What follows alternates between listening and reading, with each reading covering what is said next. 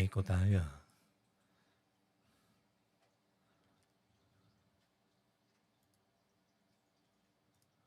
Yan, wala tayong, may audio na ba? Pero matutulog na ako, iiwan ko na tong ganito. Ayan, shout out sa inyo lahat mga friends, pasensya na. Ay, pakinggan mo nga kung may volume ako dun. Uy, si Ma'am Margaret.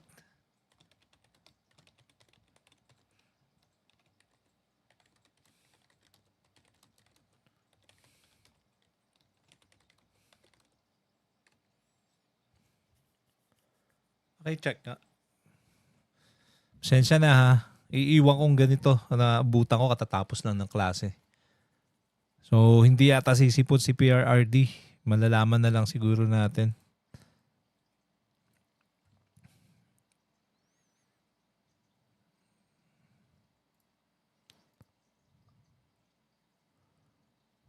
Okay naman. Naririnig ba yung boses ko dyan?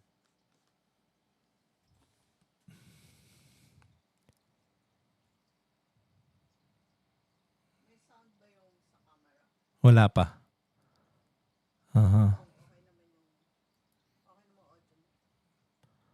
With commentary ba to, idol? Hindi ko nga alam eh. Hindi. Iwan ko na lang na JR. Kasi siyempre, ayoko namang ma-istorbo yung mga nasa committee. Hindi na maiintindihan ngayon ng mga kasama natin. So, dinig ba ako? Dinig ba? Ma'am May, good evening, Rising Flag. Ayan, Don Kengs, JR Santos, Ma'am Margaret. Magandang gabi. Lagay nga tayo ng music habang wala pa yung quad committee na yan. Saan ba ako hahanap ng music?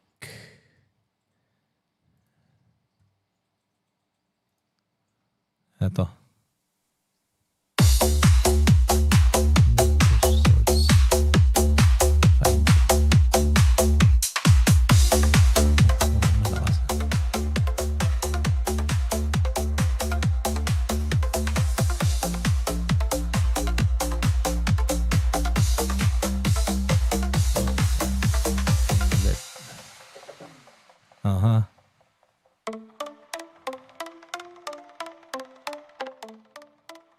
Mag-DJ muna tayo. So, yan.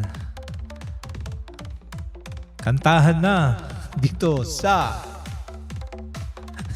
ba yung mga effects natin? Inayos ko to kanina eh. Wala tayong kantahan na. Quad committee to. Ay, ganyan sa yung anime. Papakita natin. Alright guys. Antayin natin. Baka sakaling sumipot si PRRD. Mapanood natin kung ano nga talaga mai-defend. Ganin natin yung echo. Don King, shout out daw. Sabi ni, wag na natin lagyan ng jacket si Dorina. Yamon na siya. Pwede bang mag-guest dyan? Wala problema. Akyat na. Ano ba? Hindi pala ako naka-StreamYard. Sa kwanto, sa OBS. Sa susunod, meron akong 1 month. Lagi akong late pag nasa vlog ka early in the morning. Oo nga, Ma'am Margaret eh. Iba yung oras. Iba yung oras nyo dyan sa Texas.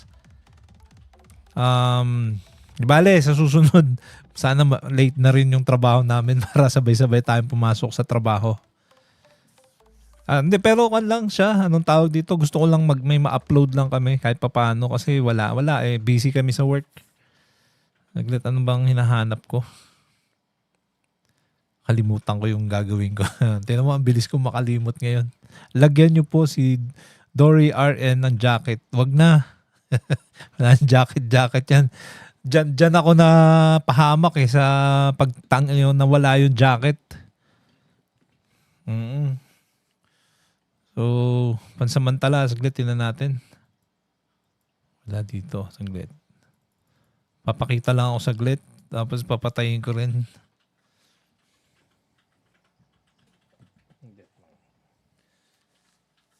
Hindi pa nga yata nakaloop. Hindi pa nga yata to nakaloop. Saglit. I-loop natin. Uy, si Take Mine. Good day all. Tamsaks, sabi. Yeah. So, yan. Hello, mga kababayan. Diyan nandito tayo ngayon.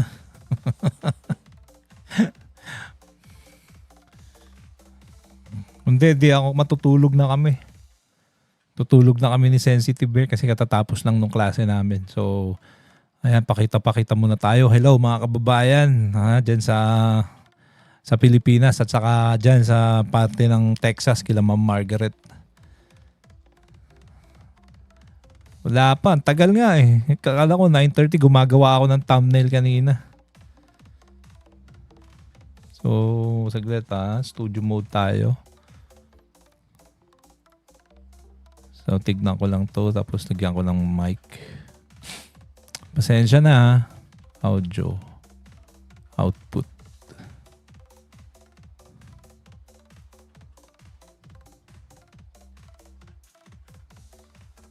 Broadcast.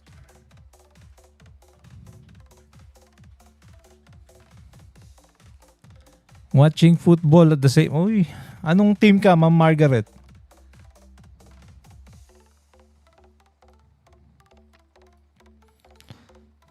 Wala pa yung ano tawag dito yung team ko,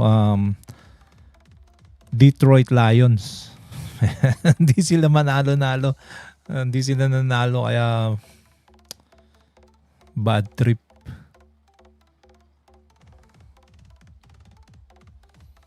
Yan, so hintay-hintay muna tayo.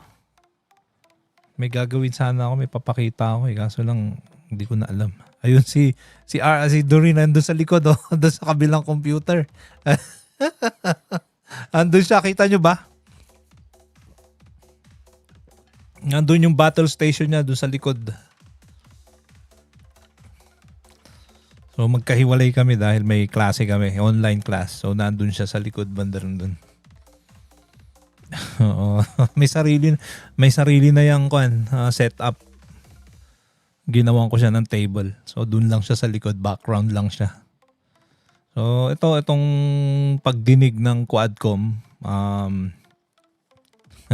iyak na si JR. Ano nangyari, JR? At na umiiyak ka na? Kumusta naman ang barbecue?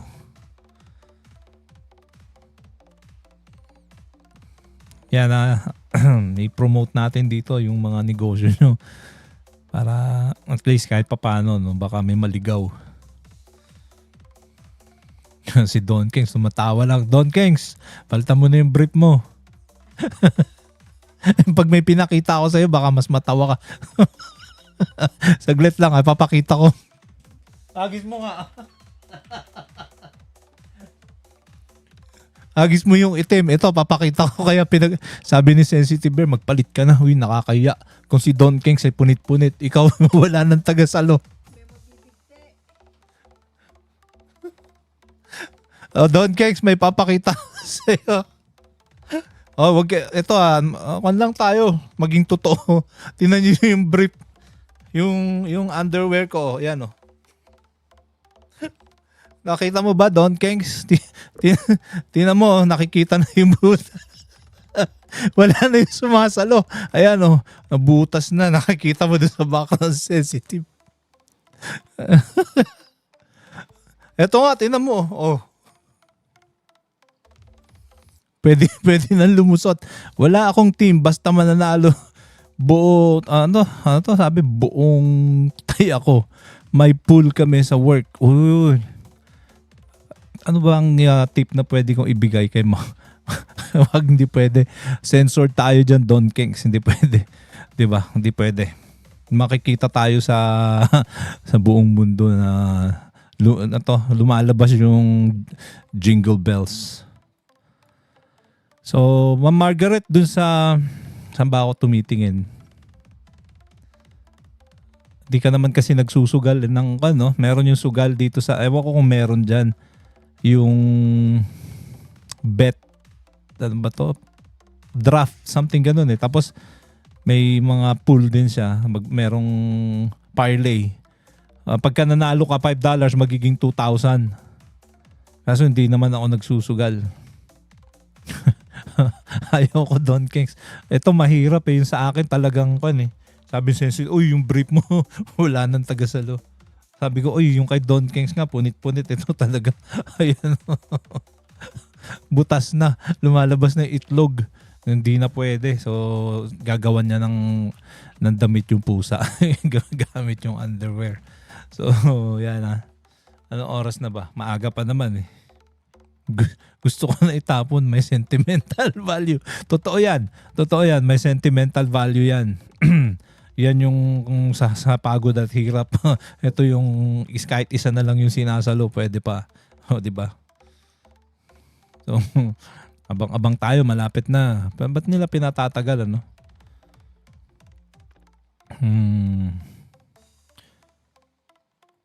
Panoorin nyo muna itong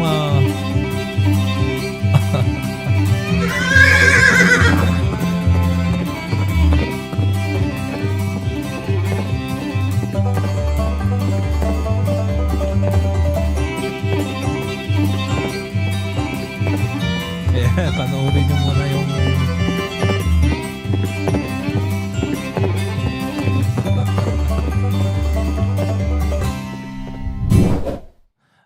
Okay. So yan patalastas tayo. Napakita ko na yung intro. Madali lang palang gawin yun, no? Mga 1 oras lang. And then talagang sentimental value nito sa akin sa hirap at ginawa sa lamig. Minsan talagang sinuportahan ako nitong underwear ko na to. Talagang pinagpapawisan na ako pero nakalabas yung aking jingle bells. Yan. Okay, okay lang. Okay lang. Saan nga ba yun? May hinahanap ako eh.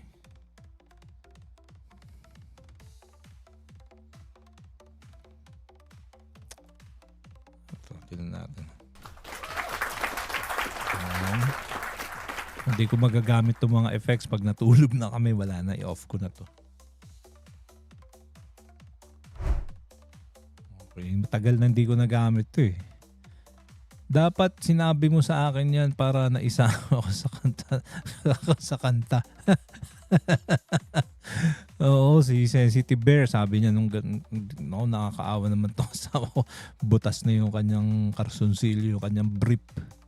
Eh sabi ko naman konti pa lang naman yung butas eh. Hanggang sa lumaki na. Siguro hindi ko na napansin eh. Kaya pala sabi ko bakit parang Makate. Okay. Tagal talaga na itong quad committee na to. Gusto ko na matulog eh. Kaway ka naman dyan, no? Kaway, sensitive.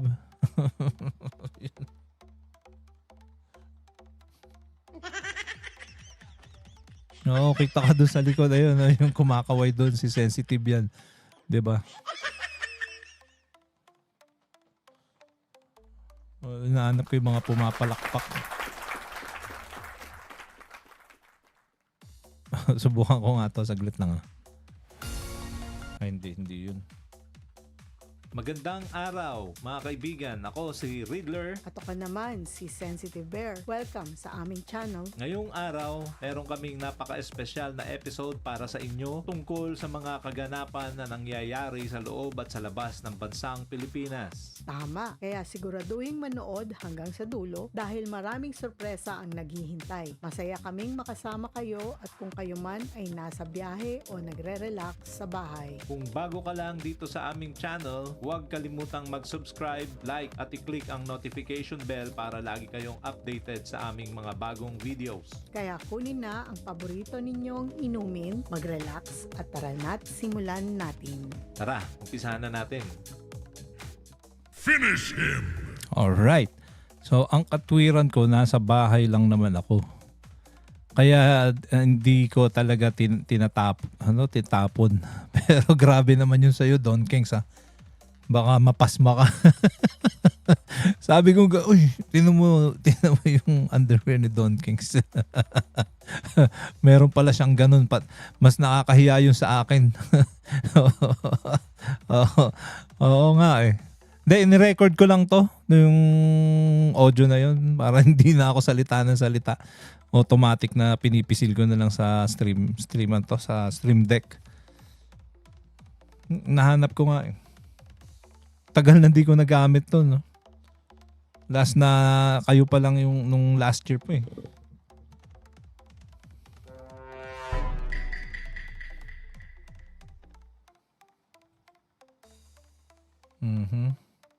Okay, doble pala yun, no?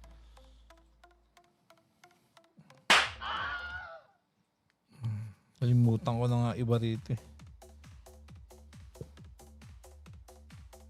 Ayan, so kwento kayo habang may oras tayo, baka pagka nagsimula na to wala na, tahimik na lahat, makikinig na tayo. Sige, umpisahan natin doon sa taas si isa-isahin natin si Ma'am May. Yan, congratulations doon sa channel mo at nakita ko naman na talagang maraming nanonood sa iyo, tinatangkilik ka dahil siyempre okay ka naman kasing maging host. Yun yung sabi ko kung naalala mo dati, na dadayuhin ka talaga. Maunahan mo pa ako eh. Kaya tuloy-tuloy lang pag may oras ka. Kaya mo naman eh. Kayang-kaya mo.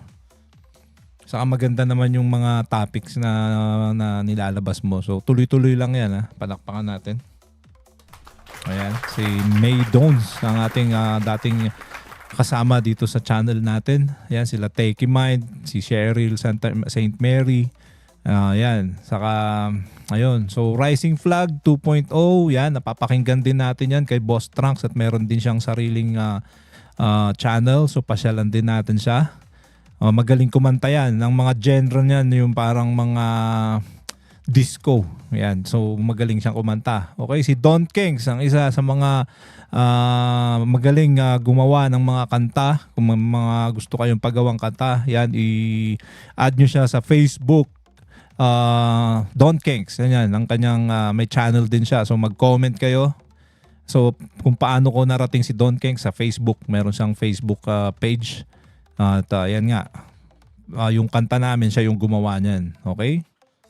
Ayan. So yun, si JR Santos aka Red One. Yan, magaling din na political analyst at saka isa sa mga naging kaibigan natin.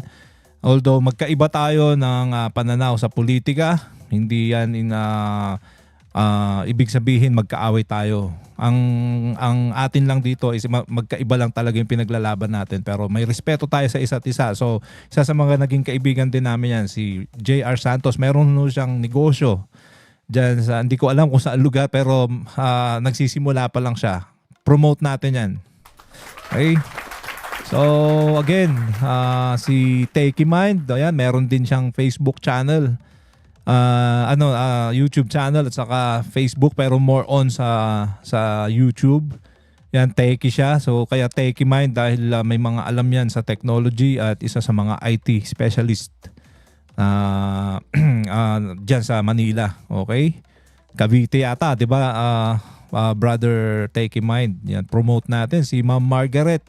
Isa sa mga naging kaibigan din natin sa channel ni Kuya Boyet. Yan, doon natin siya nakilala. At naging kasama na rin natin dito na dito rin siya sa US. So sumusuporta sa atin. So thank you Ma'am Margaret at nadaan ka. So sana manalo yung team mo. Yan.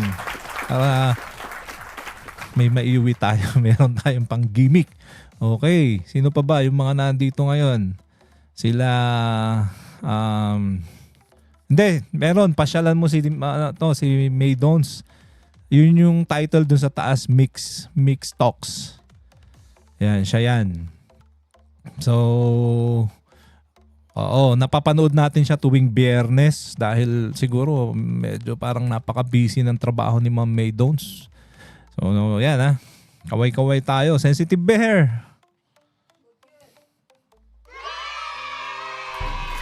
Ayan, palakpak ka dyan. Hindi ka pa ba matutulog? Pasok pa tayo bukas, may trabaho pa kami. So hinihintay lang namin. Mag-aalas 10 na, wala pa. Mukhang hindi yata matutuloy ang Quadcom dahil hindi daw mag-attend si PRRD. Andito na rin ang isa sa mga kasama natin, si Cheryl Saint Mary. Yun, si Cheryl. Kasama rin natin yan sa collaboration. Kaso nga lang natigil kami dahil napaka-busy namin ngayon at saka may pasok na kami. Pero di bale, pagka dumating yung time na maayos na namin lahat, hopefully by December, yun ang tapos ng klase namin. Tignan natin kung hindi kami mag-enroll ulit, pabalik tayo ulit sa dating gawin. Collab-collab. Pero sa ngayon talagang wala. Ganito lang muna, mga palabas-palabas lang tayo ng mga nangyayari. So, yan, si Eril thank you at napadaan ka. So, ano pa ba ang dapat nating pag-usapan? Oh, I love you daw, JR Santos. Uy. Si Ma'am May, yan. Pamangkin yata ni Ma'am May si JR Hindi tayo nagkakamali. So, saan ba dito yung mga kukunti na lang yung effects na natira sa akin. Wala yung kiss sa akin. So, yan. Cheer na lang, cheer. Ayun, Ma'am May yan si Ma'am May Dons, panoorin natin. Mixed Talks. Mapapanood nyo yan tuwing Biyernes ng gabi. Umaga sa Pilipinas, alam ko nasa 11 o'clock. Tapos sa amin naman dito is 11 ng gabi. So yun ang mga oras na nagla-live si Mixed Talks. Kasama rin natin yan. So good luck sa mga susunod na mga live streaming. Nakita naman natin na maganda siyang host at saka magaling siyang magsalita. Yun ang importante, yung meron kang sinasabi sa vlog mo, hindi yung walang kwenta. Pero kay walang problema, Ma'am May Dons pasensya ka na, hindi lang ako replay lang ako dun pagka umaga na namin dito. Usually sa lunchtime saka lang ako nakakapanood kasi minsan pagka ginanahan kami ni Sensitive sabi ko mag-live tayo. Pero yung mga part na kasi medyo matagal din yung live stream mo minsan naabot ng oras din. Mga mga umpisa lang tinitignan ko sino. Pero maraming bumibisita dyan sa channel mo. Kaya sana tuloy-tuloy mo na yan.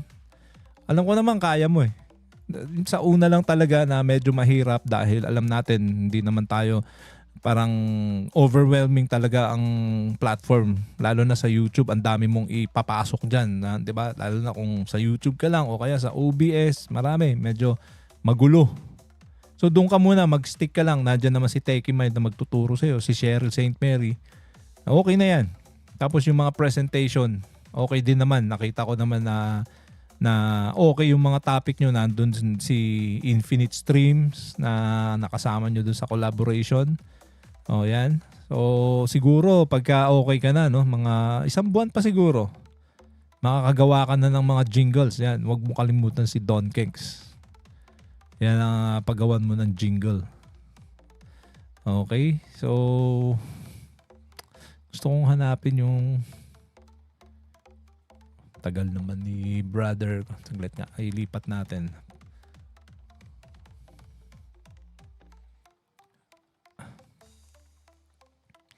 Dami kasing laman ng apat nakatingin pa ako doon sa taas. Mahirap pag marami kang kinokontrol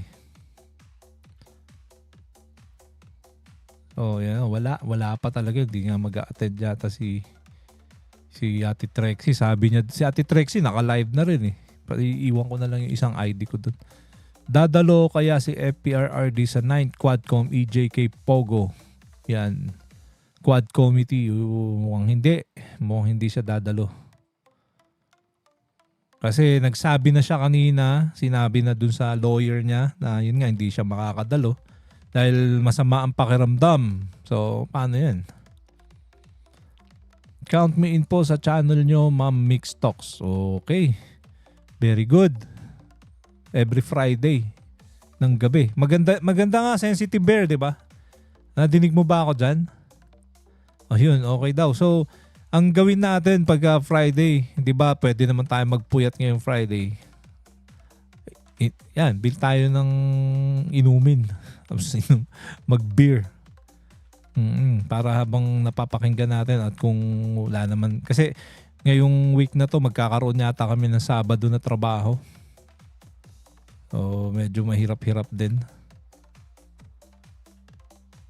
Okay, paano ba to?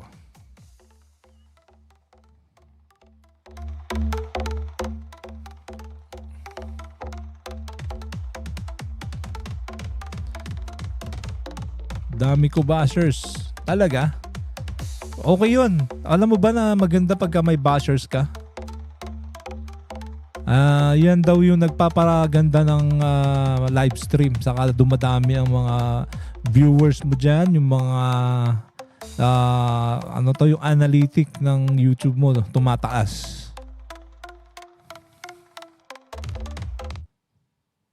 Ayan, mukhang magsisimula na.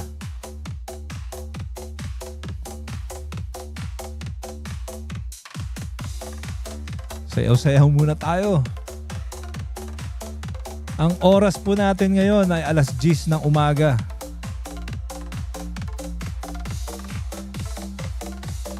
Inaabangan po natin ang Quad Committee, 9th Joint Quad Committee ngayon. Ayun, sumasayaw si Sensitive Bear sa background.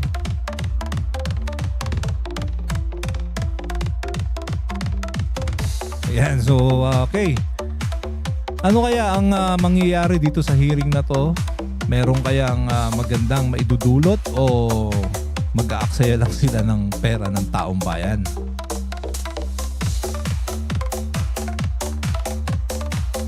Sabi ni Ma'am May, don't see my second vlog. 1.7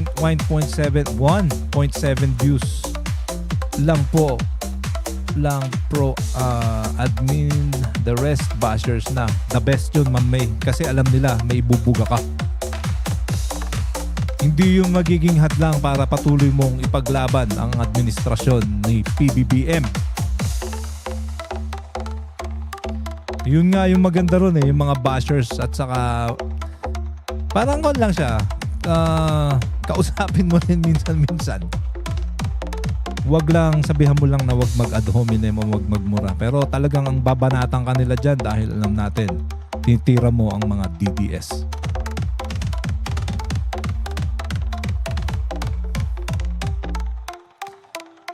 Ganyan naman tayo Basta importante maipagtanggol natin at nagsasabi tayo ng totoo. Okay.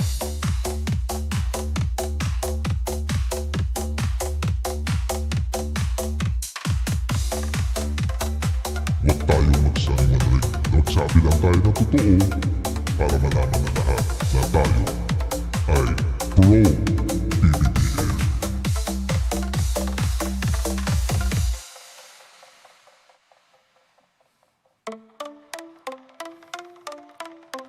Nakakatuwa lang minsan na kapag totoo yung sinasabi natin talagang ang daming nambabash. Tulad ni Don Kings, tingnan nyo, sumikat yan. Ilang araw pa lang may nambabash na. Malamang mga pangit yan, Don Kings.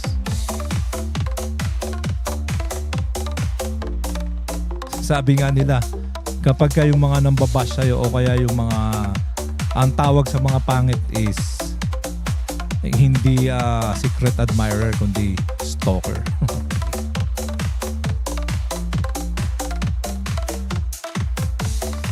Bakit umikot-ikot ang Senate? Mukhang hindi tuloy.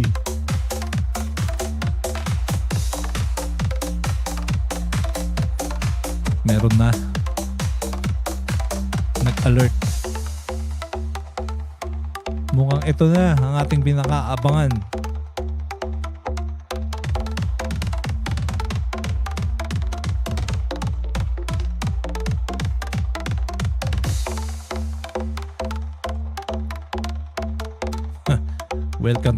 Welcome sila sa club natin.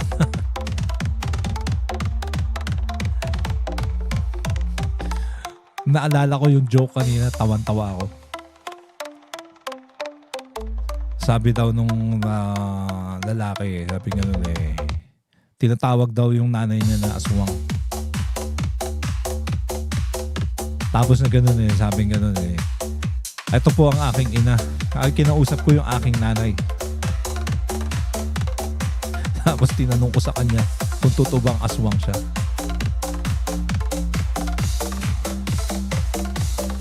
Sobrang kahihiyan daw ng kanyang nanay,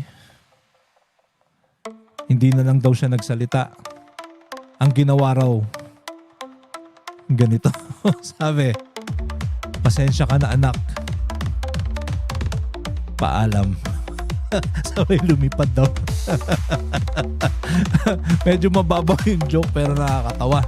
Okay.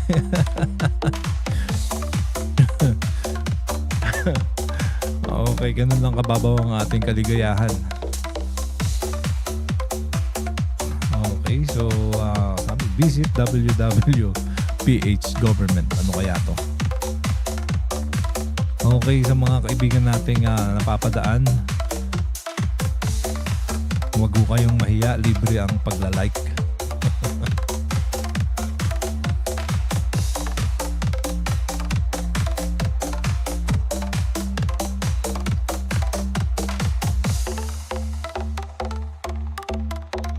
Three hours ahead sila Riddler, 10 PM na sa kanila. Sino ang 3 hours ahead, Ma'am May? Sa Texas?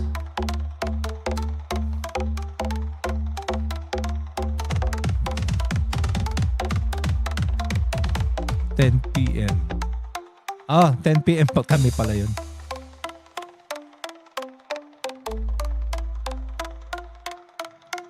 Oo, napanood nyo sana si Don Kings, ano?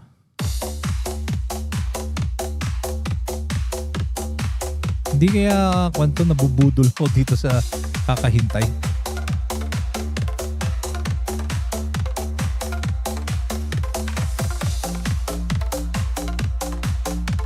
Hindi siya budol, talagang wala. Okay. So 3 hours ang si Ma'am May. Anong oras sa kanila ngayon? Alas 7. Alas 6. Tama? Anong oras nila Ma'am May ngayon doon? Sensitive. 3 hours. Alas 10 na natin dito. So 7.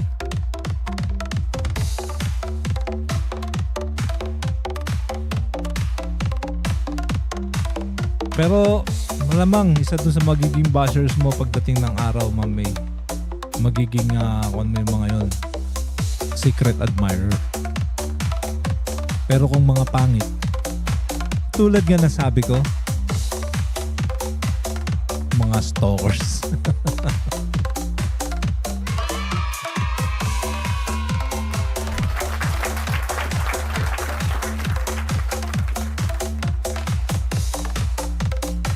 Hirap pala ng trabaho ng DJ.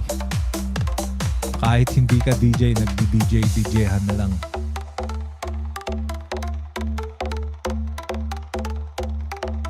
Maganda nga sanang ibalik ang mga ganitong klase ng pagla-livestream, yung medyo may katuwaan. Susubukan natin, ang hirap mag-research eh. Mga pangit, welcome to the club.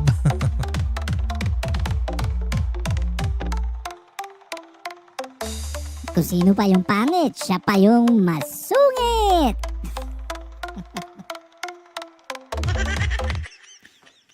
Okay. Ang tagal naman. Ang oras po natin ngayong araw na to is 10:07 dito sa East Coast.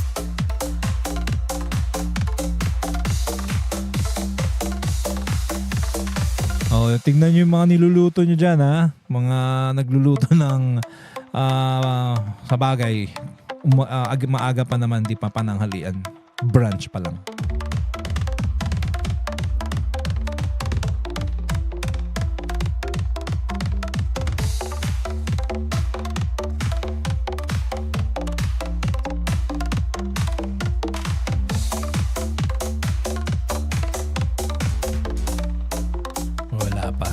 Tagal. Maski dun sa mga nag-aabang, dun sa mga ibang channel, tinitignan ko ngayon. Pare-parehas tayo ng nakikita. Puro ganito lang siya. Standby.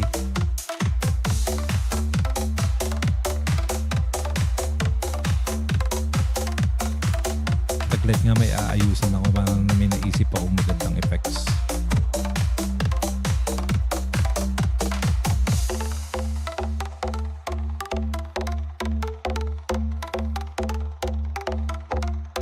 Ma'am May, ano ang susunod na itatopic mo? Para naman baka makaakyat. Oh, si Berhel. Kumusta Berhel Valencia? Shout out.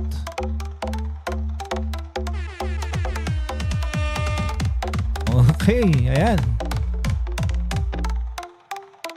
Isang soundtrack naman dyan. Tara, hanapin natin. Okay, sige, hahanapin ko siya. Saan ko ba nilagay yun?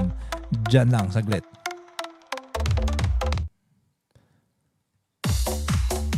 Alam ko kung saan yun. Nandito lang sa aking mga tinagong mga kanta. Hanapin natin.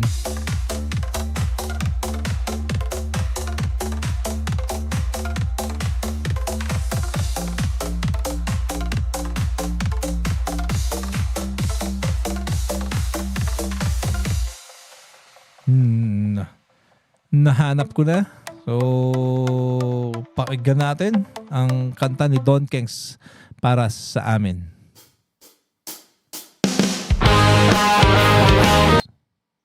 Saglit lang. Pause muna natin. Ulit. Saan ko ba nilagay yun? 6 na ba siya? Kumusta Berhel? Anong balita? Okay, ito na.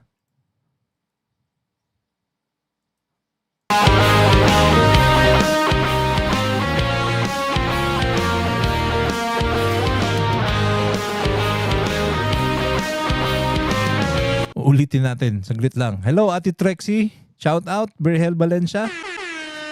Yan.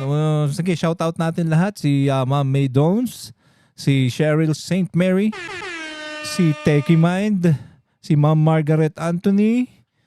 Sino pa yung mga nandito? Unahin natin doon sa taas. Si Rising Flag 2.0. Yan. So, sino pa yung mga JR Santos? Nabati ko na. Si Dory RN. Di ko pa nababati. Okay, so play natin yung kanta ni Don Kengs. Ang title nitong kantang to is 35 taon.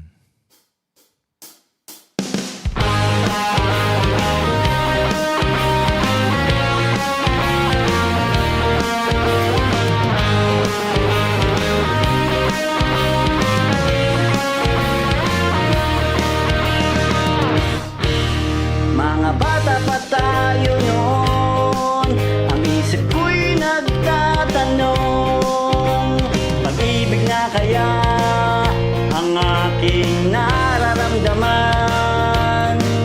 Sa bawat oras na lumilipas, awit ng puso ko ikaw ang kumpas. Ikaw na talaga, forever na nga kita.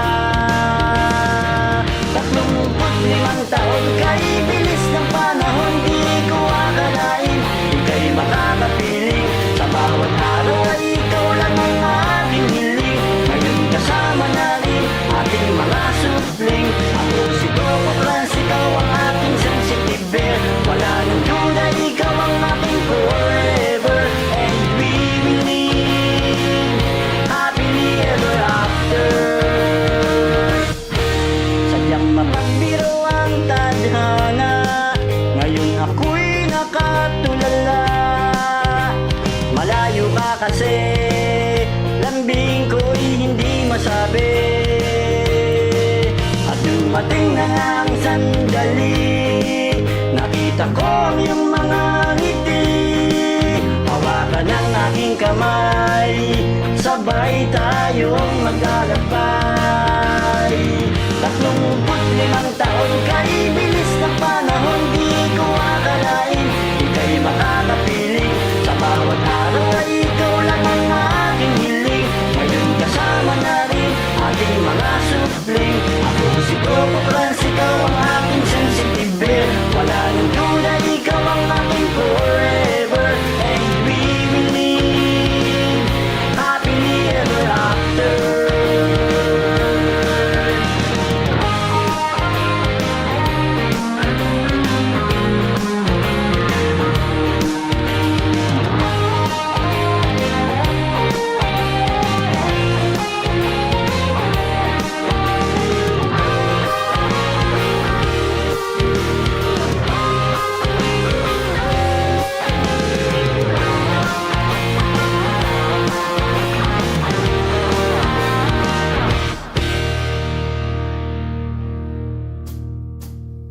Wala na akong mahiling pa, dahil isa na Yun tayong nga. pamilya.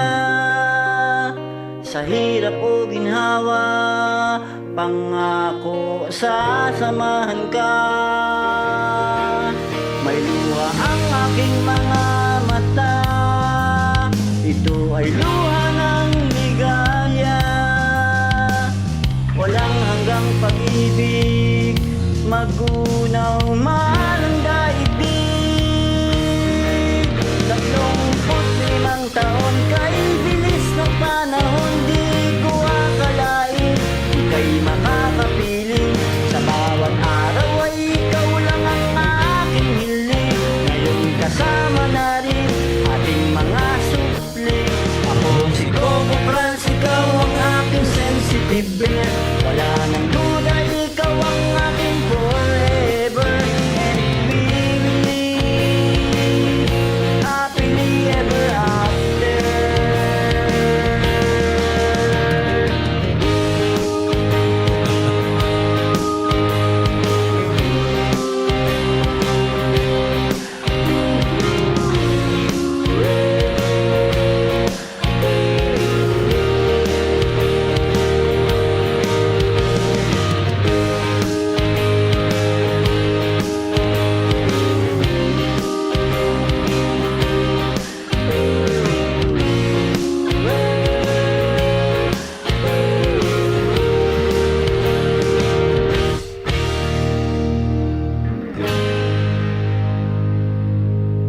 Ayan.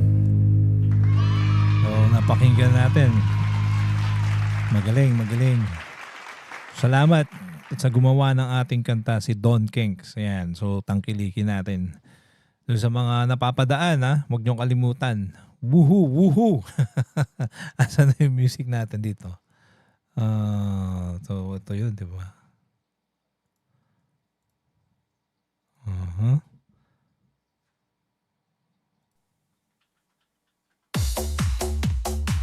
Si-save ko na to para meron tayong 35 taon.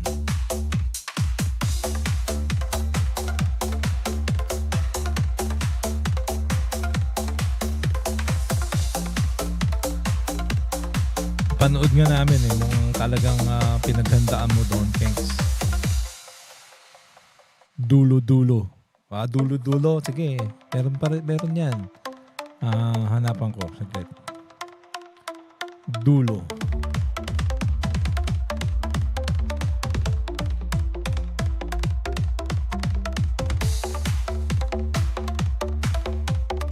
Hanapin natin yung dulo.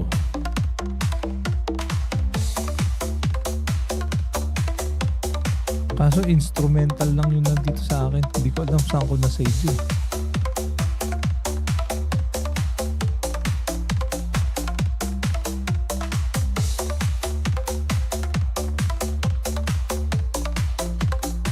Don King. Ayan. So, C, wala. E, tingnan natin. Dulo. Yun. Nahanap ko rin sa wakas. Okay, i-play natin. Yung dulo.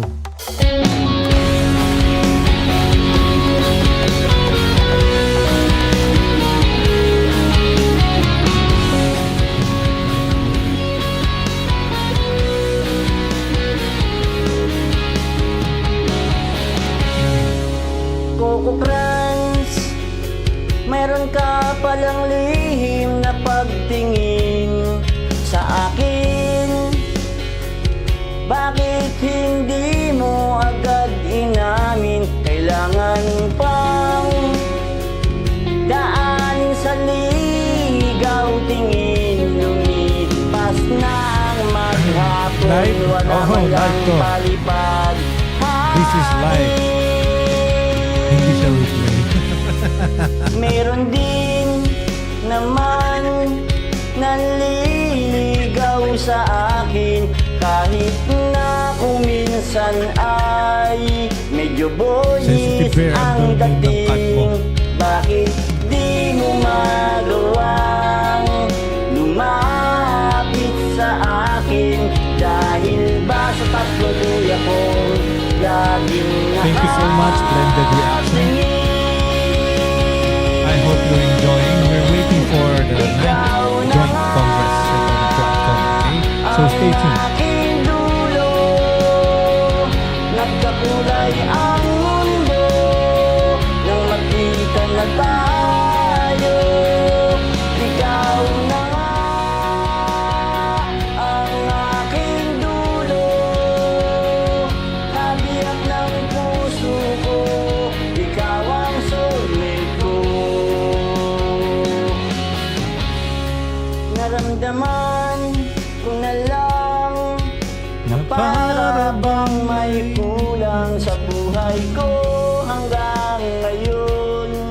Sa damdamin ay may bulong, panalangin at hiling. Sa langit sana ay dinggin nang bigla kang dumating. Mga mata ay nagnining.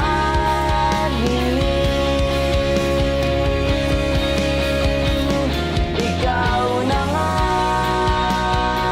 ang aking dulo, nagkakulay ang Bilis.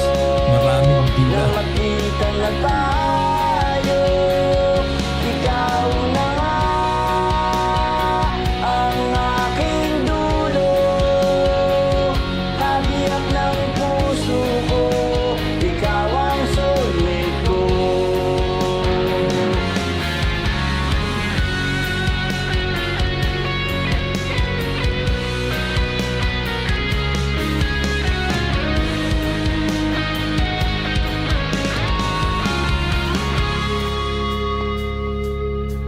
Matitiis ko pa ba ngayon kausap na kita, kahit na tayo ay nasa magkabilang linya? Pipigilan ko pa ba ang pusong hindi sa ligaya? Pagod ba ay pinagad mo? Pakinggan mo ay lagi na dire-diretso.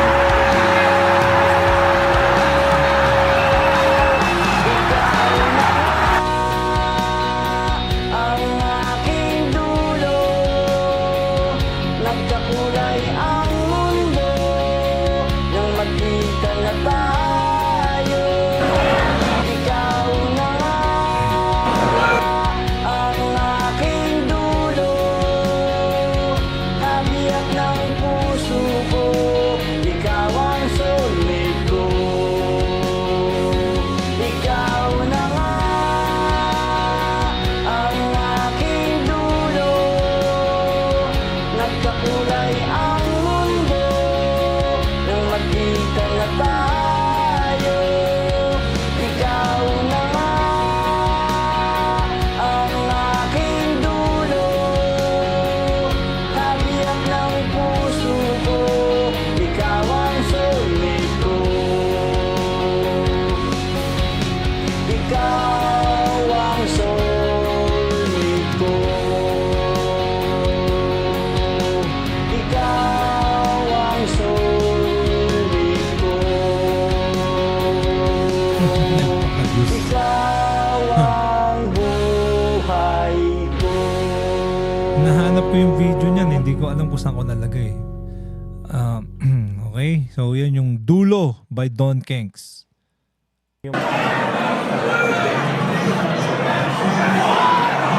Yan, so Dulo, ano ulit mo? Yan.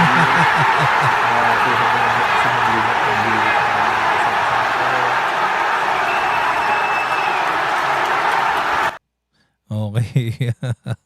Wala lang, ito yung mga wala kami magawa dati, so hinahanap ko yung kanta na anto yung video na yun. Hindi ko alam kung naipakita ko sa inyo. May pinaglagyan ako, hindi ko na mahanap. Ay no. So, remove natin yan. Tagal talaga nung quad ko mo. So, habang naghihintay tayo. Disco muna tayo dyan.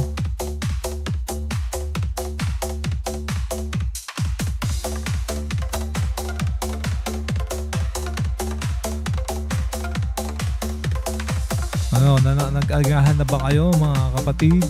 baka hindi pa kayo kumakain, medyo mahaba-haba itong panunuorin natin na to.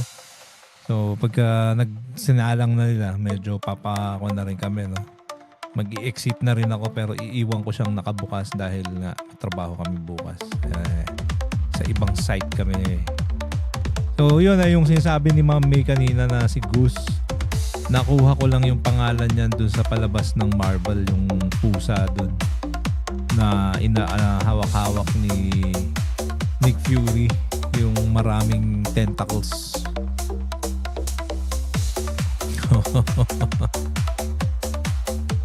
Nagre-ready na ba sila? Tinan ko nga kay Ate Trexie. Daan ako nga yung channel.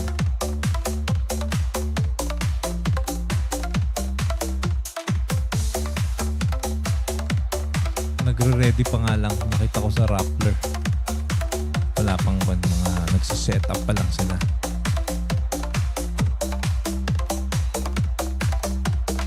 So pag nahanap ko yung try kong hanapin.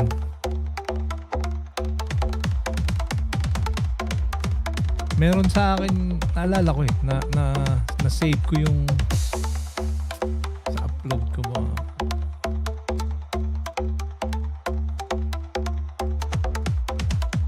Wala, hindi ko pa siya nagagawa.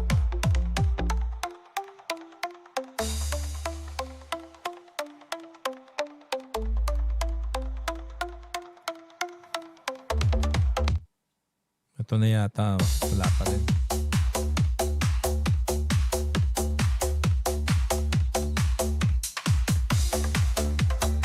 Sabi doon ni Ma'am May, talagang maybe kilala na niya Ghost, kaya nagpaka-ghost siya. Ghost, ang tawag ko nga sa kanya eh. Ghost! Ghost!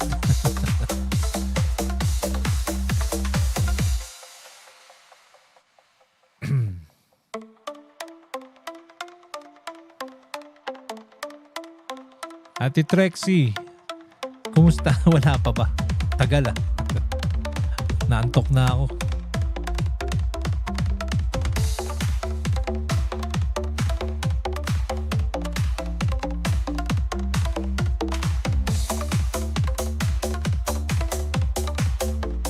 Hindi ko tuloy mahanap kung saan ko nilagay yung video na yun. Pero alam ko meron.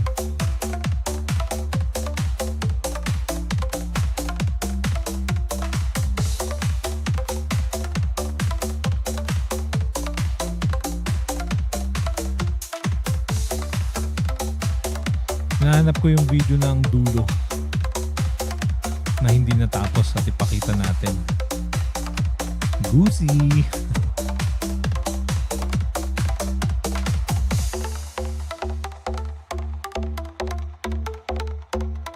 Hirap pag gumagawa ka ng mga projects minsan. Dapat isa lang yung pinaglalagyan mo na hard disk. Sa akin, kalat-kalat na.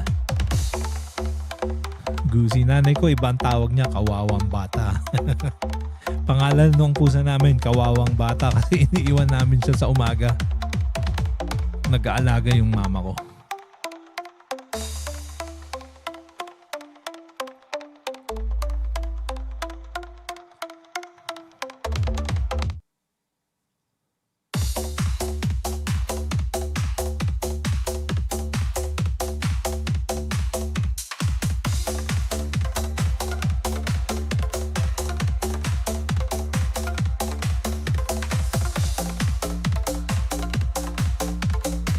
Hindi ko talaga alam mahanap saan ako nilagay. Pero na-compile ko na siya eh. Alam ko dun, susubukan ko. Hanapin ko saglit.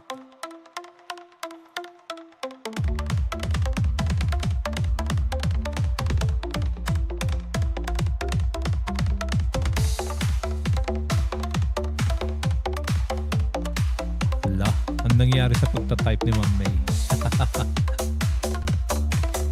Mukhang di na rin nakakapaghintay. Ayan na. Ayan na. Akala ko yan na.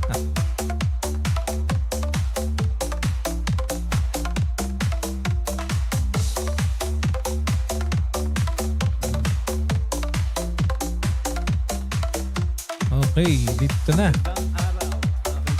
Okay, so wala na. Okay guys, wala pa. Wala, pinapakita pa lang. Wala pa.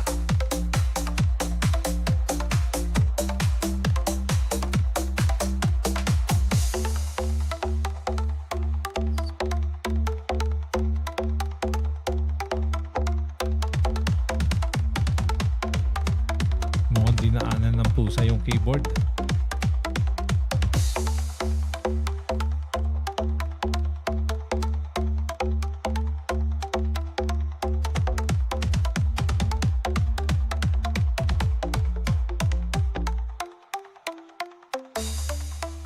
Hindi. Sound check daw. Ayan, test mic. Okay mo, ito na nga ang inaabangan natin. Sound check, sound check. Okay, we can hear you loud and clear. So, pagka nag-start na to mga kaibigan, iiwan ko na siyang nakabukas para may mapanood tayo. So, ito po ang 9th. Ito yung 9th Congress Joint Public Hearing of the House Quad Committee. Ayan. So, dyan. Pero hindi inaasahan, hindi yata sisipot si PRRD. Nagsabi na siya. So, yung kanina napakinggan natin sa balita. Hindi daw siya makakadalo dahil may karamdaman. So, sana kay PRRD, sana gumaling ka. Ayan.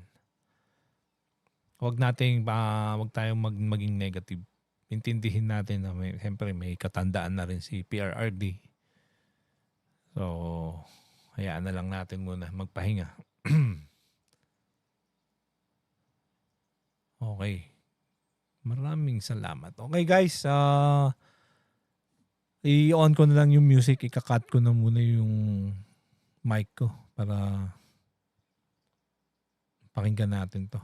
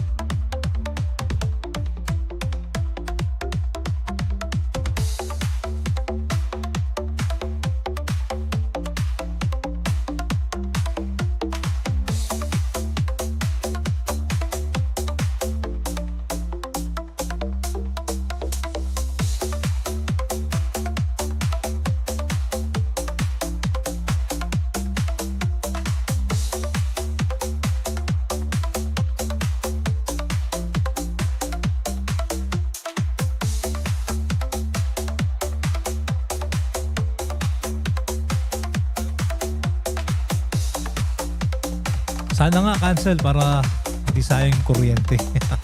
Sana nga ma-cancel para hindi sayang yung kuryente. At saka yung pera ng taong bayan. Ang mamahal pala ng ginagastos nila sa pagkain.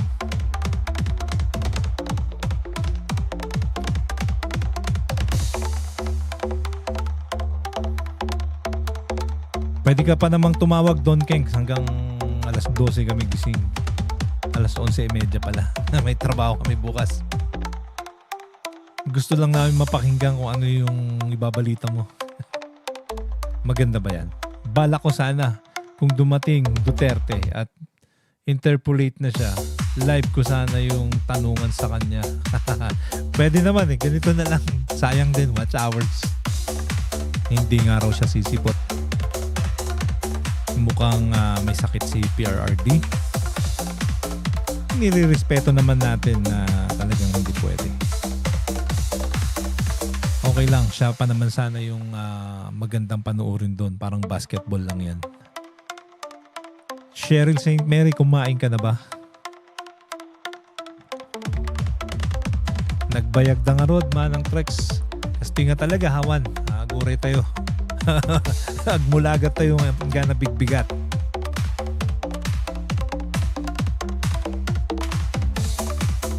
Makaturturog ako ni Ma'am Margaret naturog sa amaten.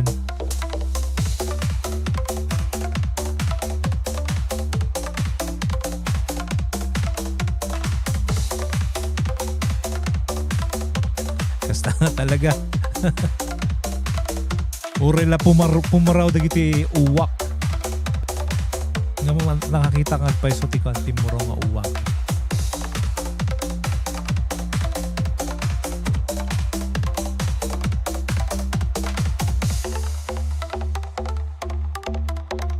Ano mga liplipatan natin like. Mabaling kayong mag-comment. Hintayuman kablaawan apo dagiti taga Ilocanja. Nang nangruna ti presidente tayo nga ni PBBM.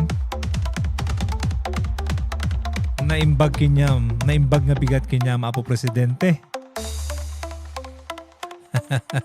Imbag pa si ka nakakanda kami kat intong bigat pa lang. Kalkal past mga 3 hours ago.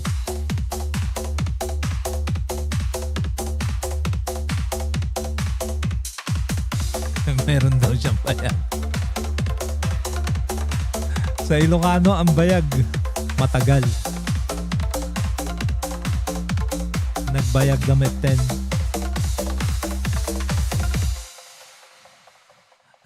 Parbangon ka. Hingga ng tupay lati bigat mi ditoy. Mag-auto shutdown na lang ako. O baka hindi ko na matapos. I-off ko na siguro to ng 5 o'clock. So kita-kits tayo sa susunod. Pero abangan natin. Andyan na ang quad committee na ayos na. Malapit na.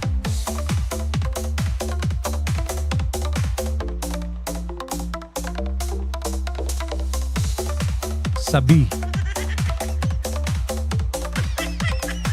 na Bartek.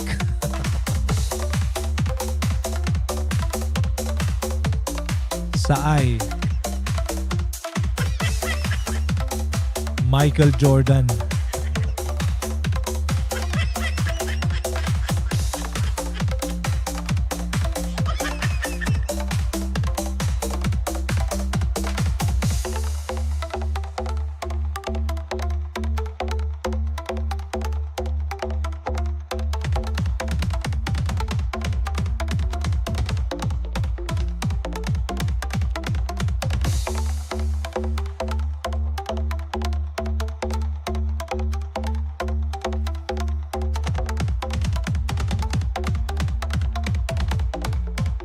Grabe talagang wala na talaga yatang sisipot. Baka mukhang tinatamad na yung mga kongresista natin. Dahil alam nilang hindi sisipot si PRRD.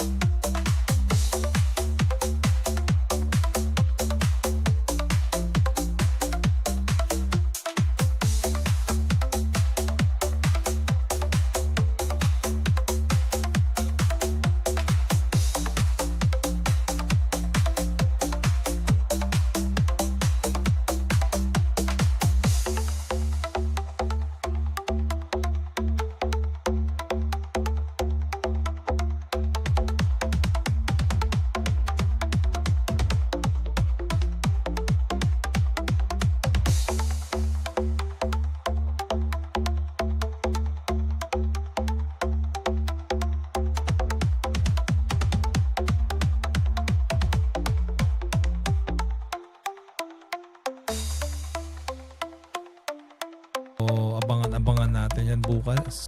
Night, Ma'am Margaret, nakamute pa.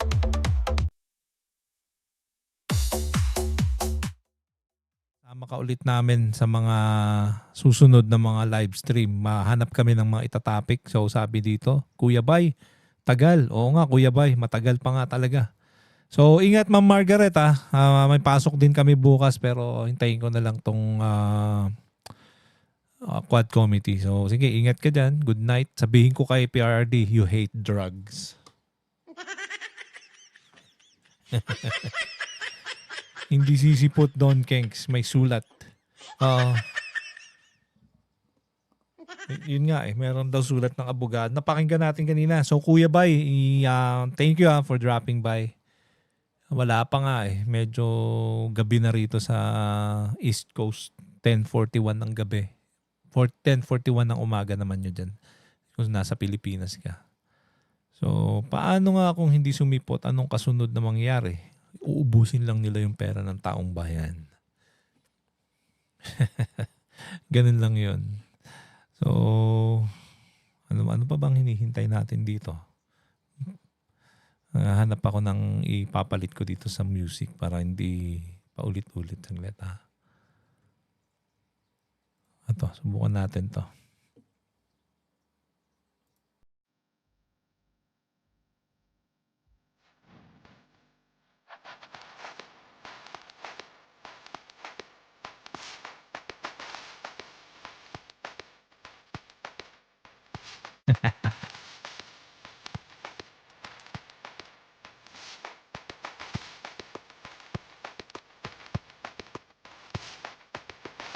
Na si Ate Trexie na naghihintay na rin eh.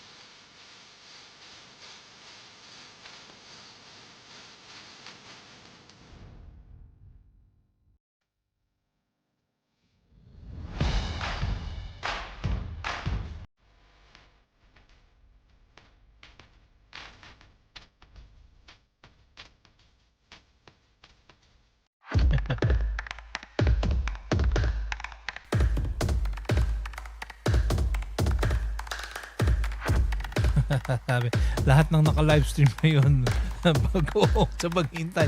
Kasama tayo doon na ganyan talaga. Si Ate Trixie nga nagsasalita na.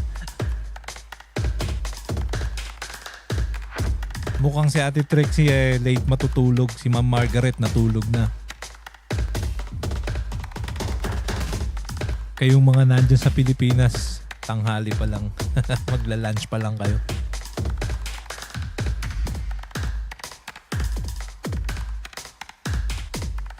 Yun, si Kuya Bay. Ayan, thank you Kuya Bay. At saka sila Berhel Valencia. Si Ate Trexie na naka-livestream ngayon. Techie Mind na nasa meeting o may sa trabaho. Si Ma'am May Dones. Ito sayang, Ma'am May Dones. Watch hours din. Blended Reactions. Thank you. Ayan din, nandyan din siya. Parang si Blended Reactions parang naamoy ko. Parang si Kat to. O kaya baka kasama lang. Nakita na kita dati. Okay, so Cheryl St. Mary.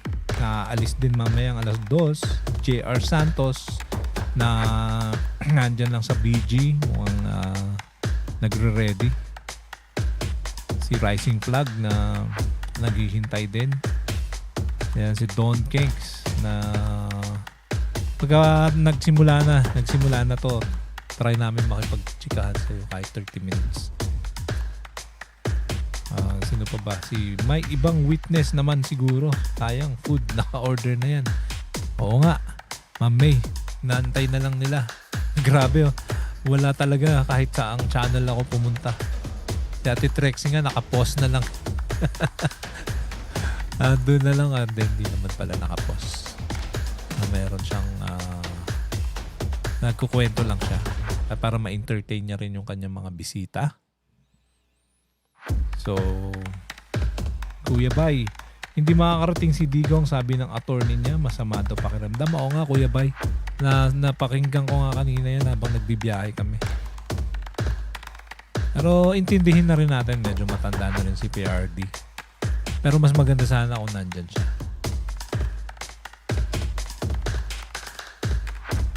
Uy, si Pakundo. Good morning, Pakundo. Good morning sa iyo. Good evening na rin dito sa amin. Wala, tagal. Kumusta? Salamat naman at napadaan ka. Wala bihira kami makapag-live. Ito lang talaga nila-live ko sa yung biyahe namin sa umaga. Ganyan talaga. Mahirap pag may trabaho, di ba? So, salamat at napadaan ka. Shout out. Mahirap maghintay. Ayan na. Alright guys, so ika-cut ko na yung music natin at nandito na po ang ating panauhin na mga kongresista. Wala pang music.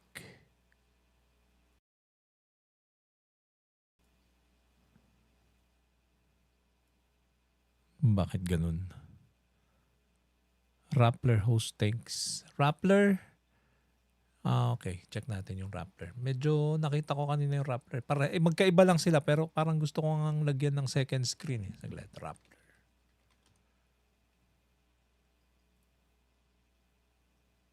Yung sa Rappler is ganito ang itsura nila. Sige.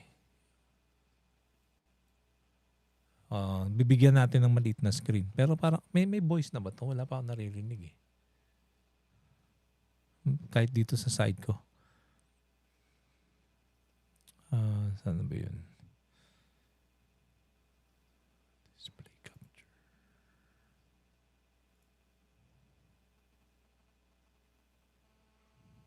Oh? Ba't parang may tumatawag?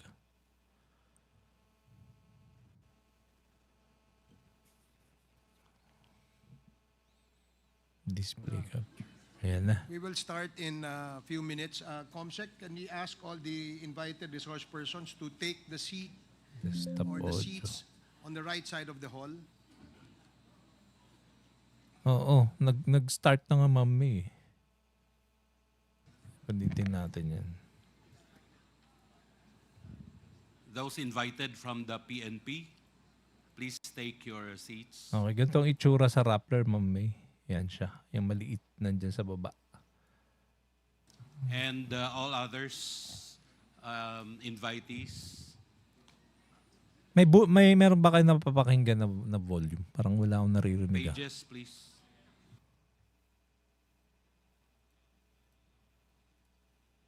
Uy, si Dilima.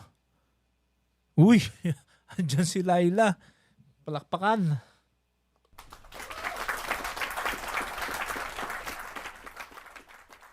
Andyan si Senator Laila Dilima. Ayan, napakagandang makita na nandyan po si former Senator Laila Dilima. Okay, so kakat ko na yung mic. Mami, pakicheck nga kung merong volume.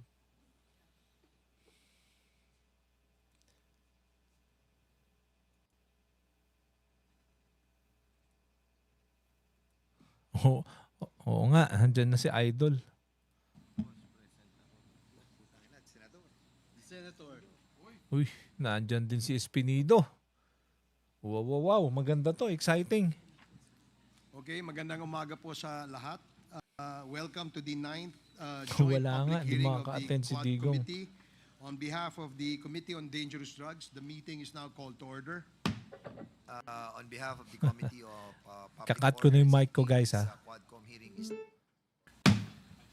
For the Committee on Human Rights, this Quad Committee is now called to order. For the Committee on Public Accounts, this hearing is now called to order. Okay, Comsec, Meron. can you please lead a prayer for today's committee hearing? We would like to request everyone to please stand for our prayer.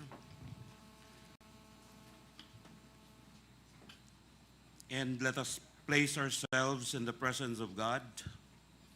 O divine Creator, gracious and merciful Lord, we humbly thank you for your constant presence as we gather in your name, seeking your wisdom and blessings in our quest for truth and justice. We sincerely ask for your forgiveness and pray that you cleanse our hearts and minds so that we may be worthy of your divine guidance. With your almighty hands, let us lead us gently towards the right path and help us achieve our aspirations as a nation under God. Hear the cries of those who have been oppressed and victimized by violence, and use these proceedings as a means for them to find the justice they deserve. Help us find peace in our hearts, and clarity with our minds, feel clouded so that we may not condemn in haste. Finally, dear Lord, grant us the strength to face our unseen struggles within, and the courage to navigate the storms that weigh heavy on our spirits, so that we may emerge stronger and wiser through the trials we face. We humbly ask this in your mighty name. Amen. And please remain standing for our national anthem to be led by Kimo Gumatay, the Grand Champion, Idol Philippines Season 2. Bayang magiliw, perlas ng silanganan, halab ng puso, sa dibdib mo'y buhay. Lupang hinirang, duyan ka ng magiting, sa manlulupig, di ka pasisiil, sa dagat at bundok, sa simoy at sa langit mong bughaw, may dilag ang tula at awit sa paglayang minamahal, ang kislap ng watawat mo'y tagumpay na nagniningning, ang bituin at araw niyang kailan, pag may di magdidilim, lupa ng araw ng luwal, hatid pagsinta, buhay ay langit sa piling mo. Aming ligaya ng pag may mang-aapi, ang mamatay ng dahil sa'yo. Thank you. That's Mr. Kimo Gumatay, the Grand Champion of Idol Philippines Season 2. Ako ba, pwede ba kumanta dyan sa susunod? Thank you, Mr. Gumatay. Now we proceed with the next part of our agenda for today is the roll call of members and acknowledgement of resource persons. Any motion? Mr. Chair, Congressman Akop, may respectfully move that we dispense with the calling of the rolls. So move, Mr. Chair. there is a motion to dispense with the calling of the roll. Duly seconded. Hearing no objection, the motion is carried. The next part of the agenda for today's committee hearing is the approval of the minutes of the meeting held last October 11, 2024. Any motion?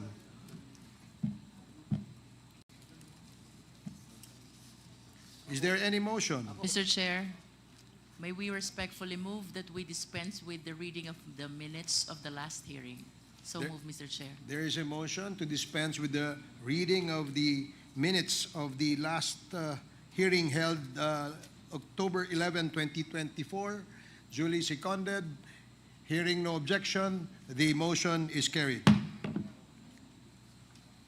So we will now proceed with the next part of the agenda, and please allow the chair for his opening remarks. Honorable Senior Deputy Speaker Aurelio Dong Gonzales, Deputy Speaker J.J. Suarez, Co-Chairman and Vice Chair of the Quadcom, our former President Gloria Macapagal Arroyo, distinguished guests, ladies and gentlemen, good morning and welcome to the 9th meeting of this joint committee. Today, we shall continue this hearing on the extrajudicial killings that took place on a massive and wide scale during the war on drugs of the last administration. In the last hearing, we listened to the testimonies of some of the victims' families, the testimonies of Kerwin Espinosa, whose father was killed inside the provincial detention facility in Baybay, Leyte, during the serving of a search warrant, and the testimonies of those police officers who served the warrant. Today, we shall hear the testimonies of the jail guards who were on duty at that time. We hope to find out the circumstances from their perspective, given the conflicting versions of the resource persons who testified previously. We also heard the testimony of former PNP Colonel Royina Garma.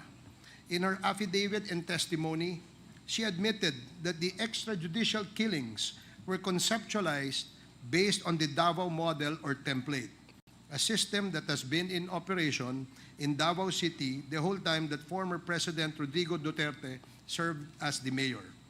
In the alleged template, for every drug personality killed, a monetary reward is given to the killer.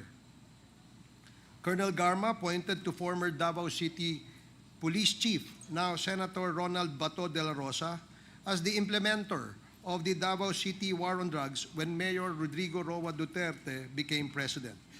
She then revealed that former colleague Colonel Edilberto Leonardo was the one chosen by the former president to head the nationwide implementation of the war on drugs, together with then PNP Chief Ronald Bato de la Rosa and then Special Assistant to the President Christopher Bongo, who allegedly handled the reward system of the implementation. We have seen the facts and the figures of the bloody war on drugs. By official police records, thousands upon thousands lost their lives due to the wrong manner and excessive use of force and the abuses committed by those who implemented Oplan Tokhang and Oplan Double Barrel. The reward is simply too tempting to let pass, resulting to the gruesome and systematic massacre of people whose names were included in the so-called narco list, either before they were killed or added later on to justify their killings.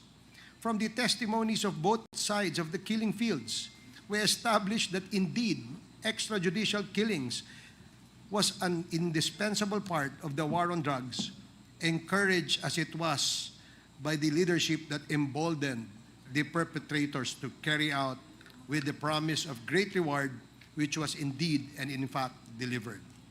Hindi po gawa-gawa ng Quadcom ang mga nasabing bagay na ito. Ito po ay napatunayang totoong nangyari noong mga panahong yon. Marami pa po ang mga dumarating at nagsasalaysay ng kanilang mga malagim na karanasan. Sina Colonel Garma, Colonel Mendoza, Colonel Padilla, ay kusang loob na nagsalaysay ng kanilang nalalaman ukol sa mga karahasang ito na hindi naman sana kailangan gawin kung may paggalang lamang tayo sa buhay ng tao, sa mga karapatang pantao at may takot sa Diyos.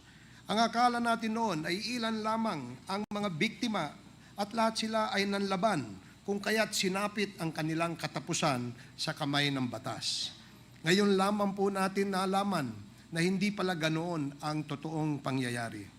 Sa pamamagitan ng mga pamilya ng mga biktima at sa pag-amin na din ng mga dating inatasan na magpatupad nito, ating naliwanagan ang katotohanan.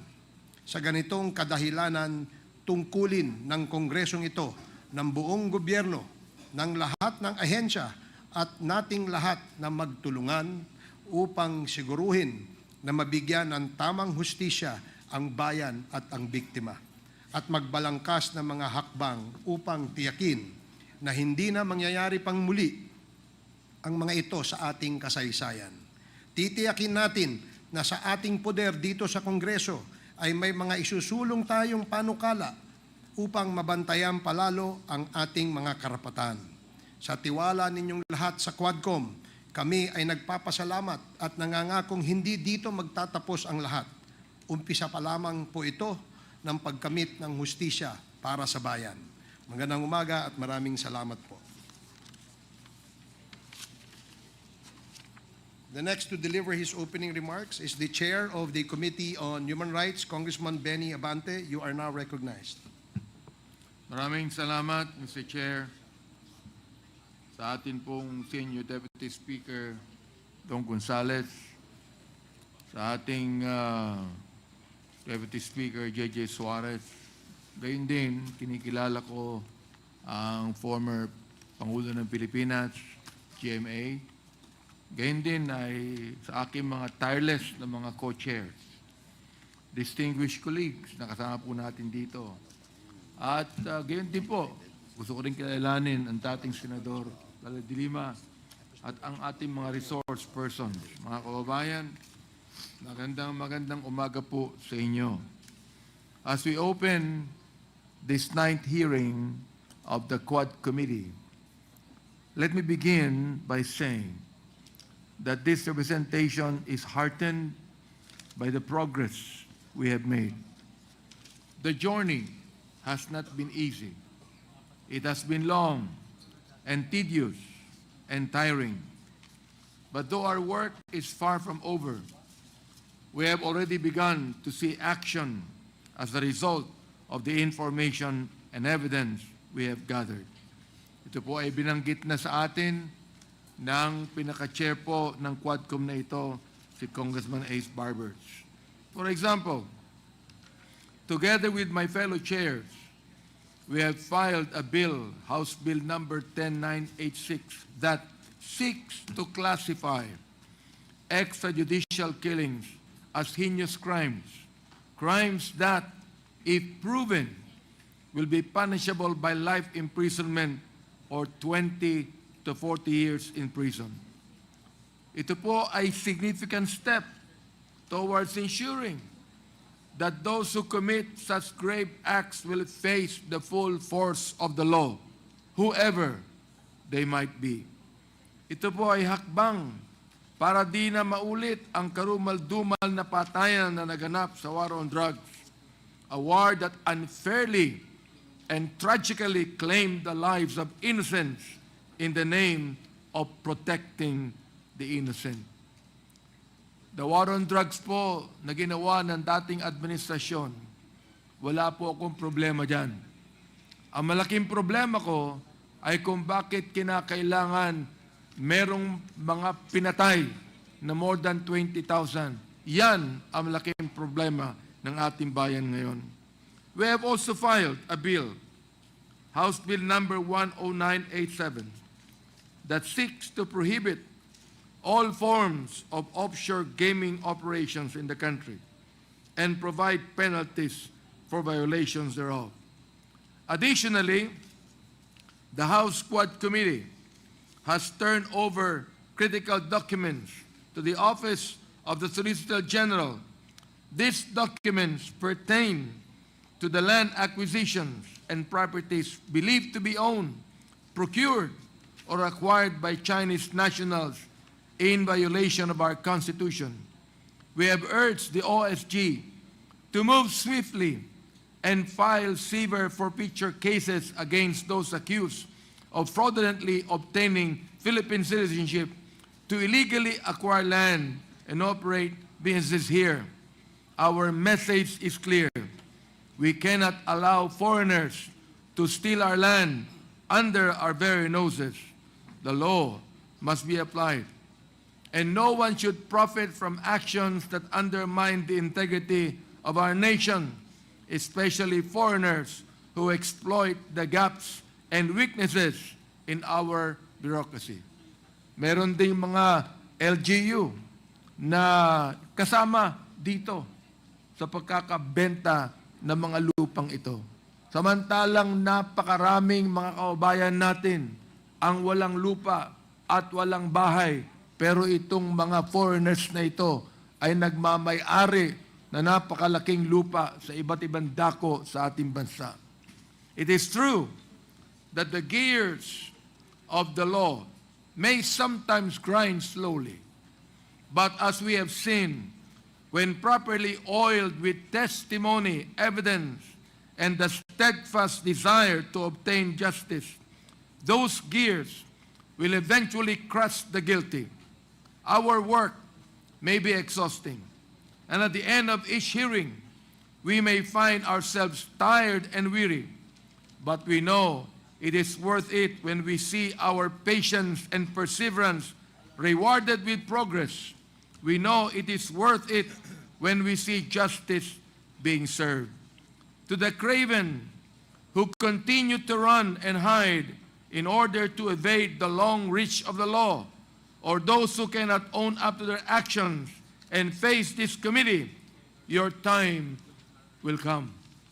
To former President Rodrigo Duterte, who has signified his intention to appear before the Quad Committee, get well soon. Sana po makapunta kayo sa susunod na hearing.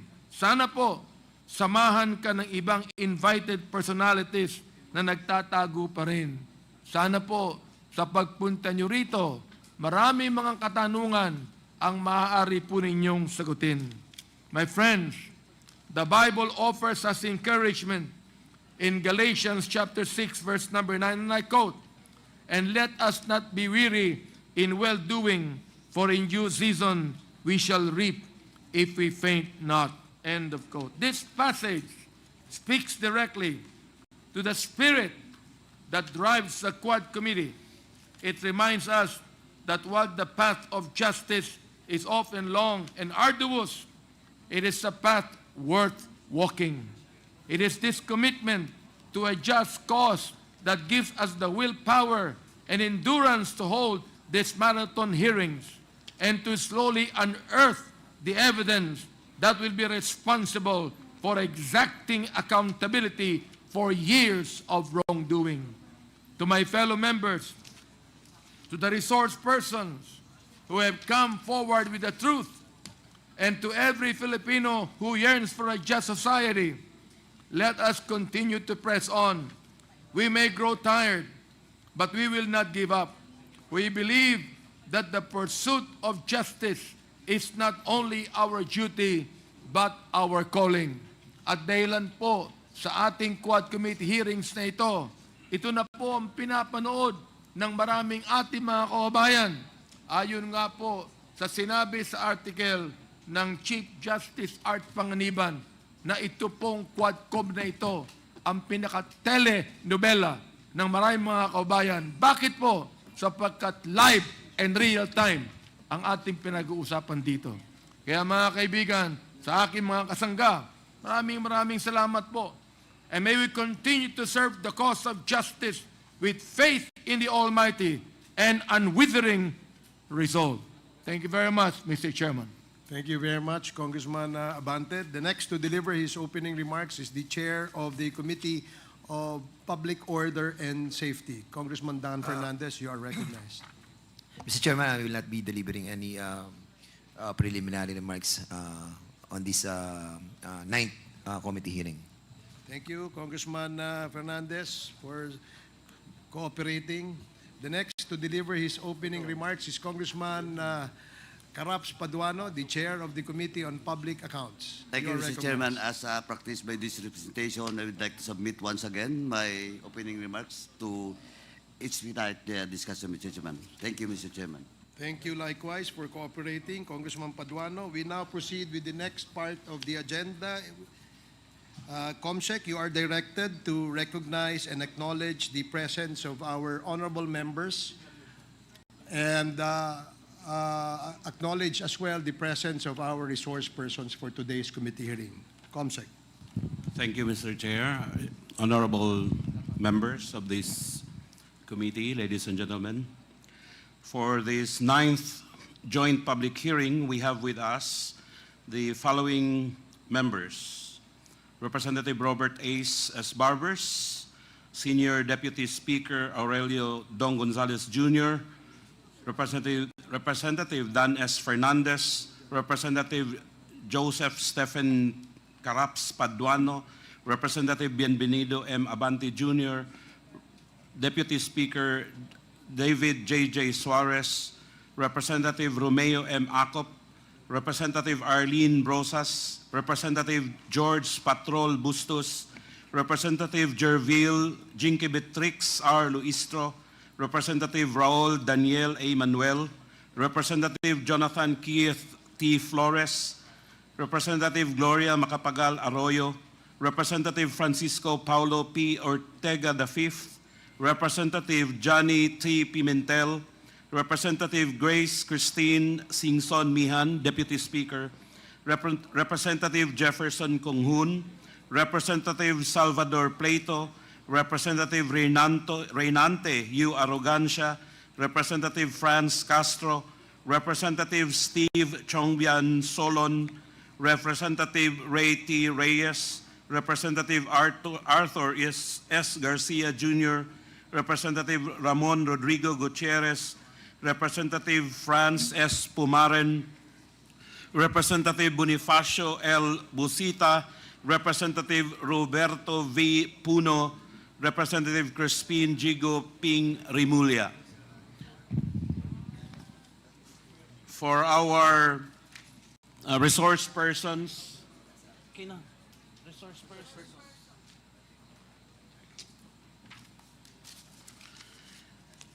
Your Honors, for our resource persons, we have from the Bureau of Immigration, we have with us the Commissioner, Attorney Joel Anthony M. Viado, and Attorney Victor Uncad.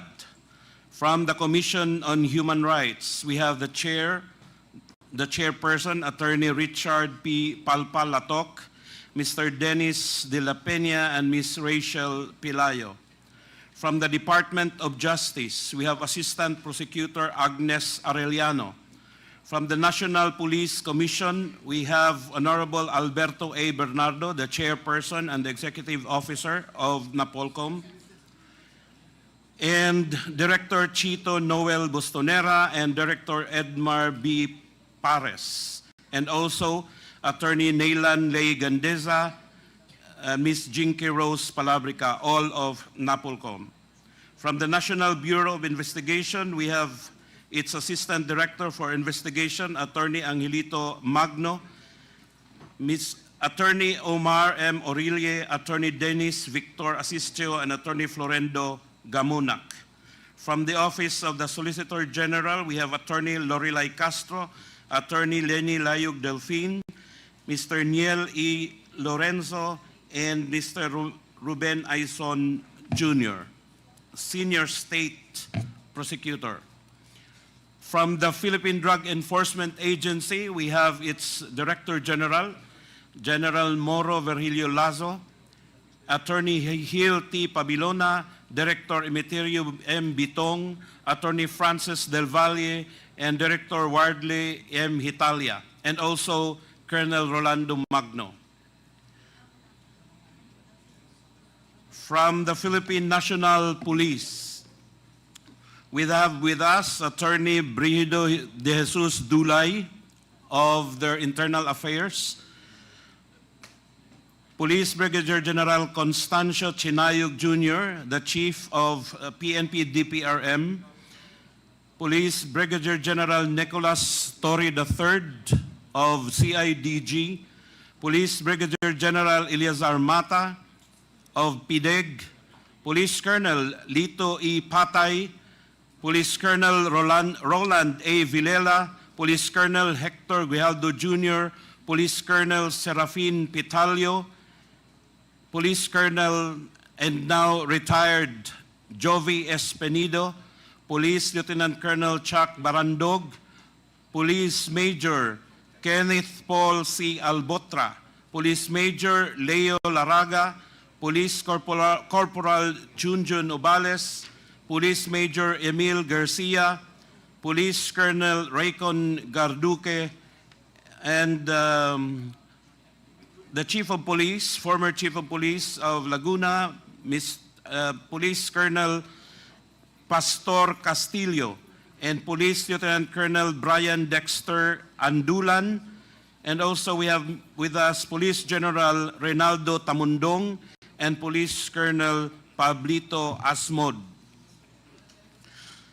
Now from the non-government organizations, we have with us from the Center for International Law, Attorney Joel Butuyan. From the Free Legal Assistance Group, we have Attorney Shell Jukno. From the National Union of People's Lawyers, Attorney Maria Cristina Conti. From Rise Up for Life and for Rights, represented by its convener, Diaconess Robilin Litao, together with the families of extrajudicial killings, victims of extrajudicial killings. We also have with us the advocates from Rise Up, Father Manuel Noel Gatchalian, SVD, Diaconess Norma Doliaga, Missionary Rebecca Lawson, and Leia Valencia, its community coordinator.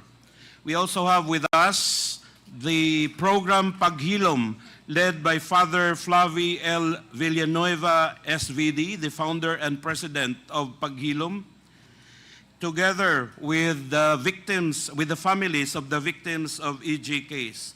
And also from the Karapatan Alliance Philippines, we have Miss Cristina E. Palabay, the Secretary General of Karapatan. From the Bureau of Corrections, we have with us Sister Jake Harabe. And from the Leyte Sub-Provincial Jail in Baybay, Leyte, we have the jail guards on duty at the time when the late Mayor Albuera, Mayor Espinosa was killed. They are led by its warden, Manuel Nicolas Abuda.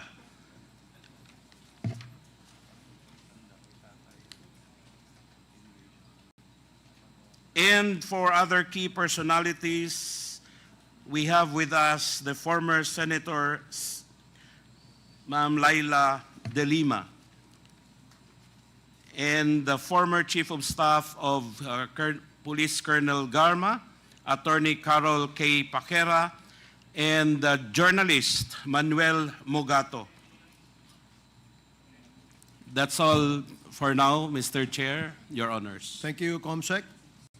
So before we proceed with the hearing proper, may we ask Congressman Caraps Paduano to... Yeah, may I know, Comsec, if the resource persons invited today, especially the new ones, have taken their oath?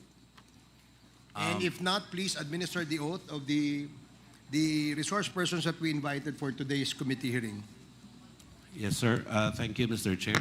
I would like to request all those who attended for the first time the public hearing, please stand for the oath. The jail guards from Baybay, please stand also. The jail guards from the provincial jail, yes, please. Okay. All right. Okay, please raise your right hand. Do you swear to tell the truth, the whole truth, and nothing but the truth in this public inquiry, so God help you? Thank you. You may now take your seats. The oath has been administered, sir. Thank you, Comsec. We're also present in our committee hearing today is a former Congressman Jose Christopher Kit Belmonte of the 6th District of Quezon City. Welcome to the committee hearing. Now we proceed with the admin matters. Congressman Paduano. Thank you, Mr. Chairman. Mr. Chairman, we have received a copy of letters coming from the law offices of OI, Cornell, and Villamor on behalf of the Nova Parinog and Rinaldo Parinog Jr. requesting for TSN with regards to the affidavit that was mentioned and that was submitted by Police Colonel Joby Spinedo. And without any authorization coming from the siblings Parinog, Mr. Chairman, we would like to direct the COMSEC to address this letter coming from the offices of OI, Coronel, and Villamor. Comsec. Next, Mr. Please Chairman, comply. with regards to the comparative laboratory examination of Cassandra Ong's signature on sublease contract, we have with us the document submitted by the NBI, and the note given to us by the NBI is that written by one and the same person, Mr. Chairman, just to inform the Honorable Committee. This is the findings of the NBI, yeah. on the handwriting or the Yeah. signature of Miss Alice, Cassandra Ong. Miss Cassandra Ong. Yeah. And we have also received, Mr. Chairman, the affidavit coming from Police Colonel Paul Albotras.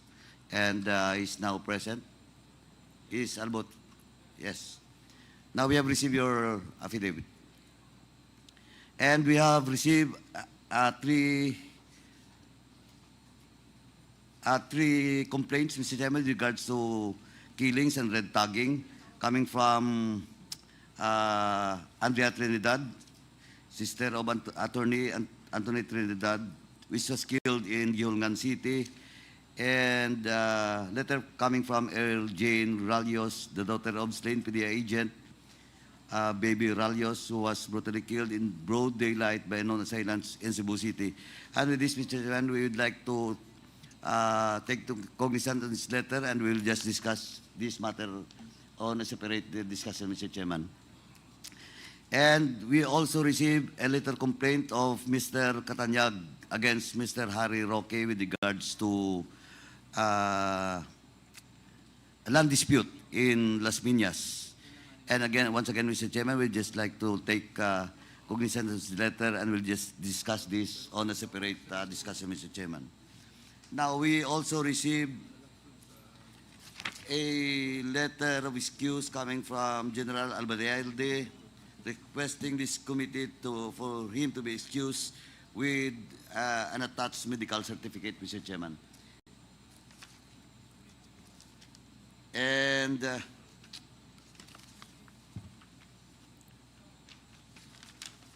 a letter addressed to retired Police Major General Taas with regards to the contempt order for Cassandra Ong, and this will last until October 24. That will be on Thursday, Mr. Chairman.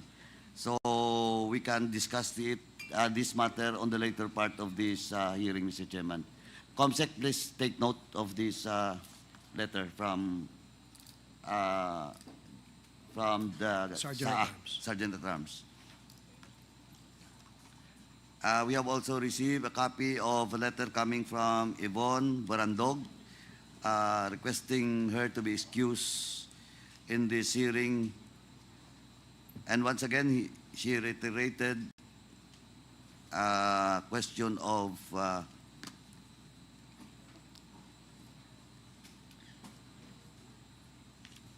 attached with the medical certificate, Mr. Chairman, from Cebu City Medical Center. So she's just asking to be excused for Yeah. today's committee hearing. Yeah. That's noted. Comsec, please take note. And lastly, Mr. Chair, and some resource person that was invited is not present in today's hearing. And I think no reply from these personalities. From the Bucor CO3, Jake Harabe, you're present. Thank you. And Police Colonel Madera.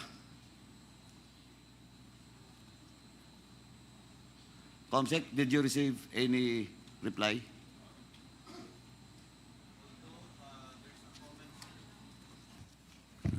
Sir, we have an information that it's Police Colonel Matira, but still not present. So no reply. He has not received the invitation since the name is not correct. We coursed through the invitation through the PNP, sir. Thank you. PNP, please take note of the invitation for a certain Police Colonel Matera. And of course, Corporal Jeremy Kausim is the subject of our contempt order.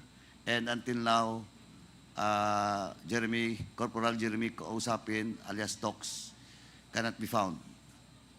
Can we ask General Torre with regards to the status of Jeremy Kausapin? General Torre? Your Honor, sir, we're still looking for Mr. Kausapin. When he was first mentioned in the Quadcom a few weeks back, we immediately visited his house with the purpose of securing him. However, we were met by his wife, who submitted to us signed and certified resignation letter together with a firearm and his badge, and telling us that her husband is nowhere to be found already. So we're conducting a manhunt for the guy, sir. Thank you, General Torre. Same is true with SPO4 Arthur Narsoles. For the case of SPO4 Narsoles, sir, he is already retired. We have already coordinated with our PRBS because he is out of contact of the PNP, considering that he availed of the lump sum, and in the next few months his 3 years lump sum will already be due, and he will be receiving the monthly lump sum, and we'll be using this also as a tracer for him. However, right now we are also looking for him, sir. Thank you. Thank you, General Torre. Thank you, sir. Comsec, have we received an explanation for SPO4 Loretta Villarta Griar? Yes, sir. She sent a letter of excuse. I don't have a copy of that. Dito ba? Ano, medical rin? So, Mr. Chairman, I move that we once again invite retired SPO4 Loretta Villarta in the next hearing, Mr. Chairman. Comsec, please, you are directed to invite the said resource person in our next committee hearing.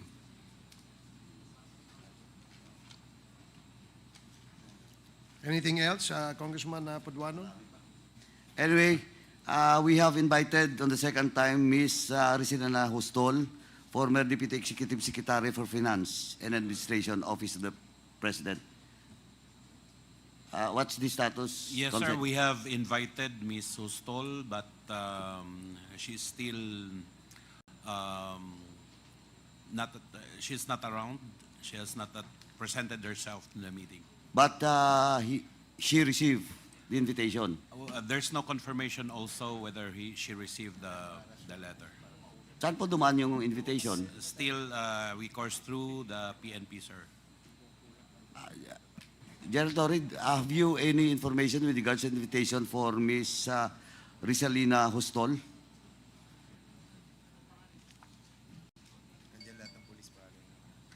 I think she is not in our list right now, sir. I have only a list of... Thanks, sir. Okay, anyway, through the chair, can we direct the COMSEC once again to invite Rizalina Ustol and course through it to the generatory of the PNP? Comsec, you are directed to coordinate with the PNP with regards to the invitation to be sent to Miss Rizalina Rizalina Hustol. Comsec, Mr. Chairman, we have also invited, this is the second invitation for Mr. Chito Manalak of Global Tech, Pirianang Bayan. What's the status, COMSEC? We tried to locate this person, sir, but we haven't gotten his address. Through the chair, can we direct the COMSEC, Mr. Chairman, to coordinate with PCSO at the same time with General Torre with regards to the invitation for Mr. Chito Manalak of Global Tech? Comsec, please comply. Yes, sir. And invitation for PDL Dondon, as mentioned by Kerwin Espinosa. Is Dondon present? PDL Dondon. COMSEC, have you sent an invitation for PDL Dondon? We coursed through that, sir, to the provincial warden of Leyte. We are not yet certain if they have information on PDL Dondon. Any representative from the provincial jail management in Leyte?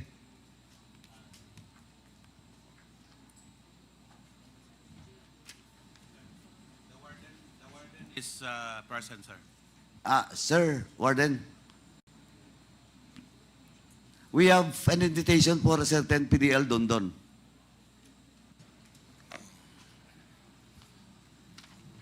Good morning, Mr. Chair. Certain PDL din Dondon Palermo was already discharged from our custody by virtue of a court order. So, he was already released. Yes, Mr. Chair. When was that?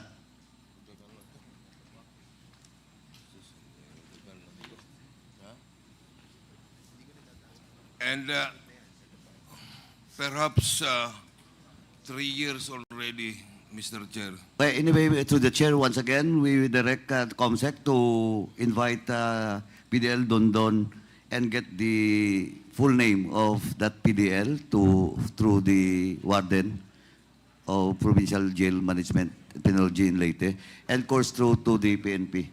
Comsec, you are directed to comply with the request of Congressman Paduano. Yes, sir. With regards to Espinosa siblings, the mother of Kerwin Espinosa, the sister of Kerwin Espinosa,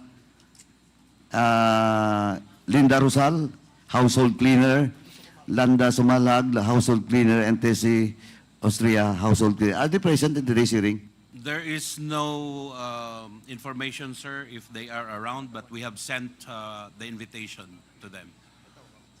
We carry it off sa lawyers niya. Through the lawyers? Yes, sir. To the chair once again, please follow up this with regards to the invitation of the next hearing for all those mentioned names. Comsec, please comply. And lastly, a group of personalities mentioned by Police Colonel Garma, a certain Hermina Muking Espinas, staff of Senator Bongo. Si Muking, andito ba? Have you sent an invitation, COMSEC? Yes, sir. And Ms. Muking has not presented herself, but we sent an invitation through the office of the senator. With that, Mr. Chairman, I move to issue a show cause order for Hermina Muking Espina for her absence in the day's hearing. So move, Mr. Chairman. There is a motion to issue a show cause order to Miss Muking. Espina. Ms. Hermina Espina. Muking Espina. And to be present in the next committee hearing of the Quadcom.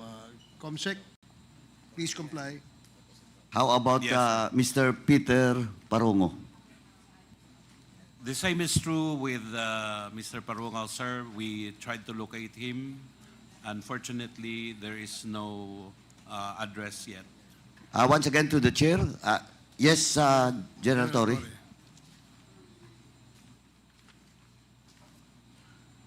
Feedback, sir. We serve a letter to his residence at Davao City. The letter was received by his wife, sir. Also, since the letter was received in his residence and received by his wife, Mr. Chairman, and he's not present today, sir, I move to issue a so-called order for Mr. Romel Parongo to explain why he should be cited in contempt for the next hearing, Mr. Chairman, and be present in the next hearing. There So is a move. motion to issue a show cause order to Peter Parungo. Duly seconded. Are there any objections? Hearing none, the motion is carried. For Romel Baktat. Comsec, for Romel Baktat, we have also invited. We coursed through the invitation to the PNP, sir. We served the letter, sir, at in his house in Turil, sir, Davao City, and the letter was received by his son. Since Mr. Romel Baktat is present in today's hearing without any explanation, Mr. Chairman, I move that we issue a show-cause order for Mr. Romel Baktat. There is a motion to issue a show cause order to Mr. Romel Baktat. Romel Baktat. Duly seconded. Hearing no objection, the motion is carried. For invitation for Rodel Serbo. And through the PNP, sir. Yes, We General Torre. delivered a letter to his known addresser, but the house is already abandoned in Davao City, sir. So, We are again We never looking for received- other addresses for Mr. Rodel Serbo, sir, and we'll be giving feedback to this committee when. thank you, new General Torre. information- Once again, through the chair, to direct the COMSEC to once again invite Mr. Rodel Serbo in the next hearing. Comsec, please comply. How about Michael Palma? Sir, we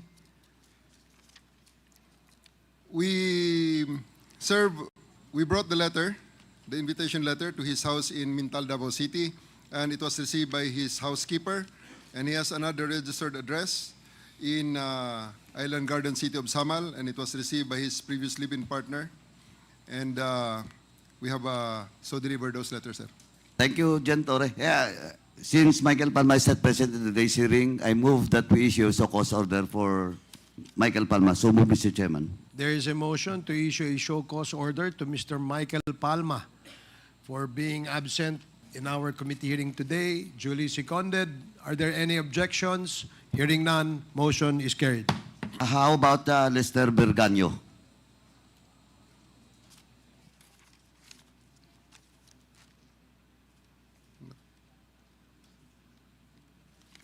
We have not found any address for Mr. Begaño as of the moment, sir. We are still locating any known address, sir. Once again, Mr. Chairman, may we direct COMSEC to coordinate with the PNP to once again invite certain Lester Berganyo. So move, Mr. Chairman. Comsec, please comply. And second to the last, Mr. Chairman, isa na lang po, after this, for Sunny Binaventura. We had invited the person, sir, and it was personally received by the person in his residence in Barangay Peña Plata in Island Garden City of Samal, sir. Once again, Mr. Chairman, since Mr. Binaventura, Sunny Binaventura received an invitation letter to his residence, I move that we issue a show-cause order for Mr. Sunny Binaventura. So move, Mr. Chairman. There is a motion to issue a show cause order to Mr. Sunny Benaventura for failing to appear before this committee today. Duly seconded by Congresswoman Jinky Luistro, and hearing no objection, the motion is carried. And lastly, Mr. Chairman, we have received a letter coming from Attorney Martin Videlgra, representing the former President, Honorable Rodrigo Roa Duterte.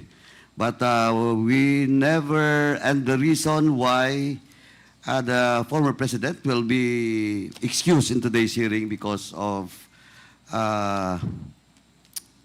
he needs more rest. He is currently not feeling well and he is need of much rest.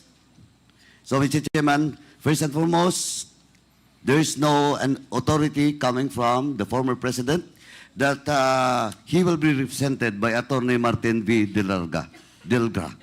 And at the same time, no medical certificate confirming that indeed the former president will be excused in today's hearing because of his medical situation.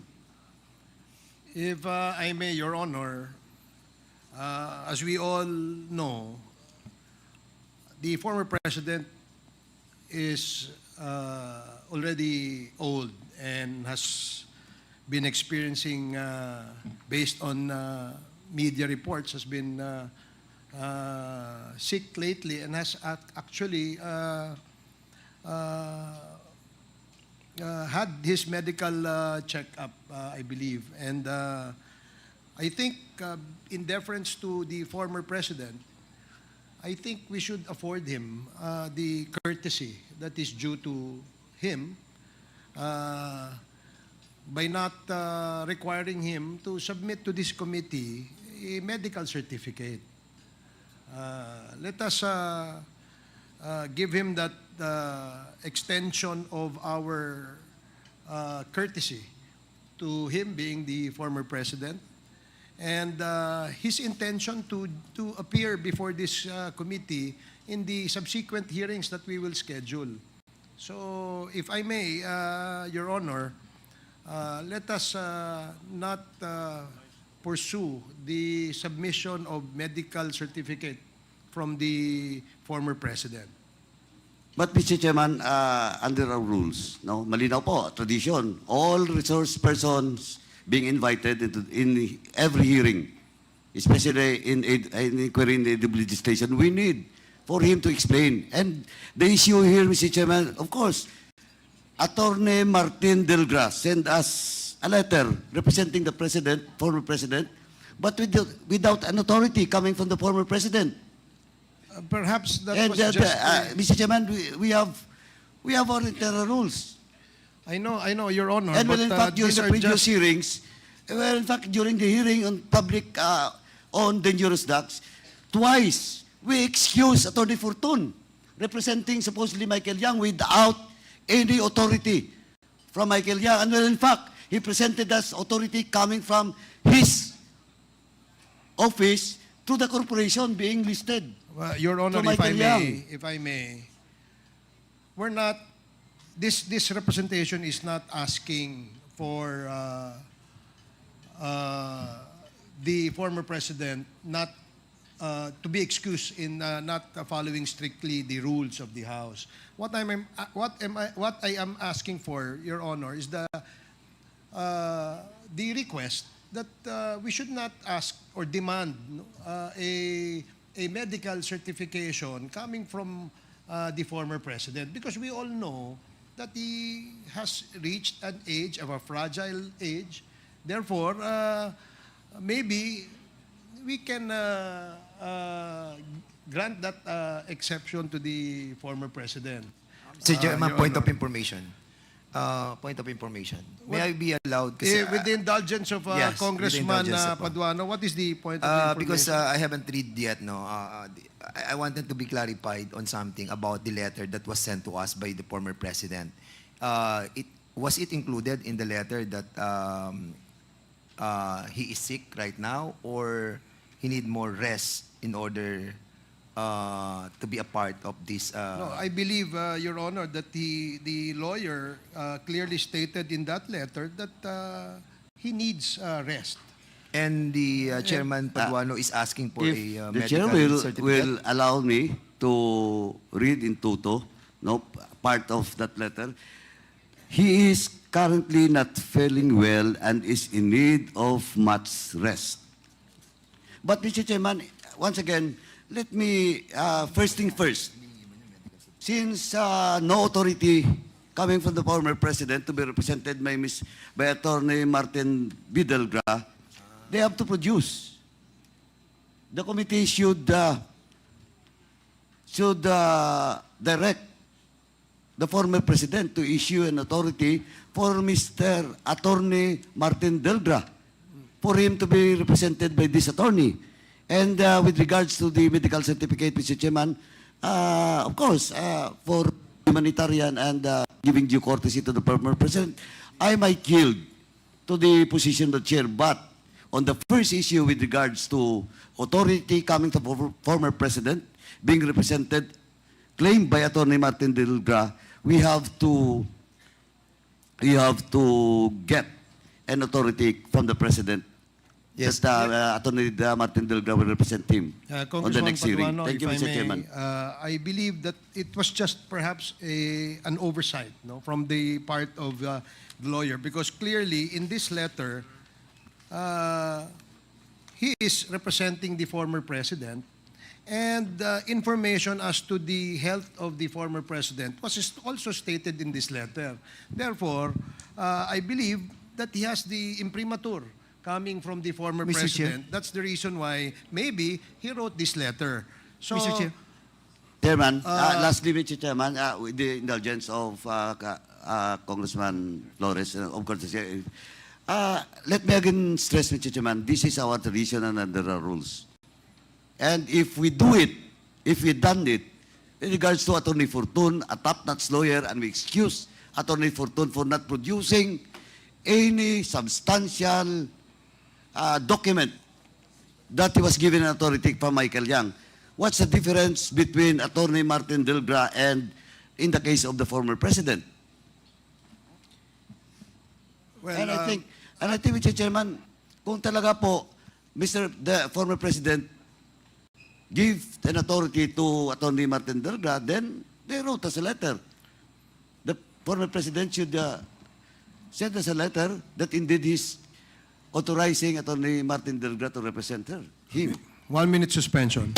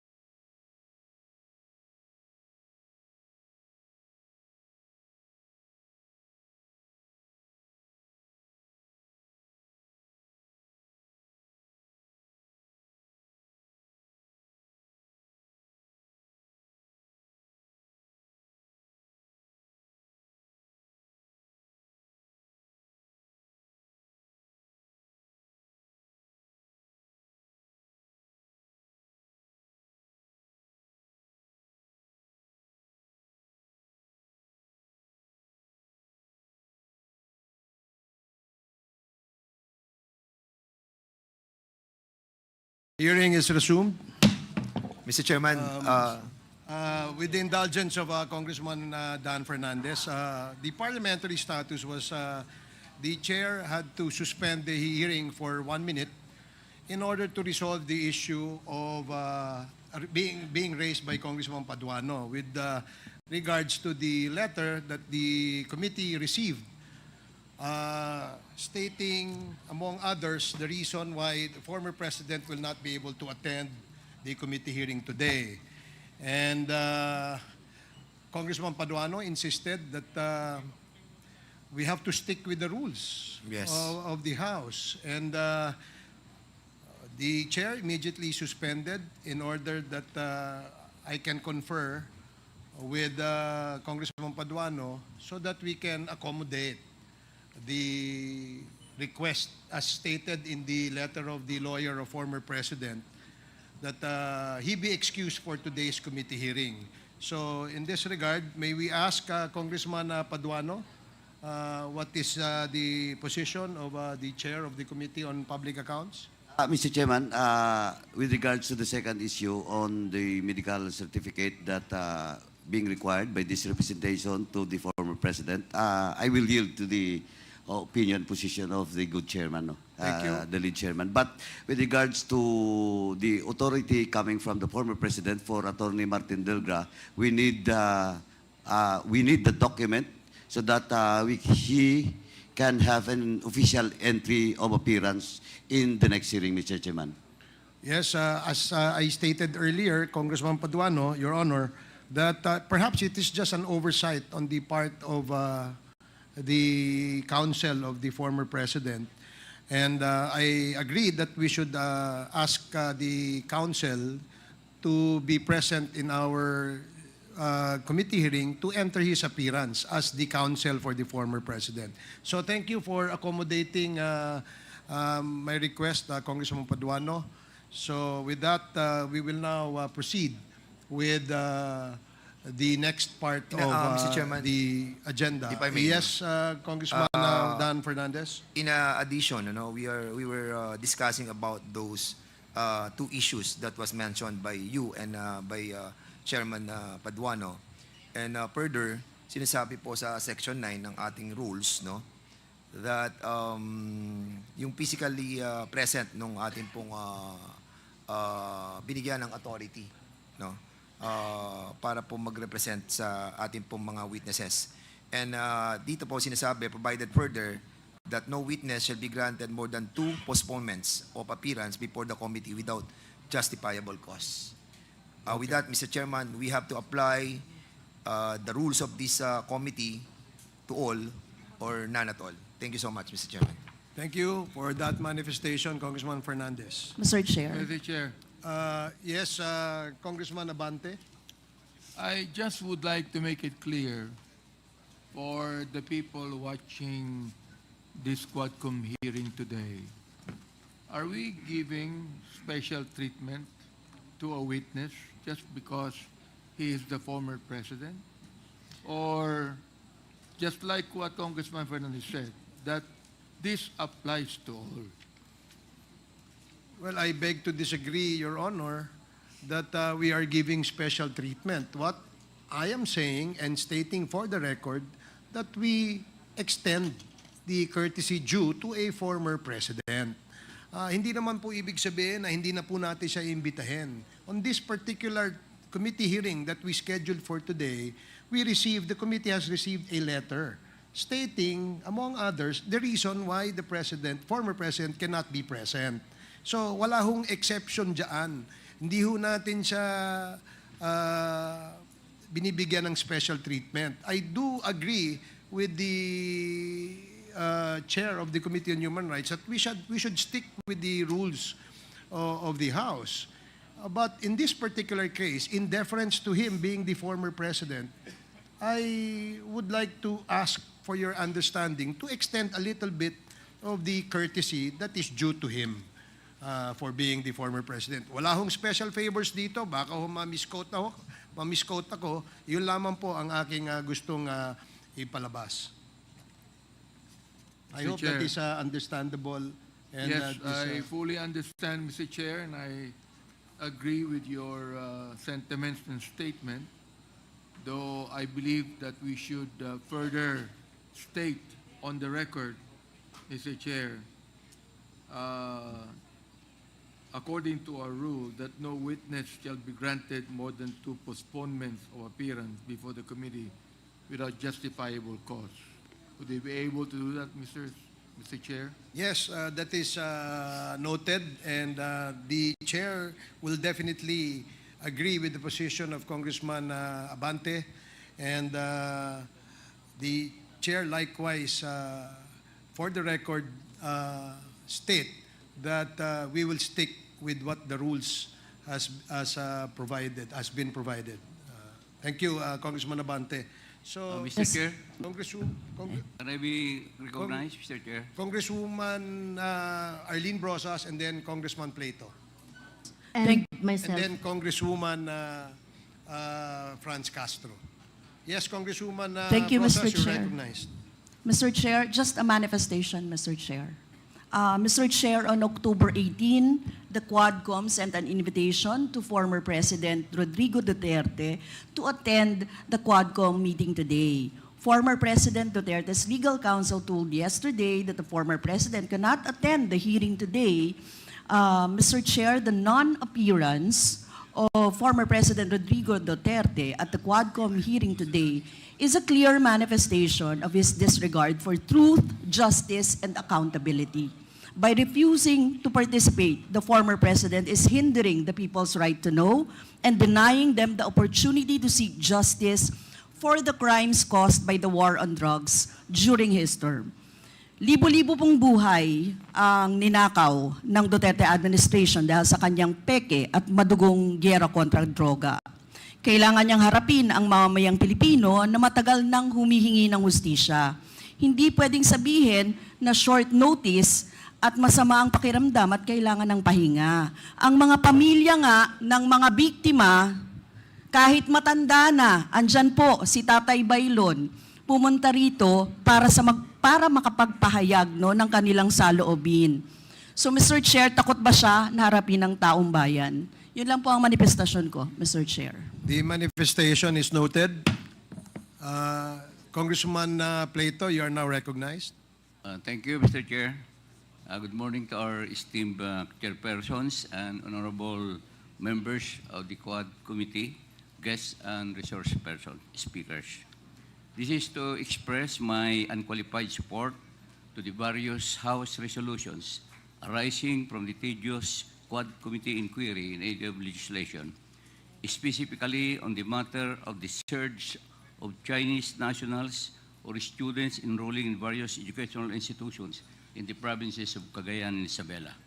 May mga reports po kasi na libo-libong Chinese students ang dumagsa sa probinsya ng Cagayan at Isabela upang mag-aral mula pa noong 2019. It is not that I'm against Chinese students coming to study in the Philippines.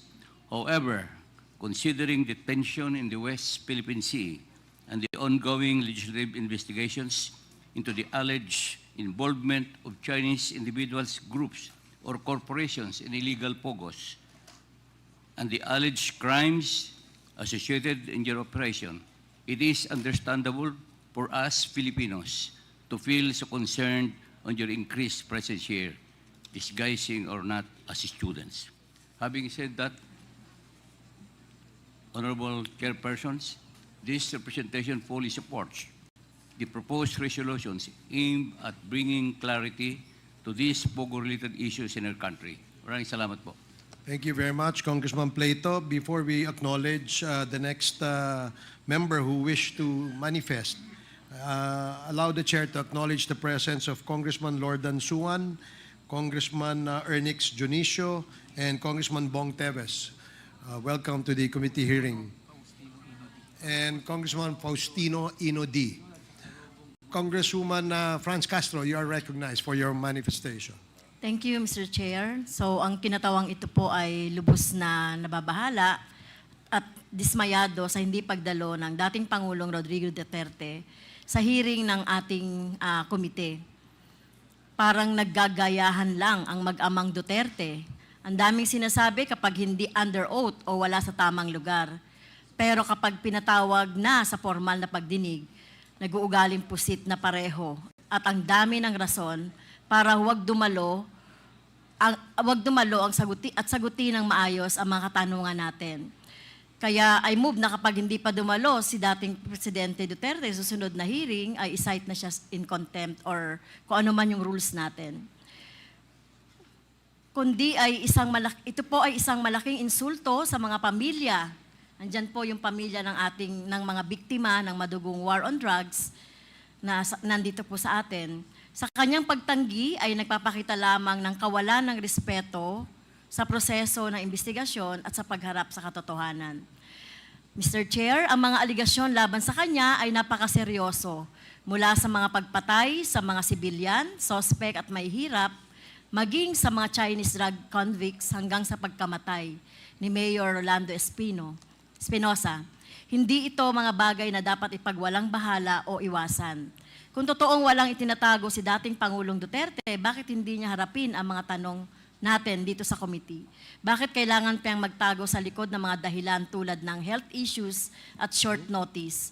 Mr. Chair, hinihiling ko sa committee na gawin ang lahat ng hakbang upang matiyak ang pagdalo ni dating Pangulong Duterte sa susunod na hearing kung patuloy siyang magtatago at dapat natin isaalang-alang ang paggamit ng ating kapangyarihan para i-cite siya in contempt.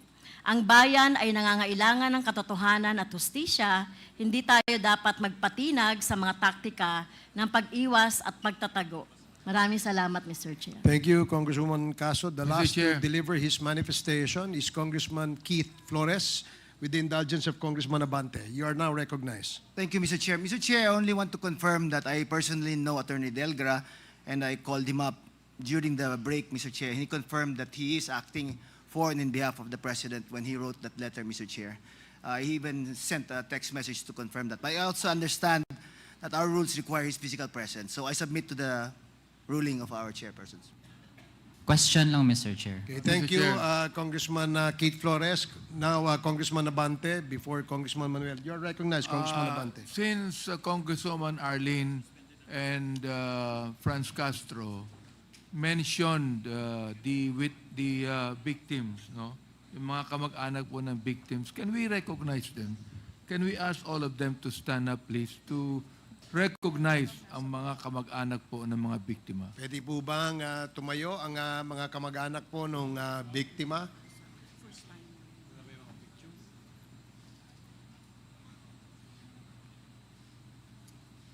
Maraming salamat po. Pwede na po kayong maupo. Maraming salamat. Congressman Manuel and then Congressman Acop. Congressman Thank you. Manuel. Thank you, Mr. Chair. Mr. Chair, tanong lang dahil batay na rin po sa official communication na pinadala mula sa panig ng dating Pangulo. Nabanggit po doon yung, and I quote, willingness to appear before the House of Representatives on some other available date, preferably after November 1, end of quote. So, Mr. Chair, sa ganitong mga pagkakataon na sa panig po nila nag-express ng ganong availability, how will the committee deal with that? Dahil, Mr. Chair, while meron tayong mga tinitake note na mga considerations, ayaw din naman natin na maprolong iyan, tapos baka tumagal din na hindi pala magiging maayos yung kalusugan ng dating Pangulo at madadali po ang mga proceedings ng komite na expected na humarap siya. So, sa bahagi ng Quadcom, Mr. Chair, do we have some target dates kung kailan talaga posibleng matuloy na ang investigasyon na makaupo ang dating Pangulo? Yan lang, Mr. Chair. Well, in response to your question, Congressman Manuel, it will depend by and large on the topic that we will set on the next scheduled committee hearing. So in case where EJK will be the scheduled topic, then we will have to extend invitation again to the former president. So thank you. Congressman Acop. Mr. Chair, pursuant to our rules on inquiry under Section 15, may I respectfully move that we extend our inquiry insofar as the issues raised in the Quadcom Committee is concerned, because Section 15 requires that we terminate our hearings within a period of 60 days. So may I move, Mr. Chair, that we extend the hearing? So move, Mr. Chair. There is a motion Second, to Mr. extend the Quadcom hearing, duly seconded. Are there any objections? Hearing none, the motion is approved. Comsec, please take note that the committee, the Quadcom, has unanimously approved the extension of the conduct of this committee hearing. Thank you. Now we proceed with the next part of the agenda. May we ask former Senator Laila De Lima for your opening statement. Mr. Chair, bago po yun, naalaman ko po na meron pang mga nasa baba ng mga EJK victims, ng mga pamilya, na kung meron tayong lugar dito, wala na yata lugar, pwedeng umakyat or pwede na natin kilalanin at recognize. Wala na po tayong lugar, Your Honor. And hopefully, magkasya po sana po dito lahat ng nating naimbitahang resource persons. But unfortunately, the space is limited. So I believe that they are properly seated sa basement, sa ground floor. And nanonood po sila ng ating hearing sa ngayon. So now we proceed with acknowledging former Senator Laila De Lima for your opening statement. Please proceed. Good morning to the lead chair of the Quad Committee, Representative Barbers, to the chairs of the other committees constituting the Quadcom, the members of the Quadcom, members of Congress, and also good morning to the other resource persons invited for today's hearing. Actually po, I have both a statement and a presentation. Medyo mahaba po, and I was advised right before the hearing that I should cut it down. Although mahaba po talagang presentation ko. Best efforts, I will try to abbreviate. Mr. Chair, before our former senator proceeds, can I just request that she puts the mic a little bit closer, just so that we can hear her voice louder. Thank you very much. Salamat po. I attend this hearing with a deep sense of irony. I have not forgotten that in September and October of 2016, the House Committee on Justice conducted the inquiry on the Bilibid drug trade. However, unlike this hearing, the real subject of that hearing was not really about the drug trade. The real subject of that 2016 House Committee hearing was all about destroying me for conducting a Senate inquiry which in so many aspects was like this one.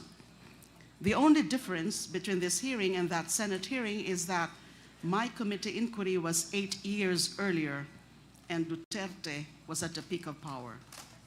Sa Senate hearing pong yun, ay kinundin ako yung drug war ni Duterte. At nagmakaawa pa po ako na tigilan na ito habang ilang daan pa lang ang mga nagiging biktima at wag na sanang paabutin pa ng libo-libo. Ngunit sa kasawiang palad, wala pong nakinig sa akin, lalo na may mga mayorya po tayo ng mga senador at congressman na ayon kay Senator Bongo noong isang araw, ay walang sawa sa pagpalakpak kay Pangulong Duterte sa bawat banggit niya sa pagsulong na madugong drug war sa kanyang mga zona. Sa halip ako ay pinaaresto, pinakulong, binusalan ng halos 7 taon gamit ang mga gawa-gawang ebidensya katulad ng testimonya ng mga ilang Bilibid drug lords at inmates. I'd like to say that the objective for targeting me was threefold: to silence me, to destroy my credibility, and to serve as an example to others. By doing all three, my message to the people against Duterte's EJKs would no longer be heard or listened to, and no one else would dare to act as a messenger after seeing what was done to me. Since all three were achieved, the EJKs became accepted by public officials and the general population. This led to more killings because no one was arresting and prosecuting the killer cops and the vigilantes. This was impunity as never seen before in the Philippines outside of Davao. Sobrang nakakalungkot na Ngayon lamang nagkaroon ng napaka-komprehensibong pagtalakay ang Kamara de Representante sa drug war at mga EJK pagkatapos ng tumambak ang libo-libong bangkay na naging biktima ng drug war.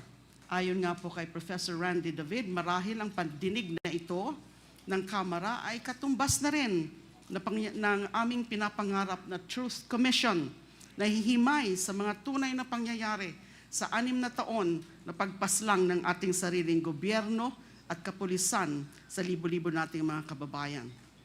But right now, I don't want to discuss it, but my position is that pwede pa sigurong i-consider yung creation ng Truth Commission. At tingnan din ho natin na hindi lang po pagpatay ang naging resulta ng war on drugs ni Duterte. There are also those who were unjustly imprisoned based on planted and fabricated evidence. Ako nga po yung one of the very first victims of that. Ngayon naman po, ito na rin po ang pinatutuo yung sa bagong revelasyon ni Police Colonel Royina Garma nang binulgar niya sa huling hearing ng Quadcom na siya ang inatasan mismo ni Pangulong Duterte na maghanap ng tao sa PNP na maasahan niya sa pag-iimplementa ng drug war alinsunod sa modelong ginawa niya sa Davao City. That's why my presentation, and I'll try to really make it brief, would cover 4 matters, 4 topics. One is the recent disclosure of Kerwin Espinosa. I'd like to comment on that. 2 is the importance of the 2009 CHR investigation of the DDS to the inquiry of this committee. 3 is the revelation of former Police Colonel Royina Garma that the drug war was modeled after the Davao anti-drug campaign. And I'd like also to touch the relevance of Republic Act number 9851 on crimes against humanitarian law, genocide, and other crimes against humanity in enforcing accountability. So ito na po yung aking presentation.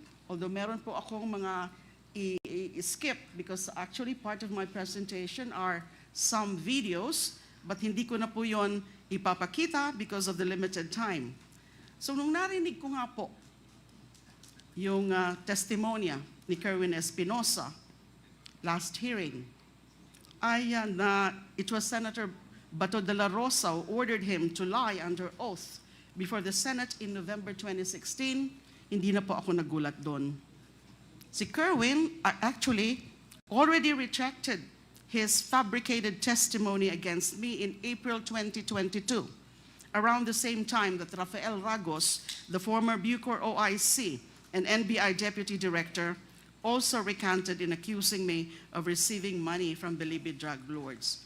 Doon po sa hearing sa Senado ay talaga namang sinabi ko doon na lahat po ng mga sinasabi nila tungkol sa akin, so yung pagiging protector ko daw nung illegal drug trade ni Mr. Kerwin Espinosa ay wala ho yung katotohanan. I vehemently, categorically, and firmly went on record in denying those accusations. Sinabi ko rin noon na yung mga sinasabi nila Kerwin Espinosa, ni Ronnie Dayan, and ni Colonel Espinido ay wala talagang katotohanan. In the first place, hindi nga sila magkakilala. Nauna na nilang sinabi yon before they were presented before the Senate na hindi sila mga magkakilala. Dali lang po. So ngayon po,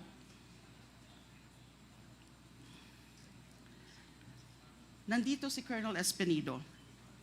I saw him earlier. If the Quad Committee would be so kind as to indulge me, gusto ko sana makiusap kay Colonel Espinido. Sabihin niya na yung katotohanan.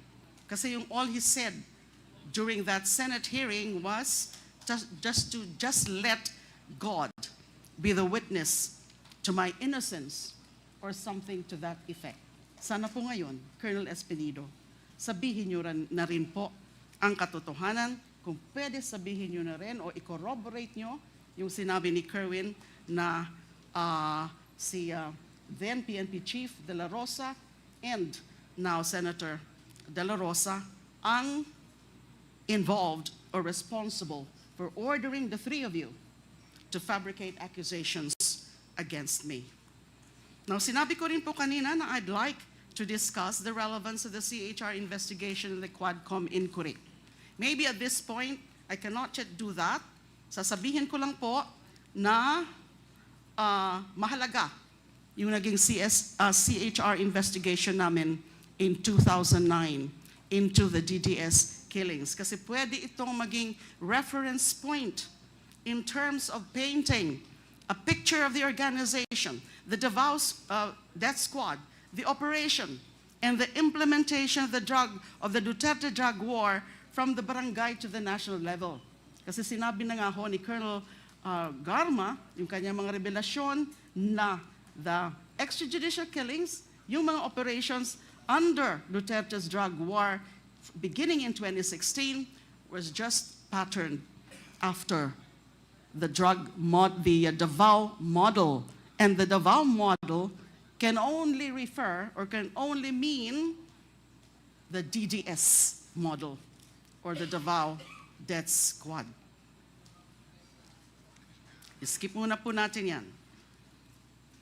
Doon naman sa affidavit po ni Colonel Garma, presented and expounded upon the last hearing, I'd like to share some information we got and some findings on the Davao model of payment and rewards mentioned by Colonel Garma. This information is limited to the facts uncovered during the 2009 CHR investigation on the Davao Death Squad. Next slide, please. The history of the DDS can be divided into two. The period from 1988 to 1998 and the period from 2001 to 2016. So may break po. The break in these two periods coincides with then Mayor Rodrigo Duterte's hiatus as mayor of Davao City when he was elected congressman instead of mayor in 1998 due to the 3-term limit. So for brevity, I'll refer to the former mayor as MRRD. According to a witness in the 2009 CHR investigation, during the first period of the DDS from 1988 to 2000, the assassins were paid $15,000 for every victim. $5,000 goes to the police handler and $10,000 to the assassins, who at the time consisted of rebel returnees aside from the active duty policemen who were their handlers. Their safe house was located inside the Nabelcom compound in Barangay San Pedro, Davao. After the summary execution of targeted victims, the DDS members would regroup at their safe house and divide the reward. During that time, MRRD sometimes personally gave out the kill orders and the reward money directly to the assassins themselves. Upon the return of MRRD as mayor of Davao in 2001, the DDS was upgraded into the Heinous Crimes Investigation Section, or HCIS, located at the Almendras Gym compound. The HCIS was an official unit of the DCPO, or the Davao City Police Office. The HCIS consists of both active duty PNP and civilian abanteros or hitmen. Most of the hitmen are rebel returnees. They are supervised by PNP handlers. Each handler supervises 3 members. The task of the PNP handler is to give orders to his members as well as be responsible for their protection. According to the CHR witness, he was given a regular monthly salary of $5,000. During this time, the reward given to a team for every victim was anywhere from $13,000 to $15,000.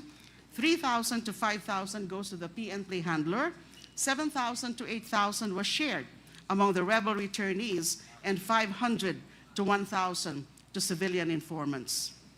The HCIS civilian personnel or rebel returnees directly received salaries as auxiliary service workers. The funds for their salaries came from the office of the mayor.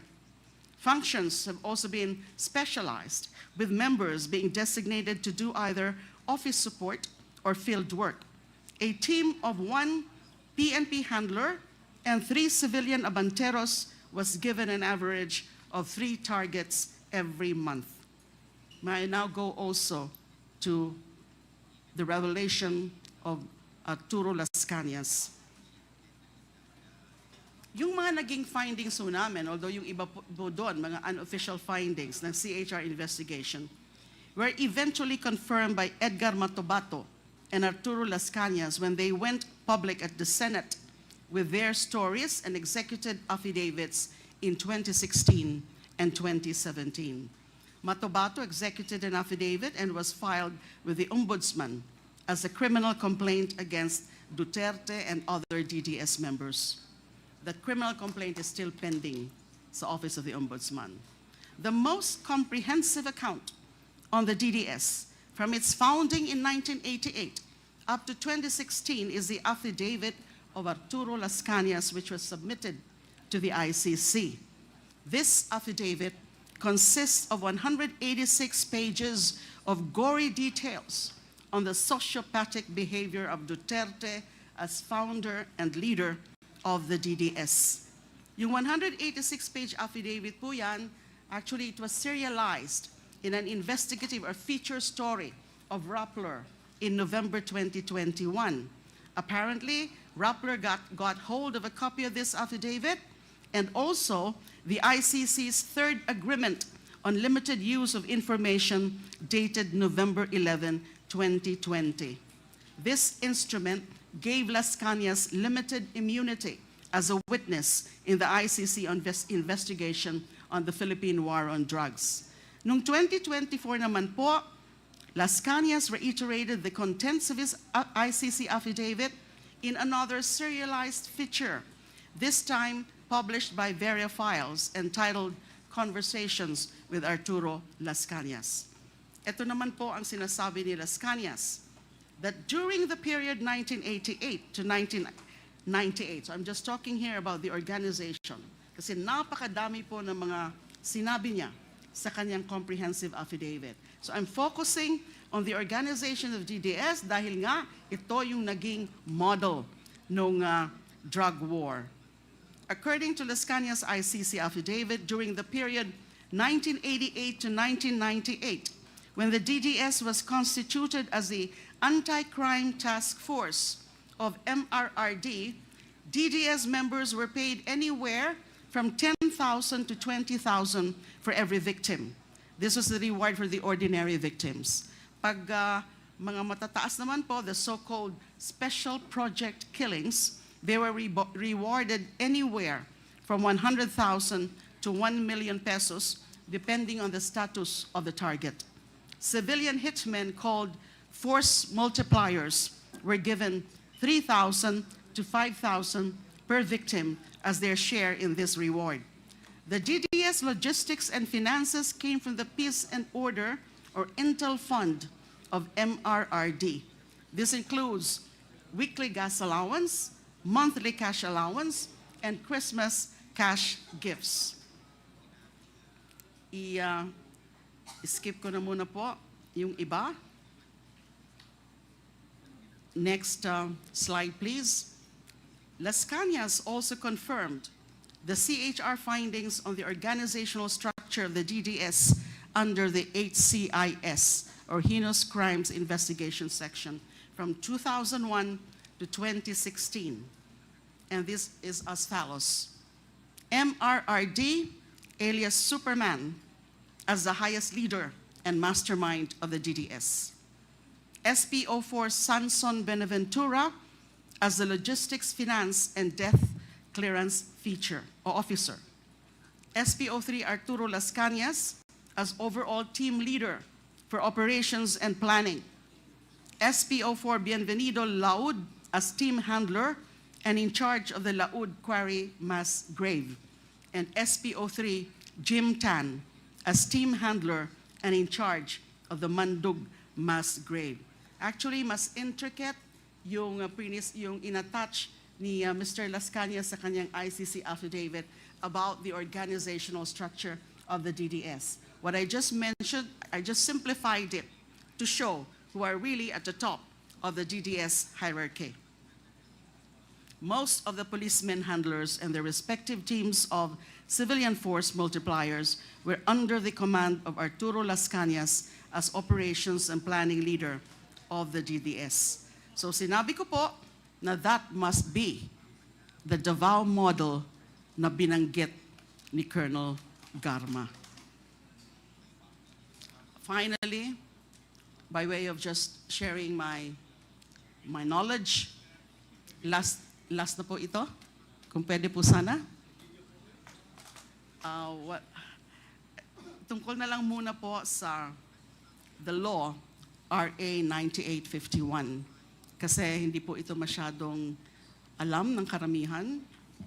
We do have a law entitled An Act Defining and Penalizing Crimes against International Humanitarian Law, Genocide and Other Crimes Against Humanity, Organizing Jurisdiction, Designating Special Courts, and for related purposes. This was enacted in December 11, 2009. It punishes almost the same crimes mentioned in the Rome Statute, over which the ICC has jurisdiction. RA 9851 was enacted almost 2 years before the Philippines finally joined the ICC on November 1, 2011, after the Senate ratified the Rome Statute in August 2011. The crime of EJKs carried out by state security forces and their agents in the implementation of the war on drugs fall under the general category of other crimes against humanity, under Section 6, which consists of acts committed as part of a widespread or systematic attack directed against any civilian population with knowledge of the attack. These acts include willful killing, so murder, extermination, murder, multiple murder, torture, and enforced disappearance, among others. The penalty for the crime of systematic attack against any civilian population resulting in death is reclusion perpetua. It's a non-bailable crime. According to Section 8,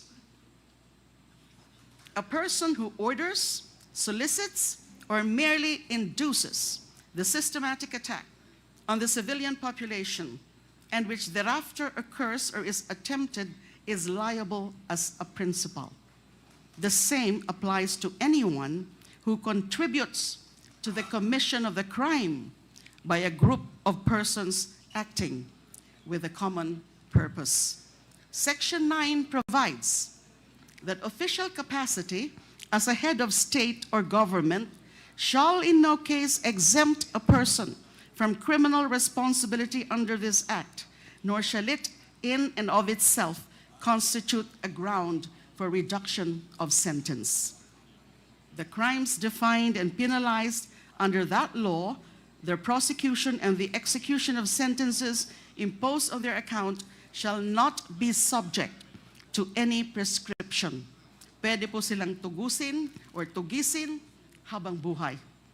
Finally, and this one is important, hindi po ito masyadong napapansin, Section 17 on jurisdiction provides that, quote, relevant Philippine authorities may dispense with the investigation or prosecution of a crime punishable under this act if another court or international tribunal is already conducting the investigation or undertaking the prosecution of such crime.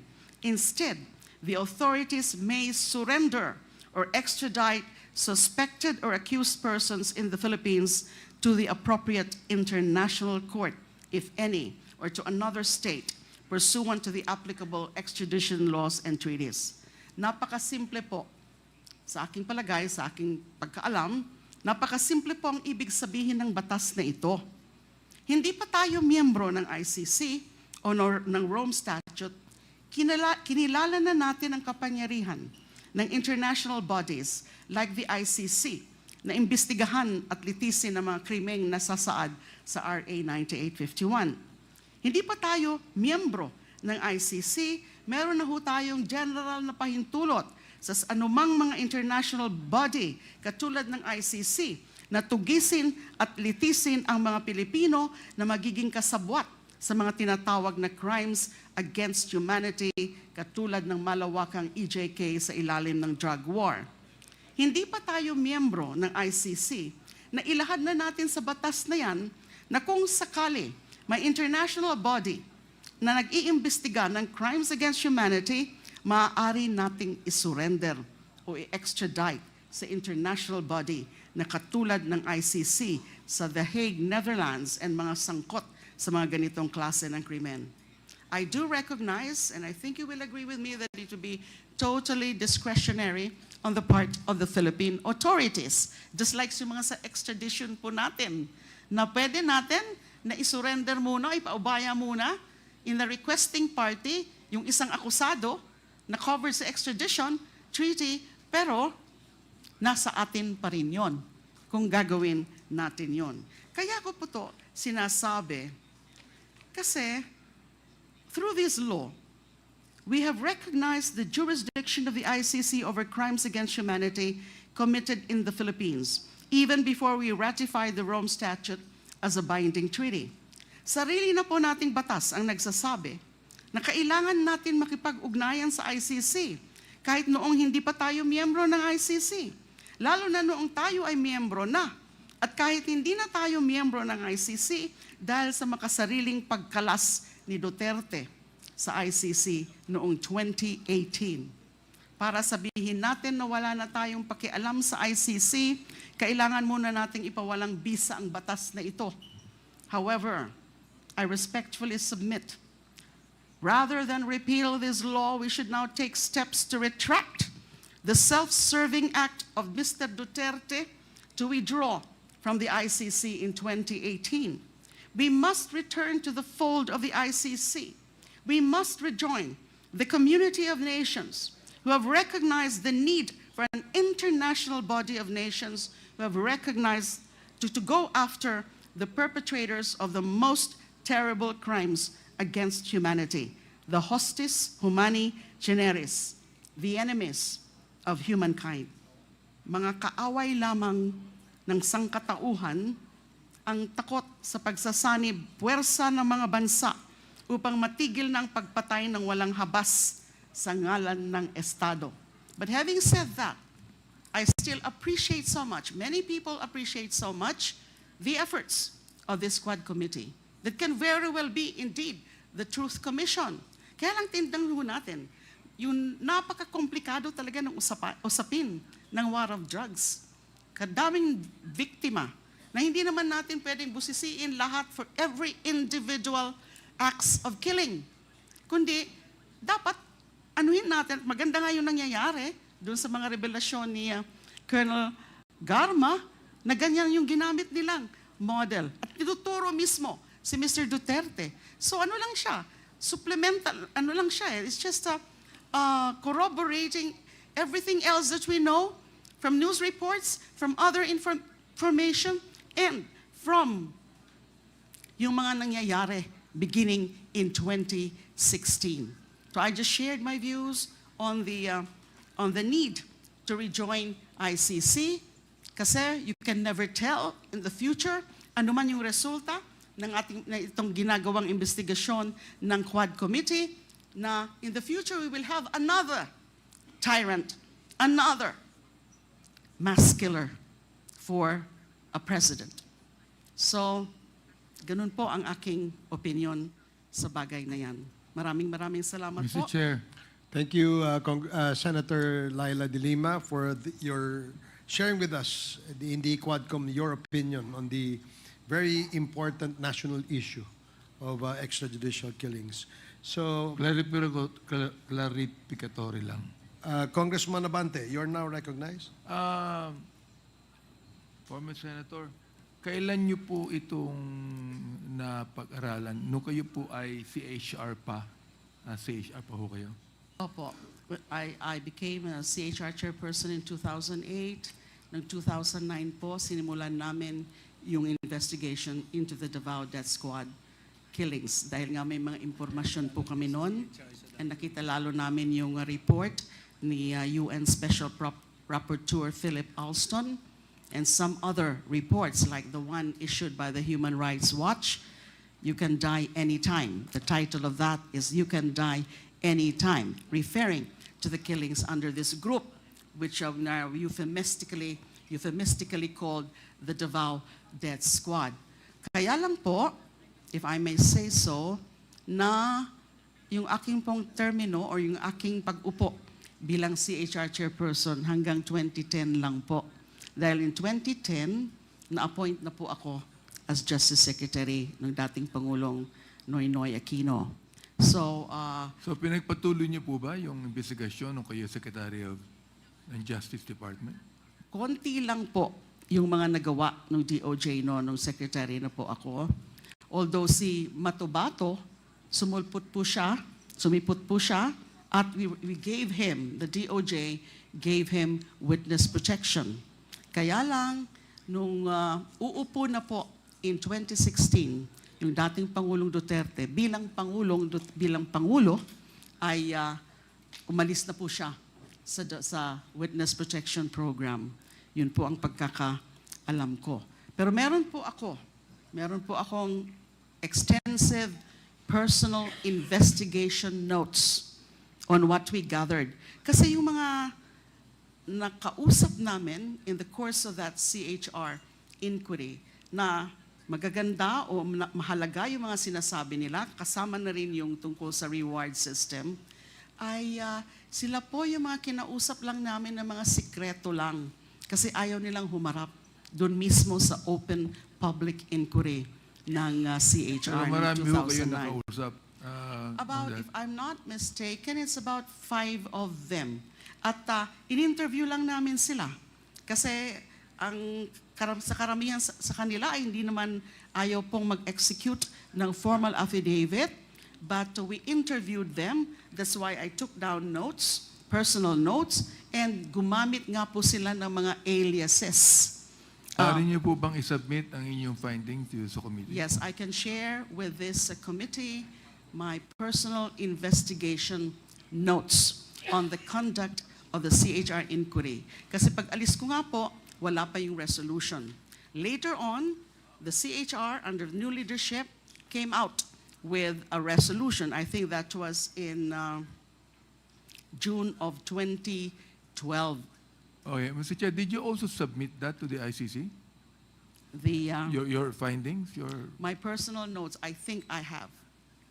My personal notes, at meron pa ho ako mga iba na mga shinare with the ICC. One last question, Mr. Chair. I would like to refer to Colonel Espinido.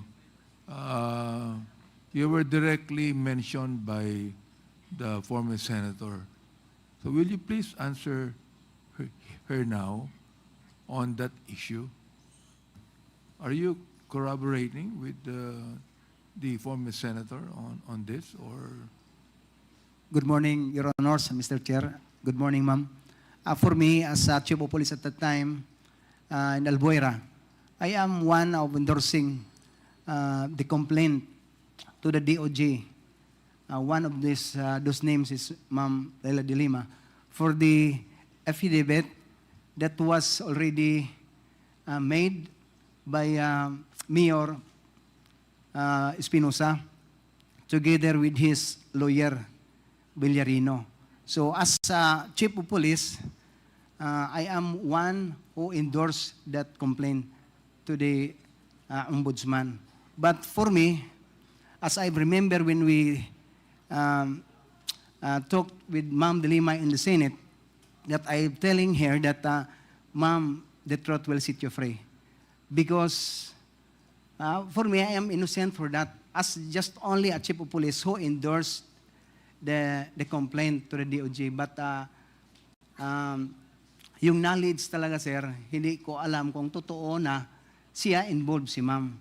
No? As being Chief of Police lang, na yun talaga ang procedure na mag-endorse kung may mga complaint. Pero I believe at the time, Your Honors, Mr. Chair, na kinausap na si Mayor Espinosa kung nalaman naman ng buong mundo na si Mayor Espinosa was already there in Camp Crame to Sirbato for surrender. So pag turn over niya sa akin, dala na yung mga statement na ganon. So what I did is just only to endorse the complaint to the Ombudsman, Your Honors, Mr. Chair. Mr. Chair, thank you. I'll be asking more questions later on. Thank you, Congressman Abante. We have a list of those who will interpellate Senator Laila de Lima. And the first to interpellate is Congressman Raul Manuel. You are recognized. You have 10 minutes. Thank you, Mr. Chair. Good morning po sa fellow members ng Quadcom, sa mga resource persons din po natin. Mr. Chair, nabanggit po ni Senator Laila de Lima na ang leader mismo ng Davao Death Squad ay mismo yung dating mayor din, Mayor Rodrigo Duterte. Did I hear it right, Mr. Chair? Yes, those are the claims of those witnesses that we talked to. That is also the claim of Edgar Matobato and Arturo Las Cañas. At Mr. Chair, siya po yung merong alias na Superman bilang leader ng Davao Death Squad. That is correct. Mr. Chair, given na meron ngang mga rewards dun sa mga napapatay na mga suspects or involved di umano sa drug trade, Mr. Chair, ano ang source nitong binayad dun sa mga kasama yung mga informants, yung mga civilian na mga force multipliers, pati sa mga assassins? Nabanggit ko po yan sa statement ko kanina o sa presentation ko kanina na meron nang gagaling from the Office of the Mayor itself, the intel funds from the Office of the Mayor. The DDS logistics and finances came from the Peace and Order or Intel Fund of MRRD. That's according to the CHR witnesses and also, no, from Las Cañas ICC affidavit. Mr. Chair, may we get once again yung breakdown, ano-ano po yung mga pwedeng pinagpuntahan nitong intelligence funds? Halimbawa, as mentioned, meron pong pati mga Christmas gifts dun sa mga police na aktibong nagpatupad ng ganitong tipo ng giyera kontra droga. Yes, yung nasa isang slide kanina, yung according to the CHR witness, kung ilan yung amount, kung magkano yung amount for the 1988 to 2000 period. Kasi sinabi ko kanina na actually 2 periods yung DDS. 1998 to 2000, then 2001 to 2016. Nagkaroon ng break nung naging congressman yung dating mayor. Now, so 15,000, 5,000 to the handler, 10,000 to the assassins, and then yung sa 13,000 to 15,000, 3,000 to 5,000 for the handler, 7,000 to 8,000 for the assassins, and 500 to 1,000 for civilian informant abanteros. They call them abanteros. Yung kay Mr. Las Cañas naman, ang sinabi niya sa kanyang affidavit, DDS members were paid anywhere from 10,000 to 20,000 for every victim. Yun yung sa mga ordinary victims. At yun naman, meron naman tinatawag na special project killings, mas mataas. They were rewarded anywhere from 100,000 to 1 million pesos depending on the status of the target. Yun po ang mga natandaan ko nung binasa ko yung affidavit ni Mr. Las Cañas at doon din po nung binasa ko at review ko yung aking personal investigation notes from the CHR investigation. Thank you, Mr. Chair. Mr. Chair,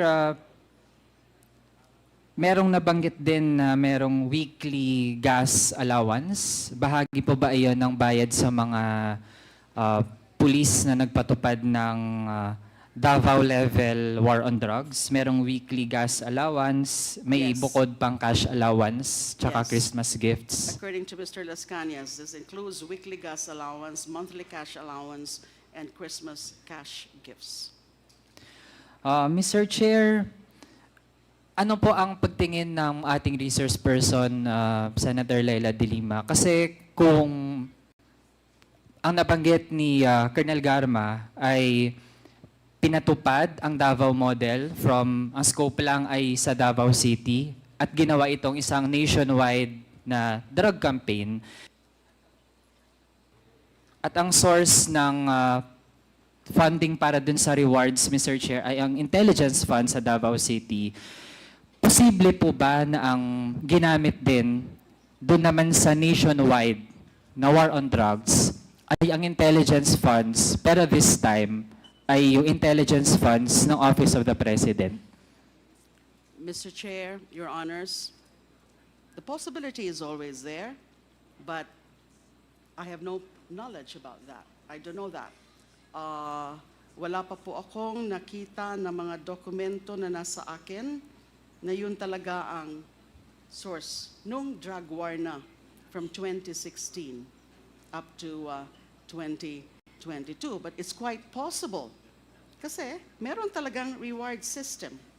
We can only surmise at this point in the absence of direct evidence na meron talagang magsasabi kung saan talaga yun ang galing. Maybe sila Colonel Garma, sina Colonel Leonardo, baka alam nila because they were part of that. Si Colonel Garma, yung inutusan according to her na maghanap ng pwedeng mag-implement ng drug war based on the Davao model. And this is, yung sinabi ko kanina, this was the Davao model. May kasamang mga reward, may kasamang mga cash incentives, may bracketing din. Depende kung sino involved, kung sino papatayin. And so that's the reward, that's the incentives. So, posible rin na gumamit uli ng Intel Fund, this time from the Office of the President. Thank you, Mr. Chair. Before I proceed sa iba kong tanong, dahil Mr. Chair, kung doon pa lang sa unang taon ng pagpapatupad ng war on drugs sa ilalim ni former President Rodrigo Duterte, doon sa Committee on Human Rights, nakuha nating figure at mismo ay yun pa yung sinight na accomplishment sa report ng Presidential Communications Office ay umabot sa nasa ilang tens of thousands. Kung ang iti-take nating figure, Mr. Chair, ay 20,000, kasama doon yung mismo ay confirmed na police yung pumatay, tapos maging yung mga vigilante killings, Mr. Chair, na ang pumatay ay pwedeng hindi kilalang mga tao, pero bahagi yun ng tinuturing na tagumpay, di umano, ng war on drugs. Kinompute kasi natin, Mr. Chair, kung 20,000, doon pa lang sa time frame na yon, 20,000 na yung mga napatay.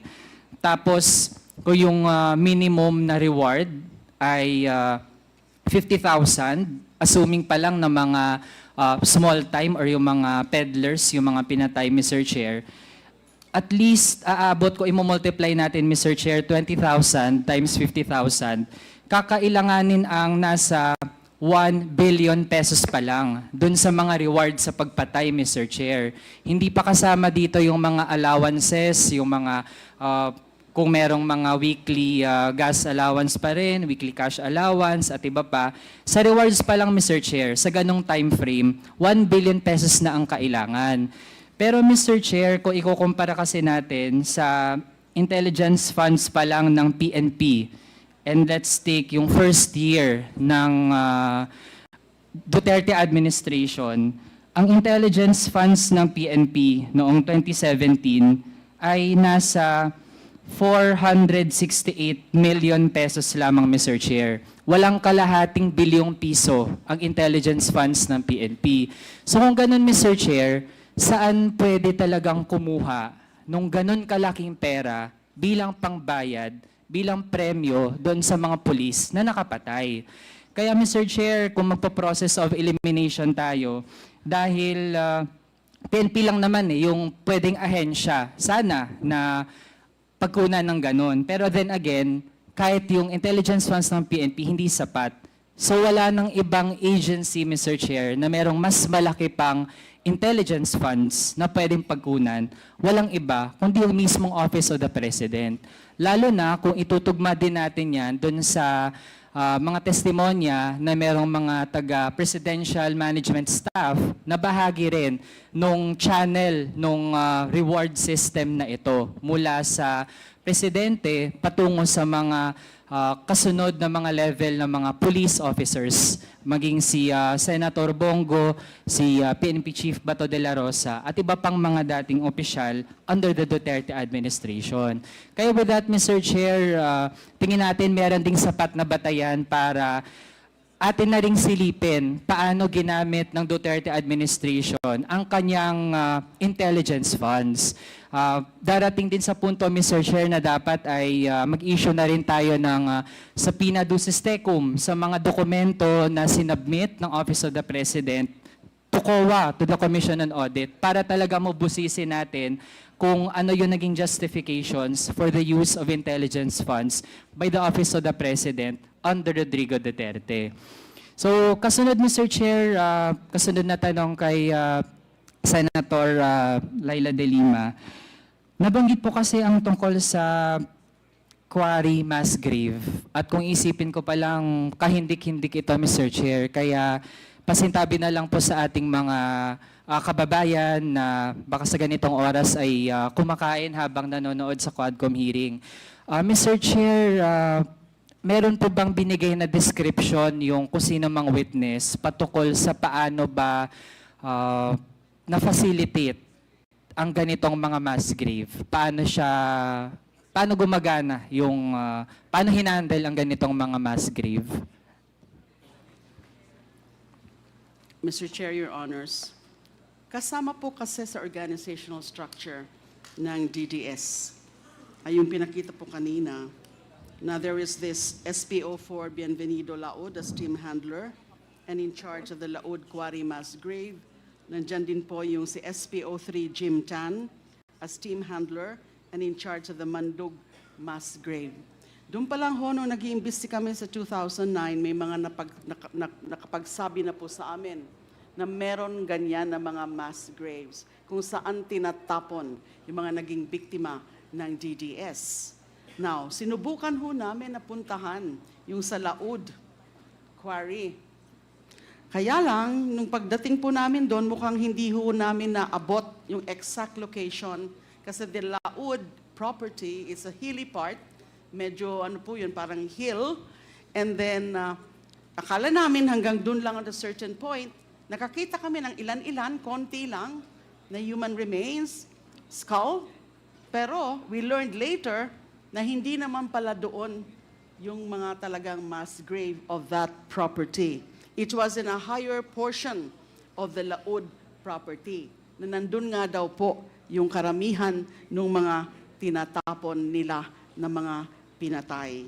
So there are actually several mass graves from various sources, yung Laod, and then yung Mandug mass grave, and then meron din ho sa Samal Island. Yun po ang mga impormasyon na nakuha namin. So we actually applied for search warrant. But then, nag-quinash ho ng isang RTC of Manila or Quezon City, I'm not sure anymore.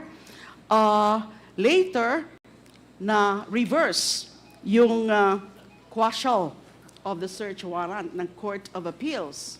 And then eventually, the Supreme Court in 2014 affirmed the validity of the search warrant or affirmed the decision of the Court of Appeals. Kaya lang, wala na hong naging follow-up implementation of the warrant of arrest, either by CHR or by PNP, because I think because by 2014, insofar as CHR is concerned, its investigation closed already when it submitted or issued its resolution of June 2012. So hindi na po na-follow up yung ano sana ng mga mass graves na yan. Mr. Chair, may nabanggit na tatlong location ng mga mass grave. dun sa course ng investigation ni Senator Laila bilang dating chairperson ng Commission on Human Rights, meron po bang credible estimate kung ilan itong mga mass grave na ito na siyang facilitate ng Davao Death Squad bilang bahagi ng war on drugs? It was difficult to really determine with to come up with a credible figure. Ang natatandaan ko po, yung si Edgar Matobato, meron din po siyang sinabi tungkol dyan. I'm not sure if he actually mentioned any number with respect dun sa mga alam niya na mga linibing nila. In fact, in some of those, participant talaga siya sa paglilibing kasama yung mga iba pang miyembro ng DDS. So I have to check from Mr. Matobato's affidavit, and also his testimony before the Senate, kung meron siya talagang nabanggit na estimate of the number. But again, I think it would be difficult really na makuha natin kung ilan talaga yung mga linibing doon. Thank you, Mr. Chair. Pero Mr. Chair, at least, so far alam natin, merong at least 3 na mga mass grave. Tama po ba? Yes. Thank you, Mr. Chair. Kasi Mr. Chair, isipin pa lang natin kahit nga isang mass grave pa lang ay sobrang heinous na ng kung sino man yung mga gagawa ng isang ganong bagay. Tapos doon lang basta-basta magtatambak ng mga bangkay ng mga tao na merong mga pamilya, 'di ba? Merong mga pinanggagalingan din, merong mga gusto sanang gawin sa buhay pero napatay na lang ng gano'n na lamang. Mr. Chair, meron po ba kahit isa lang doon sa mga bangkay mula sa mga mass grave na na-retrieve pa para maibalik sa kanilang mga pamilya? Wala po ako matandaan. At Mr. Chair, meron din bang mga pamilya na lumapit sa CHR dahil ang suspecha po nila ay dahil hindi na nila mahanap yung kanilang mga pamilya, sila po ay nag-isip na baka nasa mass grave na yung bangkay ng kanilang mga kamag-anak. May ganun po bang mga instances? Wala po akong ma-recall if there are really families ng mga victims sa DDS killings na lumapit sa CHR para hanapin yung kanilang mga bangkay. Ang alam ko, because it's more recent, is that may mga families of victims who visited me when I was in jail at Camp Crame at the PNP Custodial Center, and there were quite a number of them who relayed to me yung mga naging experience nila, yung tungkol sa pagpatay under the war on drugs. But as to the mass graves, again, I will have to review my personal notes. Comprehensive po yung aking personal notes, and I'll have to check that out. Mr. Chair, Your Honors. Mr. Chair, noong ginawa ng nationwide model, yung model ng war on drugs galing sa Davao, na pinamunuan nung then Mayor Rodrigo Duterte. Mr. Chair, dahil I would assume na hindi na ganun kadaling mag-set up ng mga mass graves, lalo na kung ginawa halimbawa yung Oplan Tokhang sa mga urban centers. So, in that case, ay based dun sa initial investigations nung si Senator Lela de Lima ay nag-lead na po ng isang komite sa Senado, ano na po yung kadalasang paraan para ma-dispose yung bangkay ng mga naging biktima, no? Kahit ng mga innocenteng biktima ng war on drugs? Siyempre yung mga sa salvaging. Pero alam niyo po about the Senate inquiry.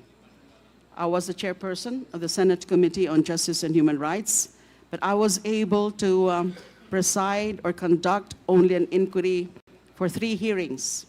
Kasi po after the 3rd hearing, kung saan prinisenta ko po si Edgar Matobato, ay inalis na po ako bilang chairperson of that committee by the majority of my colleagues then. So iba na po yung nagpatuloy. Because in that Senate inquiry, gusto ko sana talagang tukuyin na yung mga killings na yan, starting in 2016, are really state-sponsored or state-inspired. Kaya lang, as I would remember, may naka-ready actually na about 13 CHR witnesses from the CHR na provide sa Senate Committee on Justice and Human Rights. Pero dalawa pa lang po yung na-present ko, and also si Mr. Edgar Matubato, but I was already ousted as a CHR chairperson. Now, after the third hearing, what I recall is that 3 more hearings were done under a new chairperson. Pero it was abruptly terminated kasi they did not even call the other available CHR witnesses na ready sanang i-present before I was ousted as CHR chairperson. They did not even present them. So ang nangyari, they issued the findings, the resolution, and one of the core finding is that there's no evidence that the killings at that time were actually state-sponsored. Something that I wanted to prove sana kung hinayaan lang po ako. Although of course I could understand that perhaps it was such a tough job, a tough challenge for me to prove it. Especially that nandyan pa yung dating Pangulo sa poder, na nahihirapan pa na talagang kumuha ng mga iba pa, ng mga witnesses, especially from within. Hindi katulad po ngayon na naglalabasan na po sila. May mga insiders na po na sinasabi na kung ano yung mga nalalaman nila, but not during that time. Pero I wanted to do it. After sana the presentation of those CHR witnesses, these are individual accounts of individual cases of summary execution during operations, yung mga sinasabi nilang nanlaban, pero hindi naman pala nanlaban. I was also looking at the medical certificates, the various medical certificates that we got. Marami po yun. At ang dami talagang mga kaduda-duda doon. And of course, we summoned then PNP Chief Bato de la Rosa and other officials of the PNP, but they were all denying that these are the workings of PNP forces or that these are cases of EJKs and let alone state-sponsored killings. So yun po. So nothing came out. It was almost a whitewash. Kindly wrap up, please. Yes, huling topic, Mr. Chair, since na-present din ang relation ng ating local law dun sa ICC or yung International Criminal Court. Since some camps would say na hindi dapat tayo maging open sa quote-unquote intervention, no? Ganon yung tinatawag sa mga hakbang na ginagawa ng International Criminal Court since dapat daw ay ipatupad natin yung ating sariling batas. Huwag daw tayong pumayag na panghimasukan tayo. No? Ganon yung pagtingin sa ginagawa ng ICC. But since Senator Laila mentioned yung Section 17 ng RA 9851, tama po ba yung aking interpretation, Mr. Chair, na pinapatupad pa rin naman natin yung ating local law, which is yung RA 9851, if the Philippine government cooperates with the International Criminal Court? Dahil sa committee nga po natin, Mr. Chair, sa Committee on Human Rights and Committee on Justice, we approved a resolution. We are urging, as part of the legislative, we are urging the executive na mag-cooperate sa ICC when it comes to this war on drugs. So, ibig sabihin, Mr. Chair, we are not surrendering our sovereignty. We are actually implementing the intent of our domestic laws kapag mag-cooperate ang Philippine government sa ICC. Tama po ba yung aking pagtingin, Mr. Chair? Tama po yan, Mr. Chair and Your Honors. Dahil nga nandyan ang batas. In fact, nauna pa yan, 2009, before the Senate ratified the Rome Statute. But yung Rome Statute po was signed as early as 2000. I was just reminded by Attorney Conte earlier that it was actually signed by the former President Erap Estrada. Kaya lang, the ratification took some time. So it was only in 2011. But before that, pinasanga itong RA 9851. And sa pagbabasa ko nga po ng mga provisions ng 9851, it is as if those who pushed for that are actually anticipating that there would be an international body that would be coming in or would be involved in the investigation of crimes that would fall under any of those crimes cognizable by ICC, including crimes against humanity. Kaya nila siguro pinasok yung Section 17 na yan. Malinaw sa akin na kahit may investigasyon tayo dito, pwede pa tayo makipag-cooperate. And there's nothing in the Rome Statute which says, except the complementarity principle,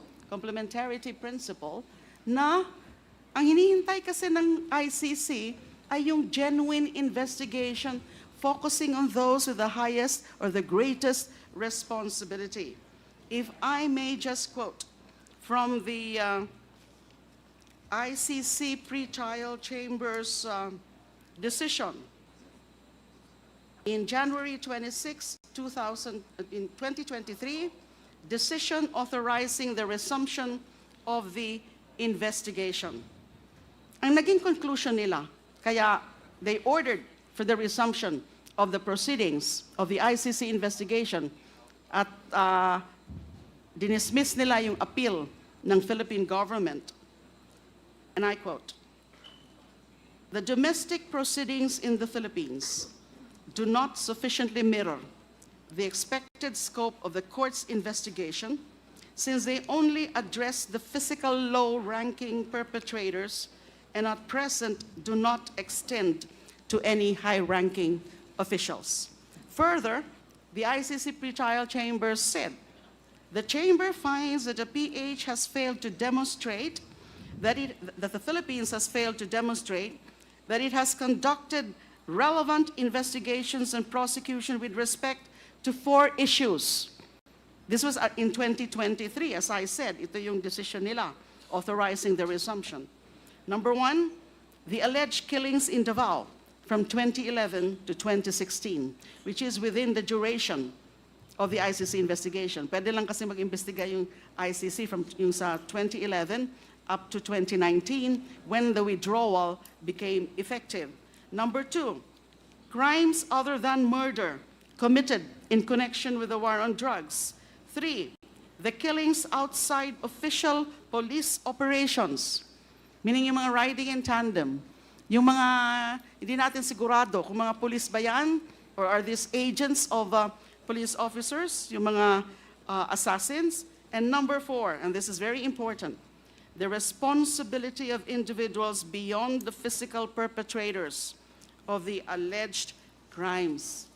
So ang hinihintay nila, yung mga tunay na investigasyon targeting or involving yung mga nasa taas, beginning with the former president, who is clearly the mastermind as he induced the killings. And that is becoming clearer and clearer as nakikita natin dito sa mga lumalabas sa Quadcom hearing. Then that is the complementarity principle. Since hindi pa nila nakikita may tunay na investigasyon, and when they say investigation or proceedings, they are clearly referring to criminal proceedings. So ito pong magiging resulta ng Quadcom. Fine, I think we can be hopeful and optimistic na may mga lalabas. Pero later po, o may lalabas na resolusyon na can also categorically identify yung mga nasa taas based on the evidence na makakalap o kinakalap na ngayon ng Quad Committee. But later, kung hanggang doon lang po at hanggang doon lang yung mga gagawin din ng Kongreso, because ang mandato ng Kongreso is, in aid of legislation to enact laws, it could only recommend to the other relevant agencies and offices kung ano pa mga dapat gawin, including the investigation. Kung wala talaga yung investigasyon na yan, hindi po natin pwedeng pigilan ang ICC. Because yun na yung sinabi nila. Kasi hindi pa naman talaga tina-target, puro lang sa low level. Tsaka yung ICC is not actually focusing on the low level. It's not possible for them to look into each and every case of killings under war on drug. Kaya doon sila nakatuon sa mga those with the greatest responsibility. So, Okay, yun po. so to wrap up, Mr. Chair. This is your last question, Congressman Yes. Manuel. Thank Yes, you. so just a closing manifestation, Mr. Chair, na batay dun sa mga narinig natin, edi habang yung mga nasa tuktok kasi dati na ngayon ay dapat sanang sumagot sa mga tanong natin ay naghahanap ng iba't ibang paraan para makaiwas o parang nakikipag-patintero tayo sa kanila, Mr. Chair. Kaya sa totoo lang, dapat ay ma-exhaust natin yung iba't ibang mga paraan para talaga maisulong yung hustisya para dun sa mga naging biktima ng extrajudicial killings. At bahagi niyan, Mr. Chair, habang meron tayong mga ganitong investigasyon, actually, yung pagsulong din ng investigasyon ng ICC, it complements our efforts dito sa bansa natin. And also, Mr. Chair, yung fact din na dahil nga mula sa Davao ay in-apply on a nationwide scale kung ano yung kanilang approach dun sa Davao at intelligence funds yung ginamit nila doon. We also observe a pattern, Mr. Chair, na from just 250 million pesos na level ng intelligence funds for the Office of the President, lumobo pa ito to 1.25 billion pesos.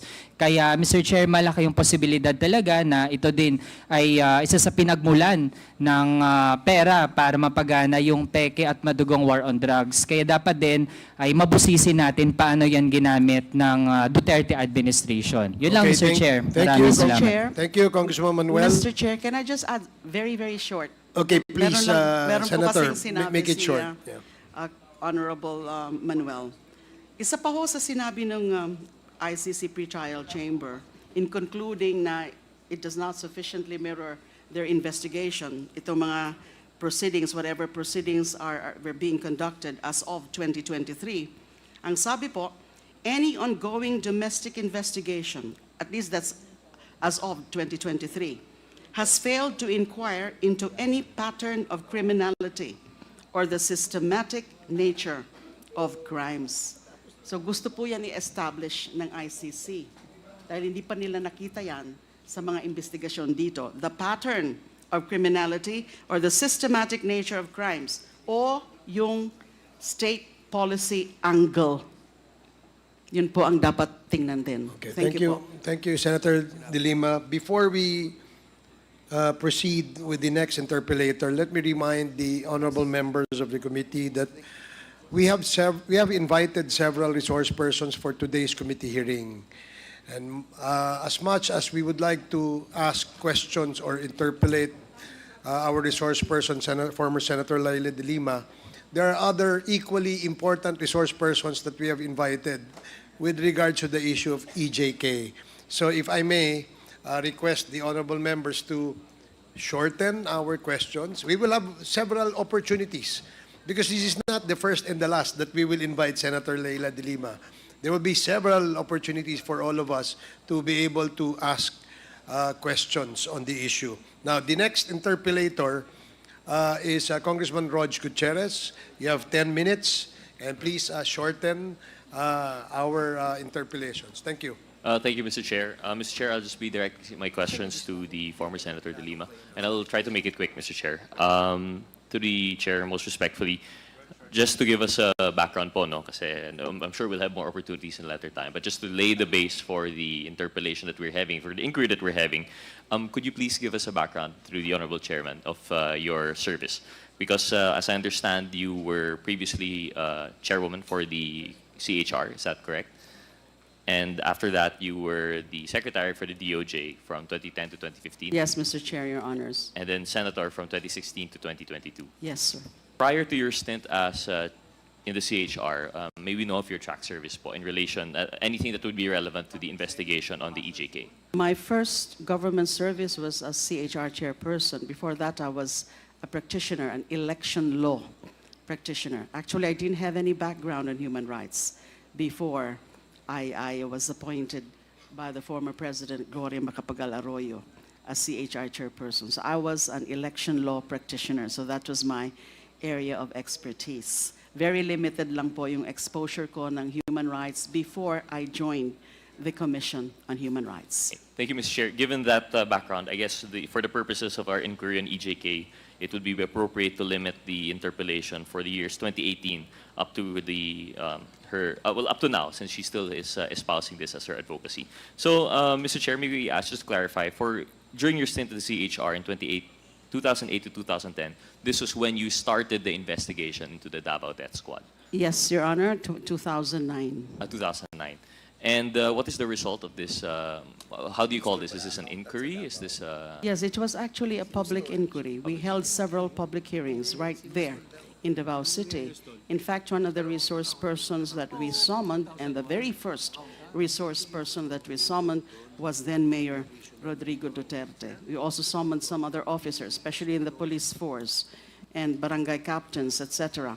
Now, I was saying earlier that yung mga nakausap kasi namin ng mga insiders, kasi at that time, hindi pa namin nakausap sila Matobato and si Las Cañas. Their names were already mentioned, but we never met them before. Nung sa Senate inquiry na lang sila lumabas. So, yung sabi ko po kanina, nahirapan nga kami nung una because we have to really hold very discreet and mga nagtatago kami noon whenever we were interviewing these witnesses, and we have to use aliases. Of course, they gave us the names, the true names, but they said they should not be revealed, their true names. So, natapos namin yung hearings, but hindi ko na po natapos yung pinaka-report because I was already appointed as DOJ Secretary. Although, as I said, I do have with me the personal investigation notes, which I actually shared with the CHR, yung pagkakatanda ko po noon. And the CHR later came up with this resolution in June 2012. Meron din po sila mga findings doon. But yung iba po, marami po doon sa mga personal investigation notes na hindi na po nila nasama doon sa CHR resolution. I have no personal knowledge about the deliberations of the CHR and bank nung wala na po ako. Which resulted in their Senate, in their resolution issued in June of 2012. Ang alam ko po, ang natatandaan ko po sa resolution na yon of 2012 is one of their recommendations is to investigate and file administrative and criminal charges against then Mayor Rodrigo Duterte and police officers who were identified to be members of the Davao Death Squad.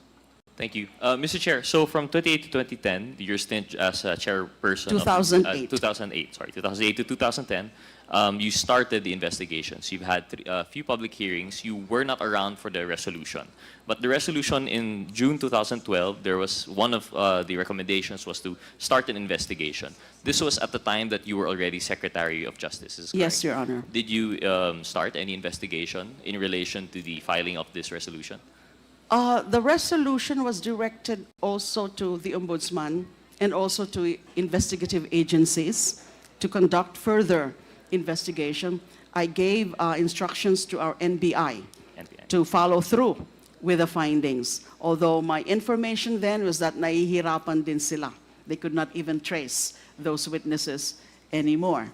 So, si Matobato nga po, even if he was covered under the Witness Protection Program, eventually he left dahil hindi pa naman natapos yung investigation na yung supposedly follow-through investigation din ng NBI. Thank you. Mr. Chair, and just for the record, since 2012 and the stint was over by 2015, in a span of 3 years, I understand it would be hard to really ready a case and it would have spilled over. However, Mr. Chair, just a quick question. Yung personal notes po that you mentioned and that you submitted to the ICC, is this an official document? It's a personal investigation notes because it contained the facts, the information that we got from several witnesses. As I recall, shinare ko ho yun dun sa CHR team as part of the records. of the investigation of the DDS. But this cannot be considered official because this was not really formally adopted, as far as I know, by the CHR and bank nung umalis na po ako. So it was not, Mr. Chair, it was not adopted by the CHR since it's personal in nature. However, it has been accepted by the ICC. Is that correct? Yes, I shared it. As I recall, although I cannot really say categorically kung talagang naipa-share ko yun because I was one of those who submitted actually a communication with the ICC, the supplemental communication. I must have mentioned that there. Thank you, Mr. Chair. And Mr. Chair, for the last question, for the last topic on the background, the professional government background, this is your Senate stint from 2016 to 2022, in which you held 3 public hearings on the EJK. May you know what was the status at the end of that? I understand under our rules we can take notice of proceedings in the Senate, but for the benefit of everyone here, and especially those who might not have have not been part of the government at the time, may we know what was the result of that inquiry, or was it just abruptly stopped? The Senate Committee on Justice and Human Rights, chaired by another senator, because I was no longer the chair, issued a resolution, I think, if I'm not mistaken, December of 2016. I also submitted a dissenting report, a 144-page dissenting report.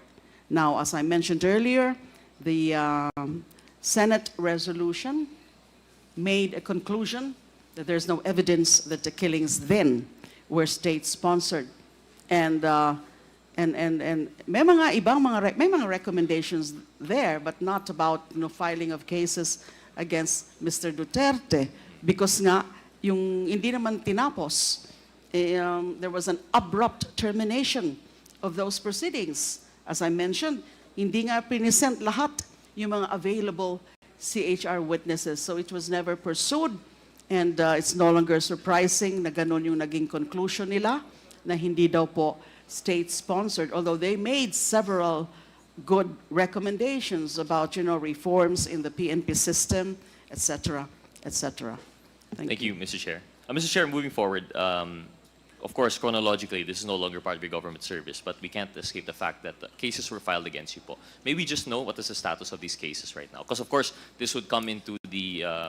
some people might ask, some people might question the credibility of your presence here as a resource person. So we'd just like to know po, how many cases were filed and what is the status of each of these? There were 3 drug-related cases filed against me. Initially, as consummated illegal drug trading. Illegal drug trading, consummated. But later, it was amended by the prosecution into conspiracy to commit illegal drug trading. I think they realized that they could not really make out a good case for consummated illegal drug trading kasi wala nga sila yung mga real evidence, wala yung corpus delicti, walang evidence of what exactly the kind of drugs that I allegedly traded, money trail, paper trail, wala lahat yun. So they amended those cases into conspiracy to commit illegal drug trading in the hope that sufficient na yung mga magiging testimonial evidence nung mga witnesses, mostly believed drug lords or believed inmates. And all 3 cases now have been dismissed. I've been acquitted. These are definitely trumped-up charges. Thank you, Mr. Chair. So the 3 cases were already dismissed. Have any of them been dismissed by virtue of a demurrer to evidence, or it was all sought? Yes, the 2 of them. Among the 3, the first one was the grant of the demurrer to evidence. The second one was acquittal. And the third one was grant of demurrer to evidence. Now, the acquittal, the second case, ang alam ko po, ay inappeal pa ng Office of the Solicitor General to the Court of Appeals, which is clearly violative of the principle against double jeopardy. Thank you, Mr. Chair. So just note po, no, given the credibility for witness, and it's very important to note that the first and third were dismissed by virtue of a filed demurrer to evidence, which means that the prosecution did not have evidence to the point that the defense no longer needed to present their own.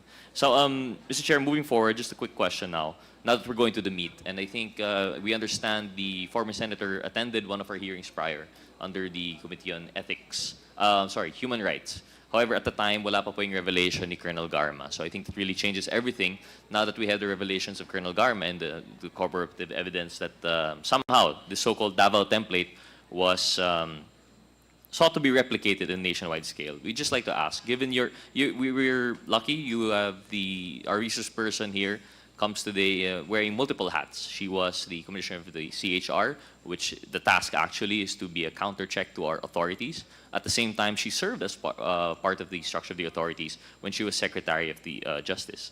And finally, while she was part of the legislative under Senate, she actually filed an inquiry on EJK. So given your extensive knowledge of this, and that you've had a background from the local up to the point, and even chronologically up to the point in time in which supposedly there was already that progression from local to national, could you please educate us? Because one thing that I think that we have to be concerned with is the so-called labeling of the war on drugs versus the EJK, extrajudicial killing. Because po, as we understand, based on the testimony of Colonel Garma, yung war on drugs po is under the auspices of authority. It is being conducted under the organization of the Philippine National Police, supposedly. Whether these elements of the PNP were working within or outside of the authority of the PNP, that doesn't escape the fact that it's more aligned to the state-sponsored element. However, when we talk about the EJK, and specifically in your inquiry on the DDS, we're talking more of the vigilante killings. And I believe last time there was a presentation, I believe it was Attorney Conti.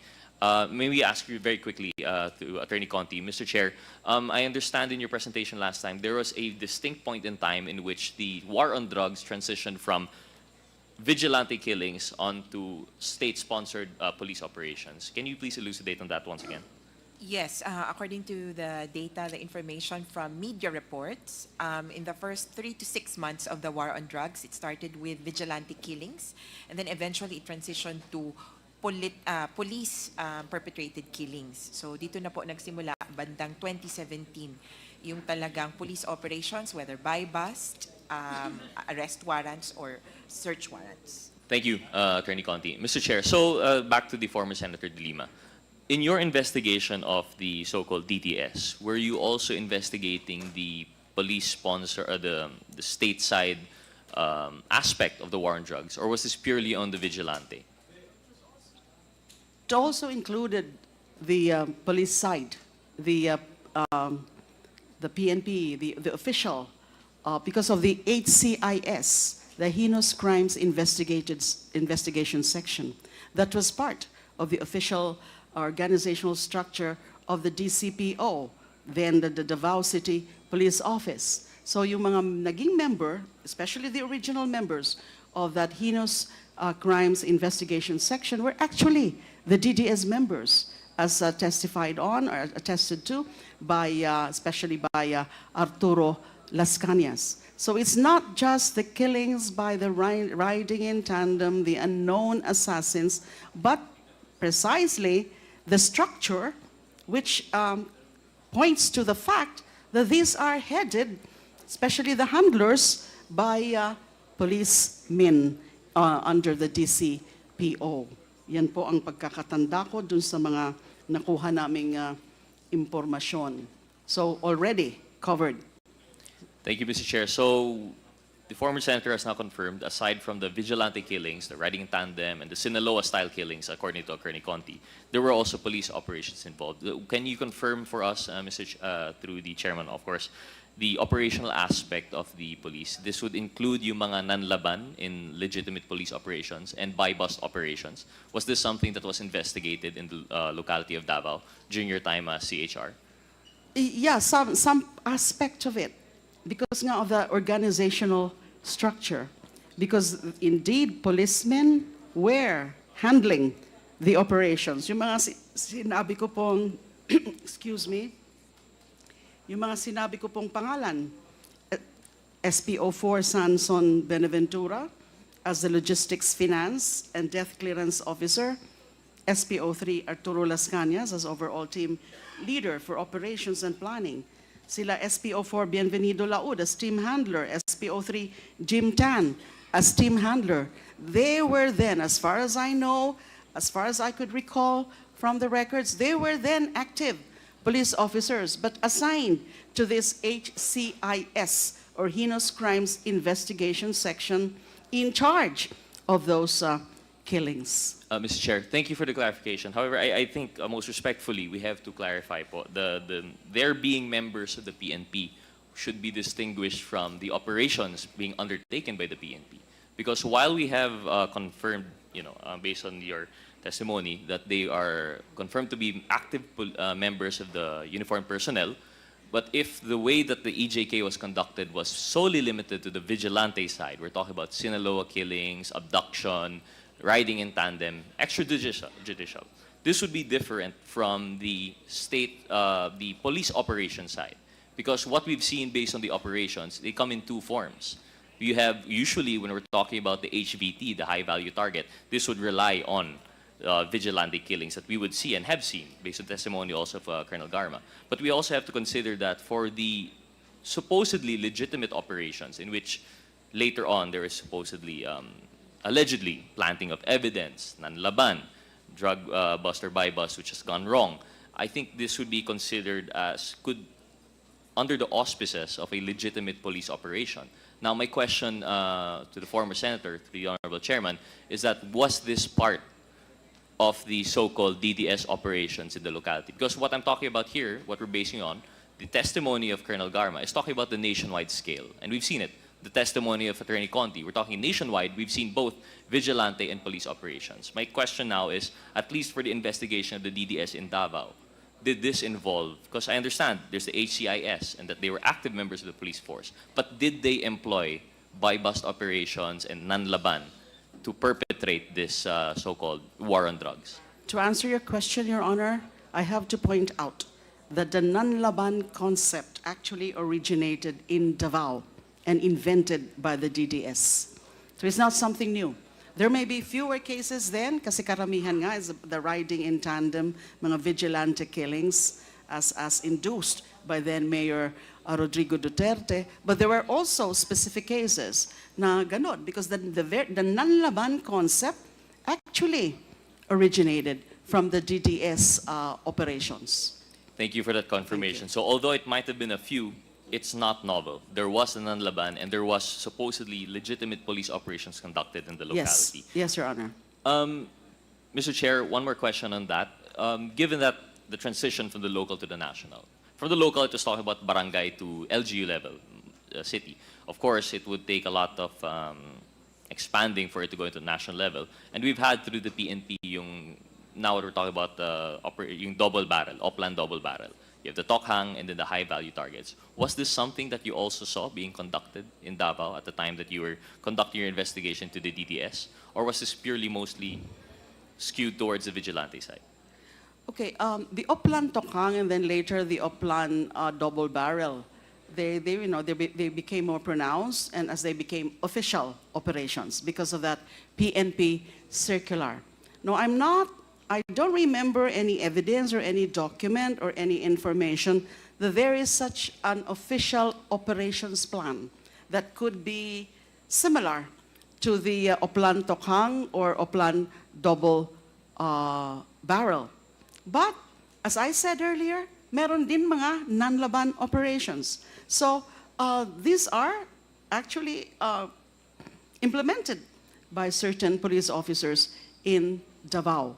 So I would not know how they call them, but I'm sure there are really such plans. Kasi nga, doon sa organizational structure, again, based on on Arturo Las Cañas' information, it's then Mayor Rodrigo Duterte who was the very head of the Davao Death Squad.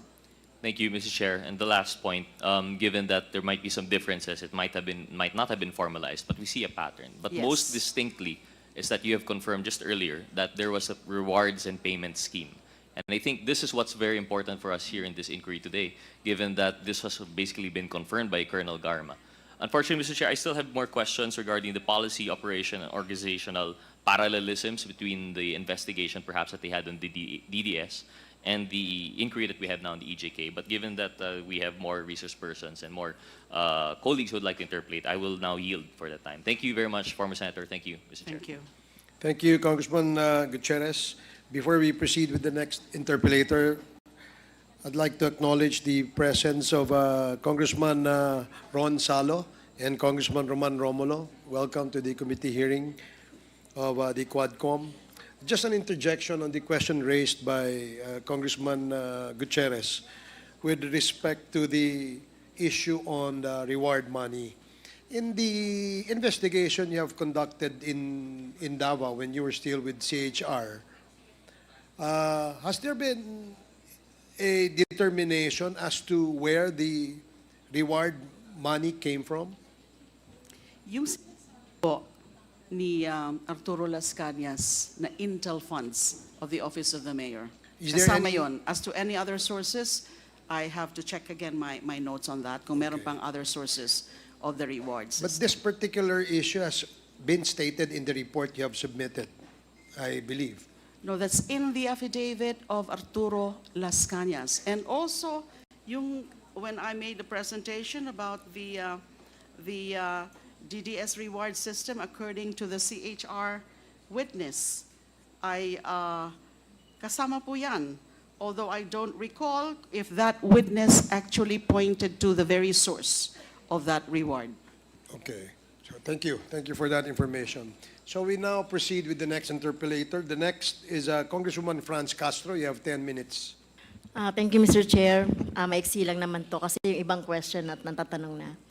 Tanong ko lang sa PNP, Mr. Chair. May binanggit kasi si former Senator De Lima about yung mga personalities like SPO4, Samson Buenaventura, alam naman natin kung nasaan si Arturo Las Cañas, Bienvenido Laud, and SPO3 Jim Tan. So sa PNP po, active po ba ito kung nag-retire na, Mr. Chair? Sa PNP.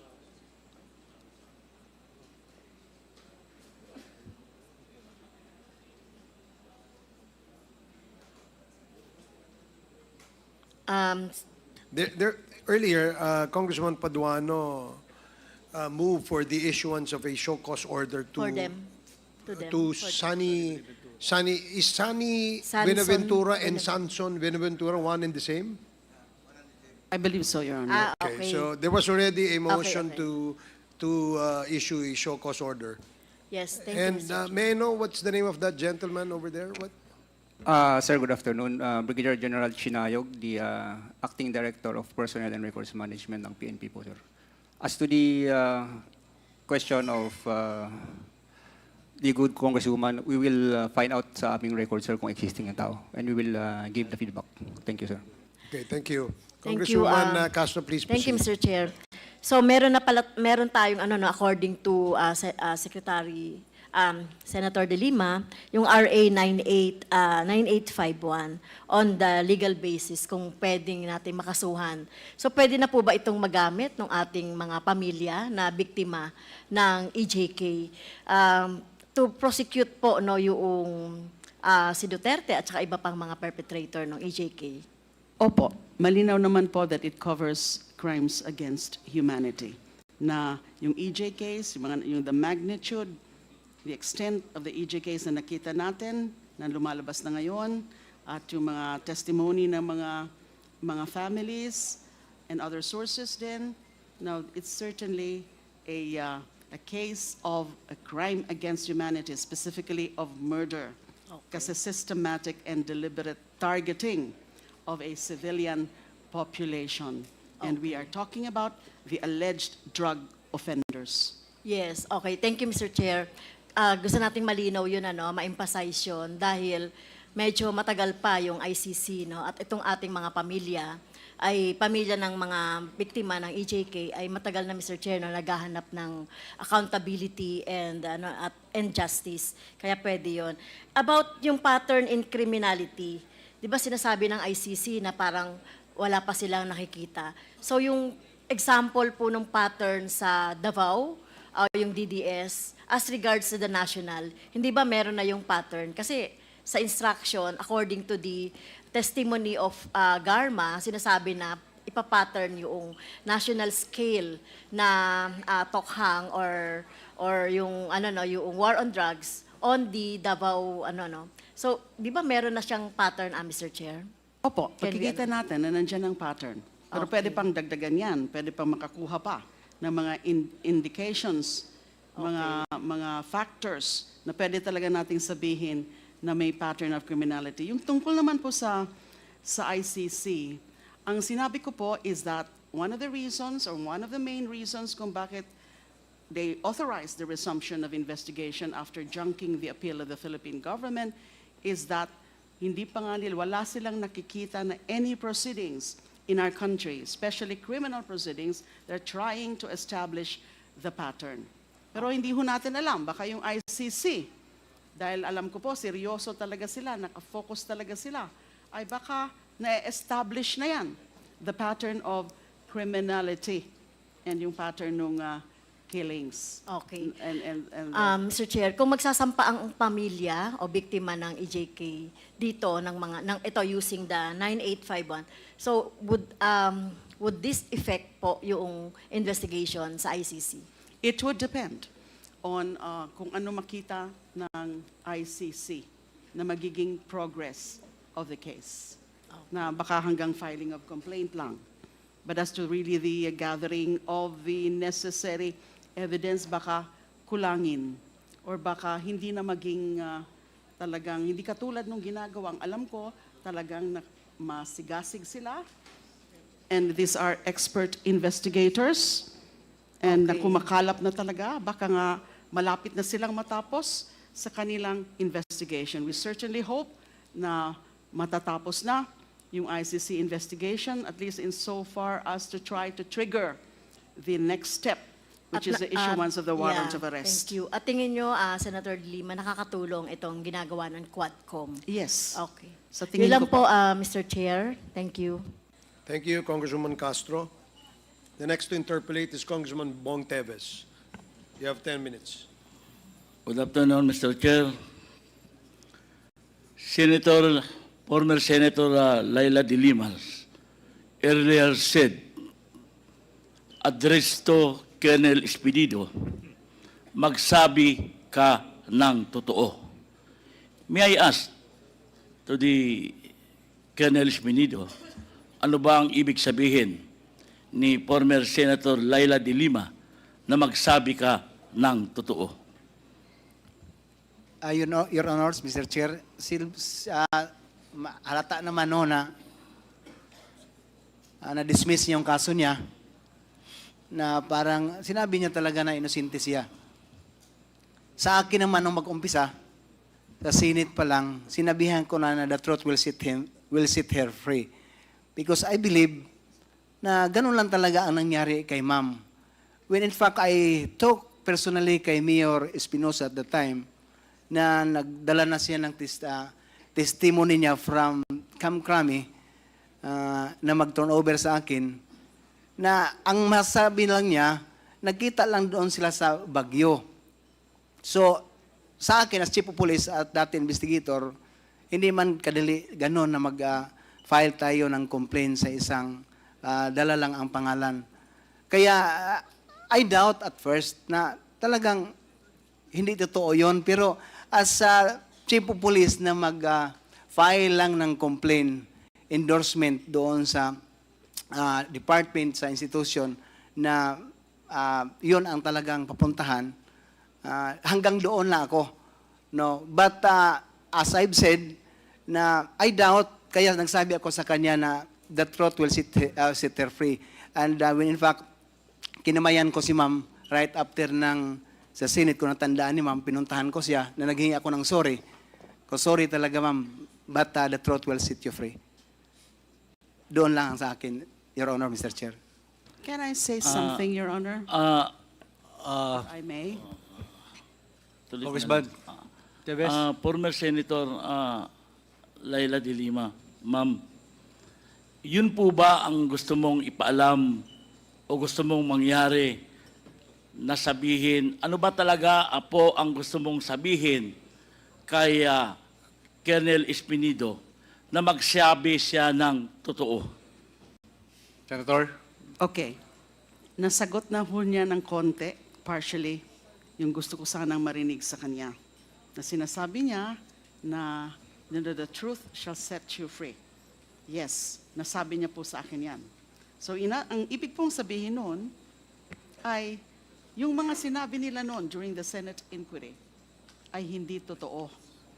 Ayaw lang niyang aminin. Ang gusto ko po sana na marinig sa kanya, yung sinabi ni Mr. Kerwin Espinosa during the last hearing na kinausap silang tatlo ni then PNP Chief Bato de la Rosa, now Senator, na ayusin yung mga testimonya nyo para nagkakatugma-tugma. Although I think Colonel Espinido will remember na kahit nga ganun na yung kanilang naging guidance or instruction from then PNP Chief Bato de la Rosa, hindi pa rin naging tugma yung kanilang mga sinabi during the Senate inquiry. Kasi in the first place, yung kilala ba ni Mr. Espinido, si Ronnie Dayan, kilala ba ni Kerwin Espinosa, si Ronnie Dayan, sinasabi na, sabi ni Kerwin Espinosa, na-meet daw niya si Mr. Ronnie Dayan through Colonel Espinido. Pero alam niya po yan, alam niya ni Colonel Espinido na hindi po totoo yan. Yung sinasabi about yung nagkita sa Burnham Park, yung pinakita po nilang supposed evidence of my alleged involvement in the illegal drug trade of Mr. Kerwin Espinosa ay yung picture na yan na pinapakita na mukha ngang nasa Burnham Park. Ang mukha ngang nagkita kami doon o na whatever, yung hindi ko alam kasi hindi ko naman siya kilala nung minit ko siya o na-meet ko sa Burnham Park kasi ang dami pong nagpapapicture doon. So the first time that I saw Mr. Kerwin Espinosa was nung nag-appear na siya sa Senate inquiry. Yun po sana yung gusto kong malinawan sa kanya. Tama ba yun? Sinabi ni Kerwin Espinosa na actually kinausap silang tatlo para maging tugma-tugma yung kanilang script. Mr. Chair, may I ask Colonel Espinido to respond sa sinabi ni former Senator de Lima? Kasi unang-una, sa nakikita ko po na pag-uusap ngayon, parang lumalabas, isa po sa mga players, si Colonel Espinido sa pagkakakulong ni Senator de Lima. Dahil yung mga, as a Chief of Police, tama po kayo, nagbe-base po kayo sa mga testimonya. Pero, ibig sabihin, alam nyo, yung testimonya ng mga binibase nyo is may kunting mali na hindi tama. Dahil, bakit kayo kakausapin ni Senator De La Rosa, the former Chief PNP, na hindi tugma-tugma ang inyong mga testimonya kung hindi kayo bumubuo ng isang kwento? Thank you, Your Honor, Mr. Chair. Ang una, sinabihan ako ni General Bato na involved ng drugs, tumatanggap kay Kerwin before the Senate. Nung sa Senate na, hindi na ako nirecognize ni Kerwin na nakatanggap ng 20,000. Even in his affidavit, dalawa, wala ako o hindi ako nakasali. And tatlong senator natandaan ko na nag-cross sa kanya na nagsasabi nga siya na si Sir Espinido, hiningian ko ng bank account but ang reply, Bible verse lang. Okay na yon. Pero nadali din ako sa pagdala ni Kerwin ng pangalan ko na ako daw ang dahilan na makilala niya si Dayan. At the time, Your Honor, Mr. Chair, nagvoluntary ako pagbigay sa Senate ng cellphone ko. Na ma-check lang na may number si Dayan sa cellphone ko. Resign ako kaagad. wala na, nag-wave na ako, walang abogado, sinabi ko. Kasi hindi yun makapagtanggi tayo or makapagsinungaling kung nandyan talaga ang cellphone ni Dayan sa cellphone ko. Kung kilala kami ni Dayan, talagang may number ako sa kanya. Doon na nagsalita ang Senate na nagsasabi tayo ng totoo. Kasi bakit matakot tayo, Your Honor, Mr. Chair, na totoo man ang sinabi ko na never din na si Senator Bato, dati Chief PNP Bato, na magsabi sa akin na okay, yon ang ginawa niyo tatlo, gawin niyo tatlo para magkakaisa yung testimony.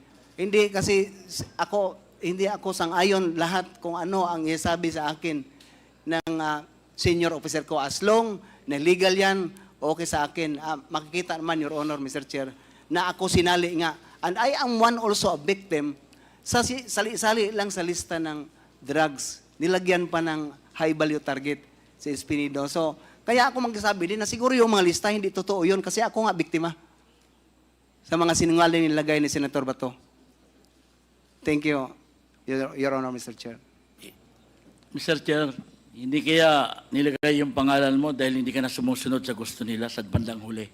That's one of the reasons, Your Honor, Mr. Chair. Ilan po ba ang napatay nyo nung panahon sa war on drugs? Sa war on drugs sa Albuera, ni isang namatay sa Albuera. Sa Ozamis, sa 2 taon ko may siyam. Sa 2 taon. Sa Bacolod, never ni isa na namatay sa war against illegal drugs. Your Honor, Mr. Chair. Ilan ang nakuha mong reward? Kung reward lang, matandaan ko, Your Honor, Mr. Chair, kasi may resolution ang Ozamis, si Mayor Aldong Paruhinog at the time, na kung may makahuli ang pulis ng isang malaking drug poser, may 100,000 na ibigay from the local government unit. So nakakuha kami ng 600,000. Nakatanggap together with the presence of the MILG, na nandoon na ako ang tumanggap ng pera at saka plaque of appreciation na nakahuli tayo ng worth of 600,000 ang binigay ng local government unit sa PNP ng Ozamis, Your Honor, Mr. Chair. Mr. Chair, di ba pinag-uusapan natin yung reward system na sinabi ni Colonel Garma? Di ba sabi niyo may napatay kayong mga sa war on drugs? Ang tanong ko ngayon, ilan yung galing sa nasyonal na pera ang natanggap mo para sa war on drugs? Hindi yung galing sa lokal. Your Honor, Mr. Chair, siguro sa Ozamis, to tell you the truth, no? Maski tanungin niyo si Sir Bato ngayon kung saan siya. Never nakabigay si Senator Bato na sa akin ng ₱1 since sa pag-upo niya nakasama kami. Never. Lalo na yung reward, Your Honor, Mr. Chair, kaya simpre, sikreto na yun. Bakit hindi ako pagbigyan? Hindi ako binigyan niya ng legal na suporta naman lang na pagbigyan ako na, Joby, may pampliti mo na lang ng pang-airplane. Magpunta ako ng Krame, Your Honor, Mr. That's the truth. Yun na nangyari. Thank you very much, Mr. Chair. Congressman Teves, your time is up. Thank you. Please wrap up. Okay, thank you, Congressman Teves. So the last interpolator before we shift to another resource person for today is Congresswoman Arlene Brosas. You have 10 minutes. Yes, thank you, Mr. Chair. Very, very short lang, Mr. Chair. I have 2 questions, Mr. Chair. The first one is for Senator Laila de Lima. Yung RA 9851 po, may prosecution na ba dito niyan? Mr. Chair, Your Honors, as far as I know, there's none yet. Yan. Kaya nyo po minimension yung RA 9851 ay sa pagkakaalam ko because of the Section 17, tama? Yes, one of those, yes. Oo. In the interest of justice, the relevant Philippine authorities may dispense with the investigation or prosecution of a crime punishable under this act if another court or international tribunal is already conducting the investigation or undertaking the prosecution of such crime. Instead, the authorities may surrender or extradite suspected or accused persons in the Philippines to the appropriate international court, if any, or to another state pursuant to the applicable extradition laws and treaties. So yun po, parang dahil doon, maaari ito ang maging legal basis para yung akusado ay pwede talagang ma-extradite. And we'll go through the process of the ICC. Yes, although as you said, maaari, because the law, the provision speaks of may. So it's not something that is mandatory. So it all depends on the relevant Philippine authorities kung gusto nilang gawin yun. Yes, thank you, Mr. Chair. Mr. Chair, yung second question ko po ay kay Attorney Maria Cristina Conti. Attorney, Mr. Chair, yung gusto nating malaman, bakit yung mga biktima, they would want na sa ICC magsampa ng kaso? Bakit, 'di ba? Bakit kasi walang domestic case eh. So bakit 'yon ang pinili ng mga biktima? Yes, thank you, Mr. Chair.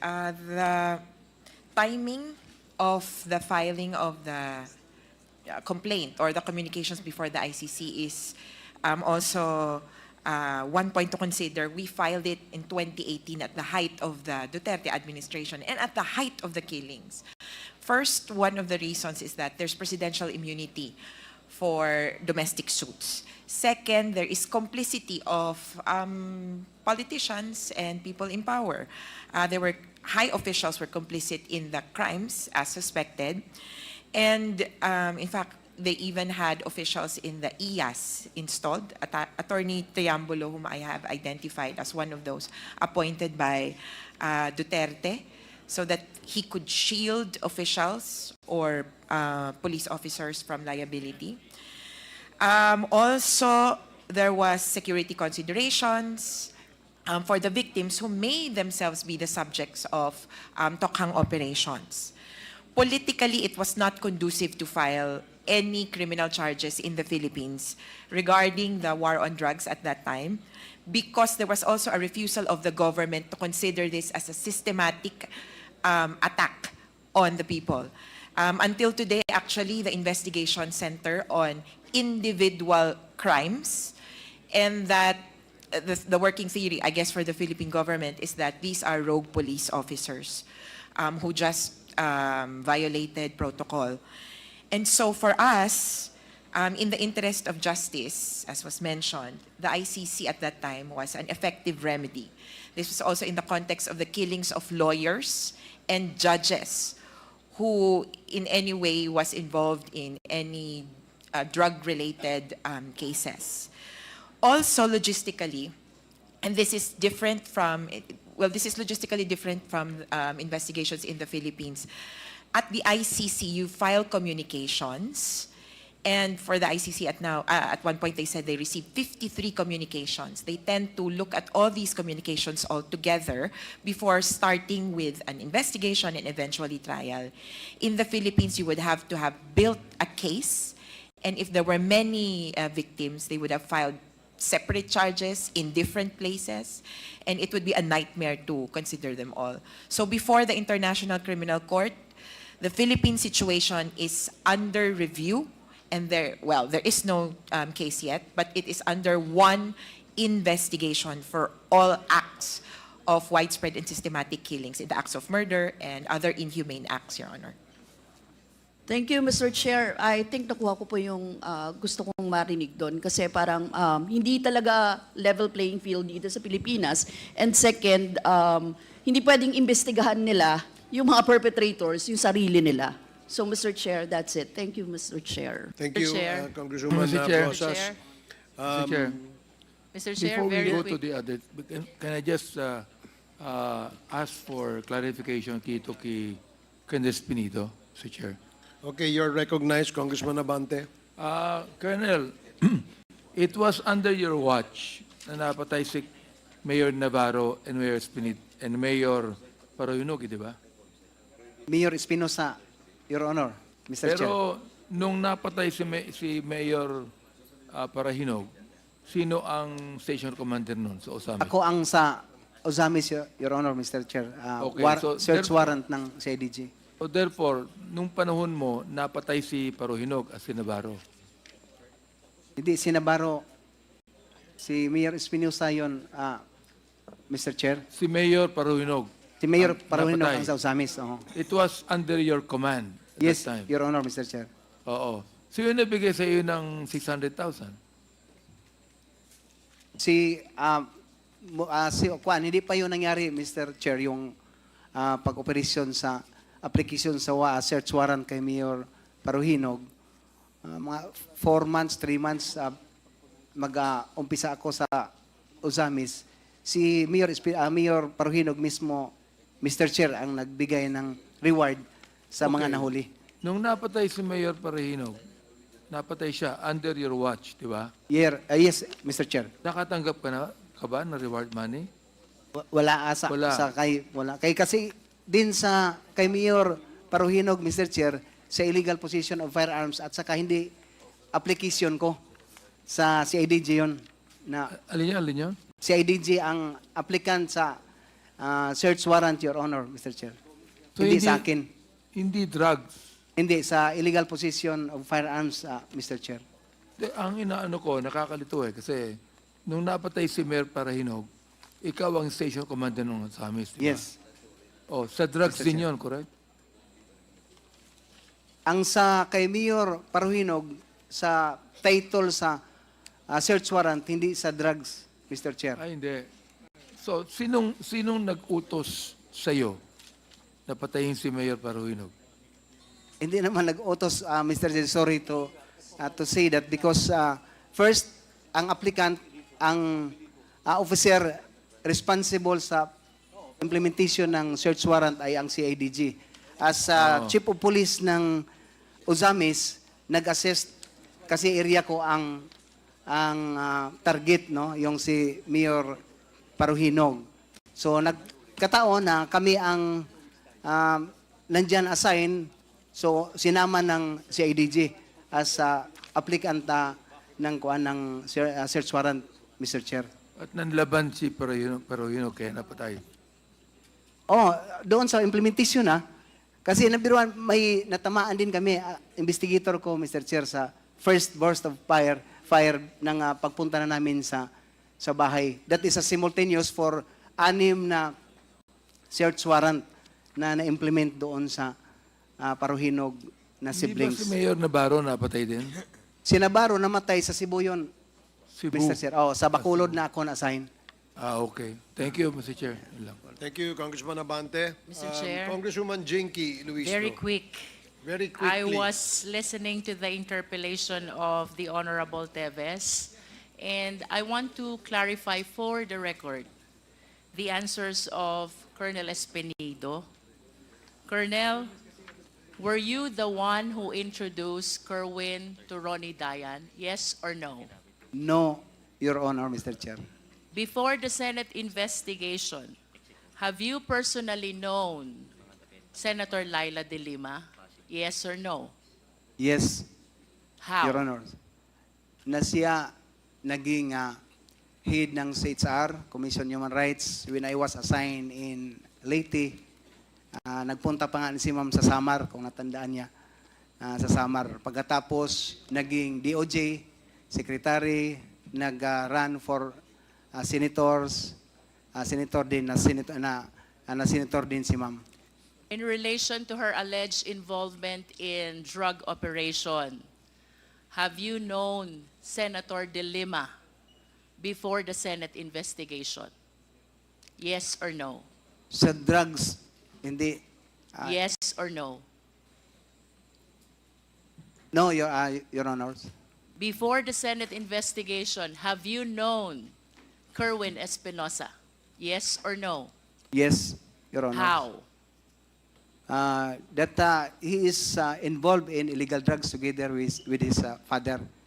But in relation to the alleged transaction with Senator Laila de Lima, have you known Kerwin Espinosa before the Senate investigation?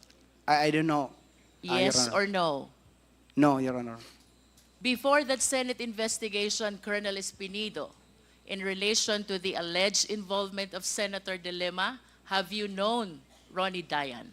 No, Your Honor.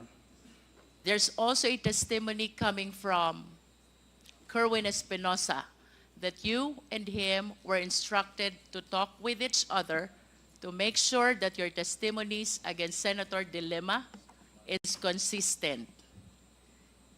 Do you confirm this? Yes or no? I confirm, Your Honor.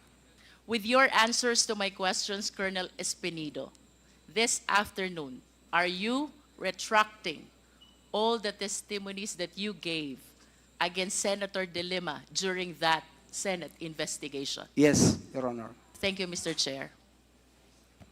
Thank you, Congresswoman Jinky. Okay, we'd like to thank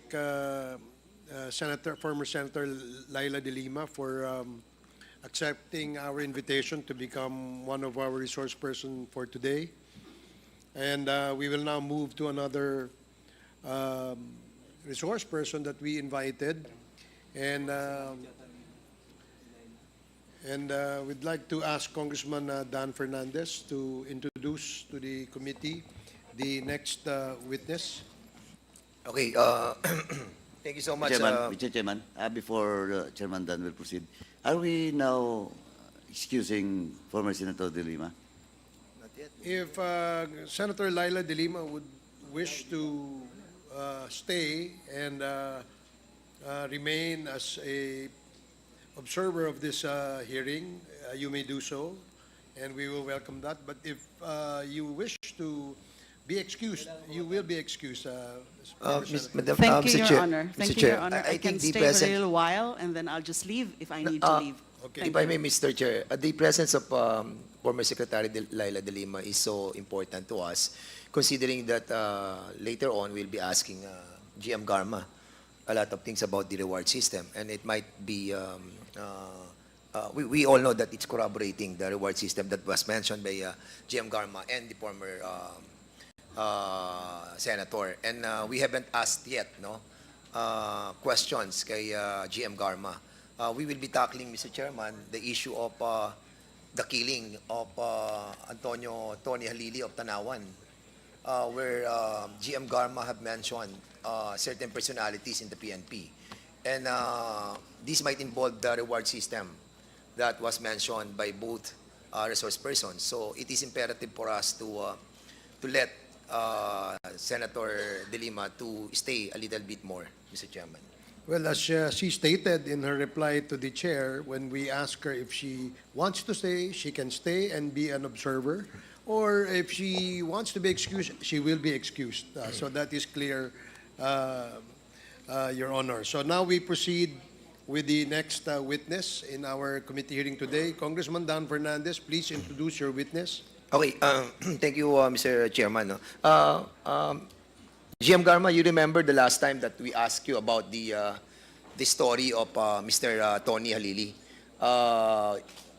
You mentioned a certain name from the PNP. A certain, during that time, he was a major, Kenneth Albotra. You remember that? Yes, Your Honor, Mr. Chair. And you mentioned that it was nabida or na-mention sa iyo yung pangalan ni Antonio Halili na kasama siya doon sa nag-operate kay Mr. Tony Halili. Am I right? Yes, Mr. Chair. Your Honor. Mr. Chairman, the reason why this representation would like to discuss this matter, because in the last hearing, we invited those personalities that were allegedly involved on this killing of Mr. Tony Halili, Mayor Tony Halili. And also, Mr. Chairman, during that hearing that we have conducted, I asked Chairman Benny Abante to ask about the issue of what what happened to Mayor Cesar Perez of Los Baños. Mayor Cesar Perez, oo, ng Los Baños, na kung saan siya po ay namatay din by these personalities, allegedly, according to this witness that we have invited, na same personalities that were involved in the killing of Tony Halili were also involved in this killing of Mayor Cesar Perez. And we invited these resource persons. And as a matter of fact, ay nandiyan po siya sa loob at magbibigay po siya ng testimony sa atin under oath. And at the same time, he executed an affidavit doon sa mga pangyayari na kung saan allegedly, according to him, naging biktima siya ng EJK sapagkat siya ang naging fall guy. Siya ang kinulong sa loob halos ng 7 buwan, subalit siya ay walang kasalanan. So, there are those victims of EJK that were killed. And there are those who were victim of EJK who suffered, like kay former senator. And this person, a former councilor of the municipality of Los Baños, contacted this representation in order to hear him out doon sa mga pangyayari sa kanila. And at first, hindi po tayo naniwala because we wanted to verify, no, yung mga stories that he mentioned to us. But as it goes, nakita po natin yung mga evidences that he presented. And now, Mr. Chairman, siguro it is up to the body to scrutinize or to find out and to ferret the truth out of this.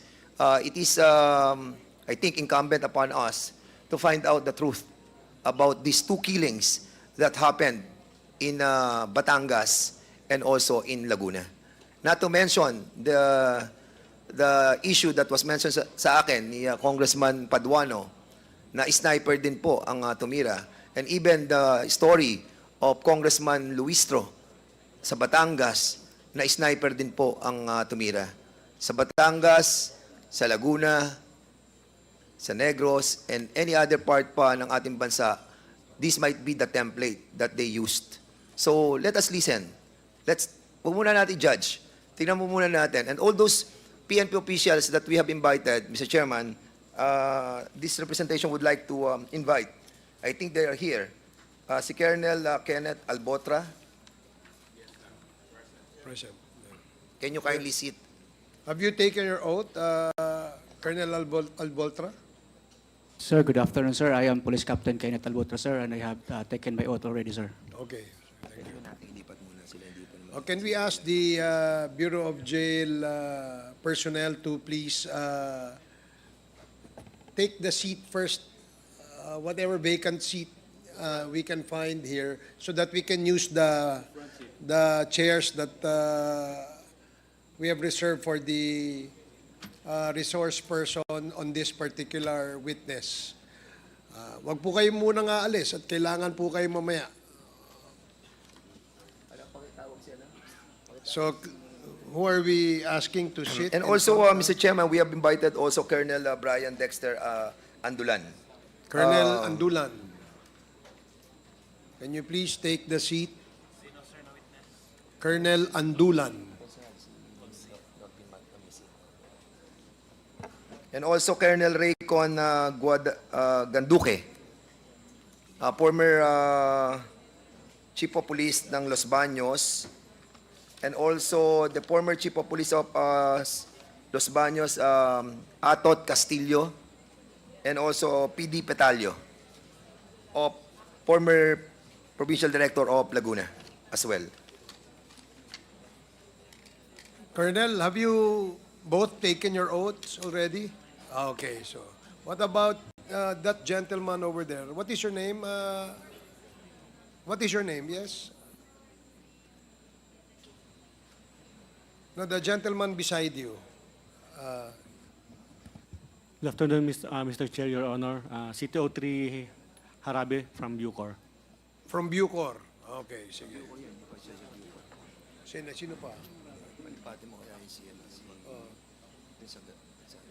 Okay, may I ask you to please take the seat first for a while on the other side of the hall so we can ask the resource persons invited for this particular witness to take the seat in front of us. So lahat po kayo ay nakapag-oath na, no? Kayo po lahat. Okay. Salamat. Okay, please continue. Congressman Fernandez.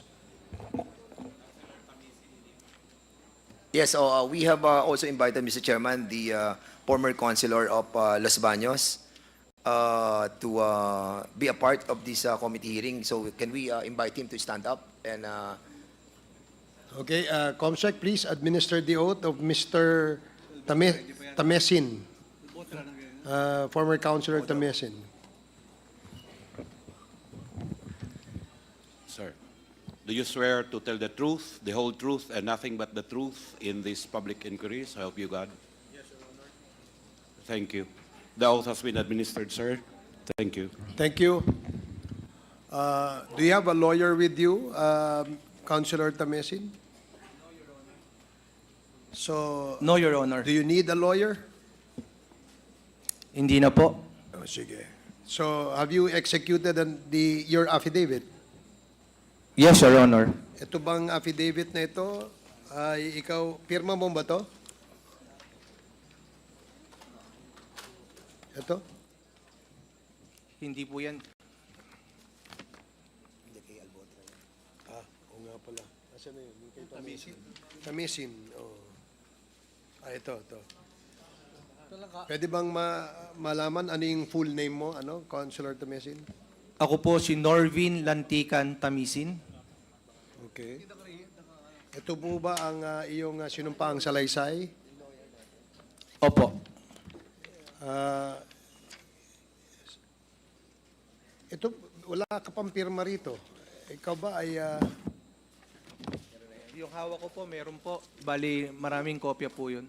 Sige. if we allow the resource person, Mr. Chairman, to state or narrate the sinumpaan salaysay, you may do so, no? Your Honor. That will form part of your yung testimony mo in your affidavit. So, Mr. Chairman, may we allow him to tell this story, being the a resource person and who happens to be the suspect on the killing of Mayor Cesar Perez, and you were jailed for 7 months. Yes, Your Honor. And now you are released. Yes, Your Honor. Na-release ka on bail. On bail po. So, na-release ka. So, Yes, Your Honor. meaning, ba't ka na-release? Mahina kaso or what? We filed a petition for bail and it was approved. Okay, siguro. Let's start from the start siguro. So, since you are under oath at wala pa kaming nakukuwang affidavit mo na pirmado, so you tell your story and narrate to this committee your side of the story. Go ahead. Ako po si Norvin Lantican Tamisin, naging konsyal po ng Bayan ng Los Baños for 12 years, independent, 2013 and 16 po, nahalal bilang independent at number 1 councilor po ng aming bayan. Natapos po ang aking termo ng 2019, June 30, at ako po ay isang human resource practitioner at isang professor po. So bumalik po ako sa pribadong buhay. Noong December 3, ako po ay nasa garden ng aking kaibigan dahil mahilig po akong mag-alaga ng bonsai. Nagtitinda rin po sa pamamagitan ng pagtuturo ng kaibigan ko si Mr. Emmanuel Mapili. Mula po alas 5 hanggang madaling araw ay nandun po kami at nakipagkwentuhan, nakauwi na po ng pasado alas 2. Nagulat na lang po ako, nalaman ko na pinatay daw po si Mayor Perez. That was December 3, 2020 po, Your Honor. Umalingaw nga ako dahil si Mayor Perez po, at that time, based on reports, he was included in the narco list from the original list. Kami naman po ay siyempre nababasa lang, ngunit hindi ko po nakikita. In honor of the late Mayor Perez, hindi ko po alam. Nagulat na lang po ako, naglabasan sa news, na ako pala po ay nahabla. Samantalang wala naman po akong kalam-alam doon. Sa nasabing habla, sinasabi nila na nakita daw po ako within the vicinity sa tapat ng 7-Eleven. Wala naman po ako doon. Ang masakit po nito, may nagturo na isang bogus witness na nakita daw niya ako. Kaya nung ma-file yung case, sa kanilang reklamo ay merong video pero hindi po nila isinumite at hindi rin ho kami nabigyan ng kopya. Habang naka-file, marami pong maaligid sa bahay, laging tanong ng tanong, alam ko po mga pulis yun, nakasibilyan. Minabuti po ng pamilya ko na umalis muna po ako. At napagdesisyonan ko upang hindi naman po sila madamay. Dahil alam ko po, malaki ang posibilidad na itutumba nila ako para maging case closed. Kaya lumayo po ako pero hindi po ako nagtago. Naglipat-lipat lang ako at nakikita naman po ko dahil kung sakaling ako itutumba, wag na lang madamay ang pamilya ko. May mga anak din naman ako eh.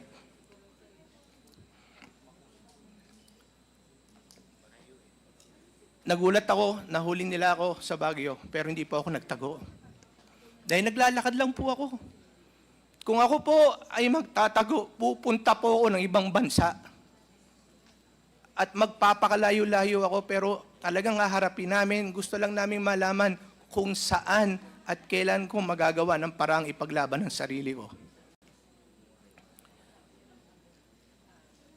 Nung ako po'y nahuli, naghihiring na nailabas yung video na kumakalat ho sa mga Facebook, sa mga messengers. Nagulat kami. Wala naman ako sa video. Kung nailabas lang po yun ng mga pulis na siyang gumawa ang Task Force Perez, ang PNP Los Baños at that time, kung nilabas lang nila, hindi sana kami makakasuhan. Ang sinasabi nila, wala daw video na pwedeng pagkakilanlan ng salarin. Pero kung makikita mo, meron po. Meron. Sinama nila si Ginoong Glenn Arrieta na LCR head na galing ng civil service. I don't know the person personally. Sinasabi nila pinapaling daw ang video, kaya walang makita. Pero bakit meron? Hindi ko pa kahabaan, pero kaya po ako nagpunta dito sa inyong paanyaya dahil nung sinabi po ni Madam Colonel Garma na ang bumira daw po o pumatay ay ang team ni Major Albotra, nagsaliksik po ako ng mga videos. Nakita ko yung itsura, pangangatawan, parehong-pareho halos pagkakahawig ng nasa video na kumakalat sa Los Baños na hindi inilabas ng PNP sa korte na sinumiti kagad upang hindi sana kami nakasampahan ng kaso sa court. Paglabas unon, nakita ko pareho ng relo, halos pareho ng built, hard worker o nag-gym. Nakita ko pareho ng balikat, pareho ng gupit, nakasombrero, pareho ng binte, 5.56 mm ang ginamit, sniper din po. Sabi ko, bakit ho ganun? Your Honor, I thought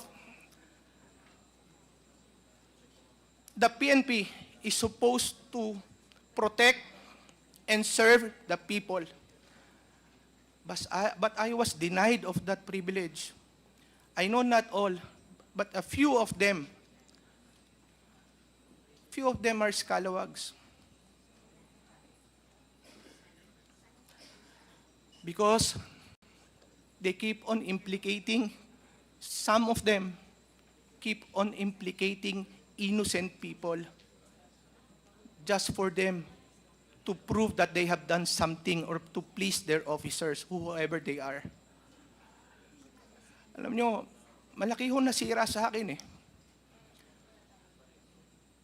Nabenta ko lahat, mga ari-arian ko, pamilya ko, lumaban lang sa kasong to. You know how hard it is to hire a lawyer to defend yourself. Hindi mo alam kung saan ka pupunta kasi kalaban mo, mga naka-uniforme. Para lang matigil yung kaso, tutumba ka talaga. Kaya sabi ko, bakit pa ako matatakot? Inalis nyo na eh. May mga anak ako nabubuli sa school. Hindi ako nakakapagtrabaho because of that record. Ako po naman ay nakapagtapos din naman ng MBA sa Ateneo. Through scholarship, pinaghirapan ko. Ngayon may babalik niyo ba yung karangalan na sira sa akin, sa aking pamilya? I came here to find out the truth. To seek for the truth. Ngayon lang ako umiyak sa buong buhay ko. But we deserve the truth. The people of Los Baños deserve the truth. My family deserve the truth. Most especially my children. May anak din naman kayo. Sabi nga nung isa, iinog din ang buhay. Kahit lahat kayo nasa mga kapulisyahan, yung ibang mga bad eggs, makakarma din kayo. Tama naman. Gano'ng kasakit kayo nangyari kay Senator De Lima, 7 taon. Ako, 7 buwan. But regardless of the time, are we speaking of quantity? One day in jail is very hard. Even if you are guilty. What more if you're not guilty? I'm speaking on behalf of those people na namatay, na parusahan na walang kasalanan. Kung ikamamatay ko, itatanggapin ko kaysa naman sirang-sira pangalan ko. I'm sorry, Your Honor. I kept this for a long time. When I was inside, I keep on praying. That's the only thing that kept me alive aside from my family support and my relatives and friends. Pero hindi lahat ng tao makukulong kaya. Hindi lahat kaya. At hindi lahat may babalik ang ginawa nila. Your Honor, I can take things personally, regardless of how I feel. I always wanted to do the right thing. For 12 years, I have no record of corruption. I have no record of being an abusive public servant. Yes, I filed cases against those corrupt and abusive public officials because that is the mandate. Aside from being legal, it is a moral obligation on my part. When they're trying to set up a casino, I expose and try to stop it. When they're dumping the garbage at the creek of Makiling Forest Reserve, wherein the receipt will go directly sa lawa ng lalawigan ng Laguna at mamamatay ang mga isda at yaman dagat, I expose and filed na the necessary cases. When they're cutting the 29, when they cut the 29 trees in Jamboree, Los Baños, I tried to stop it because they're about to cut more 602 more trees. Your Honor, if this is what I deserve for fighting for what is right, and then so be it. But I'm not a killer. Even in my mind, I don't think of it. Hindi ko po yan magagawa. Wala po yan sa pagkatao ko, sa pamilya ko, sa lahi ko. Yes, I file cases, but I don't kill people. That's why I would like to take this opportunity, Your Honor. I did not kill him.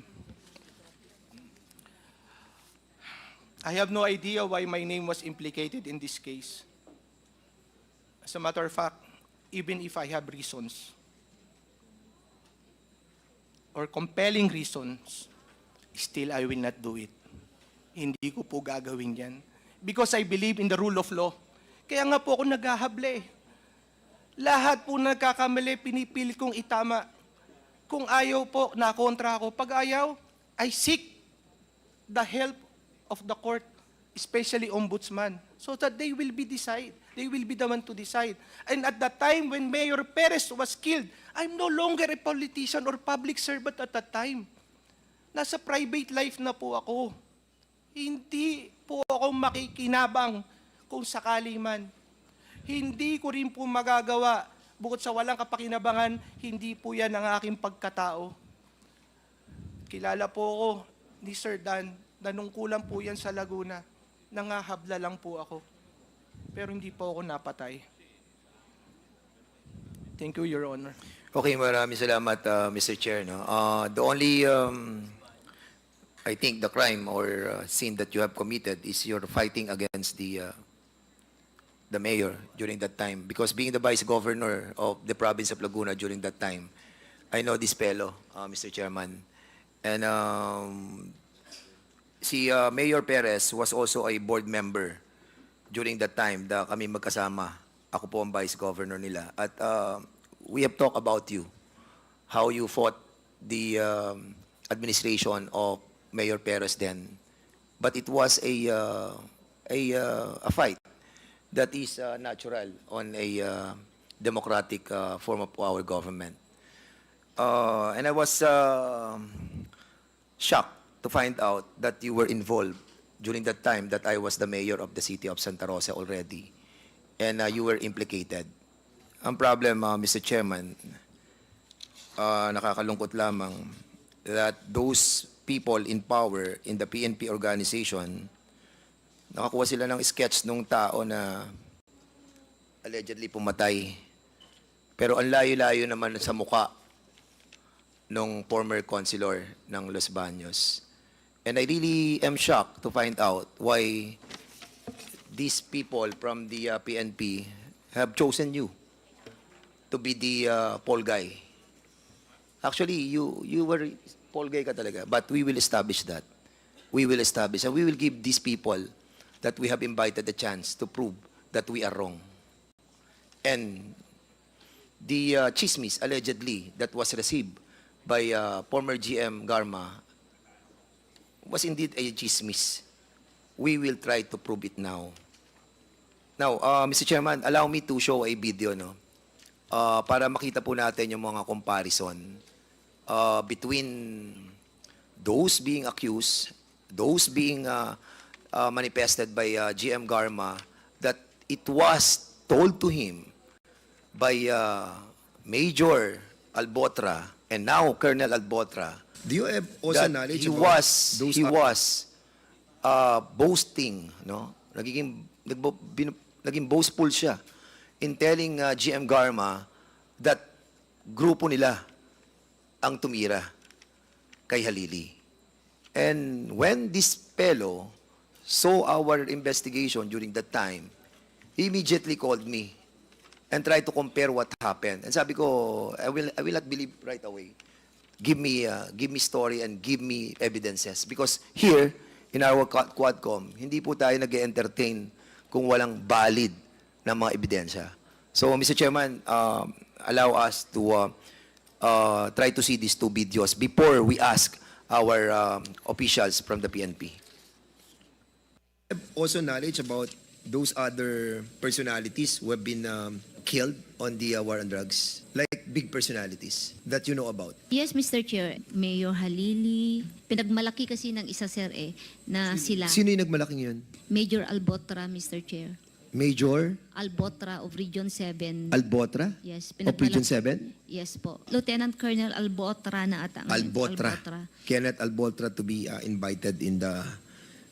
also knowledge about... Tingnan po na natin yung second video, no?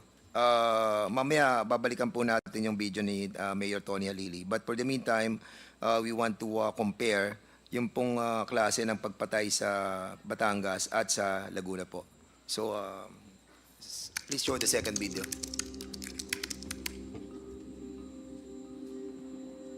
Politika ang nakikitang anggulo sa pagpatay sa alkalde ng Los Baños, Laguna na si Cesar Perez.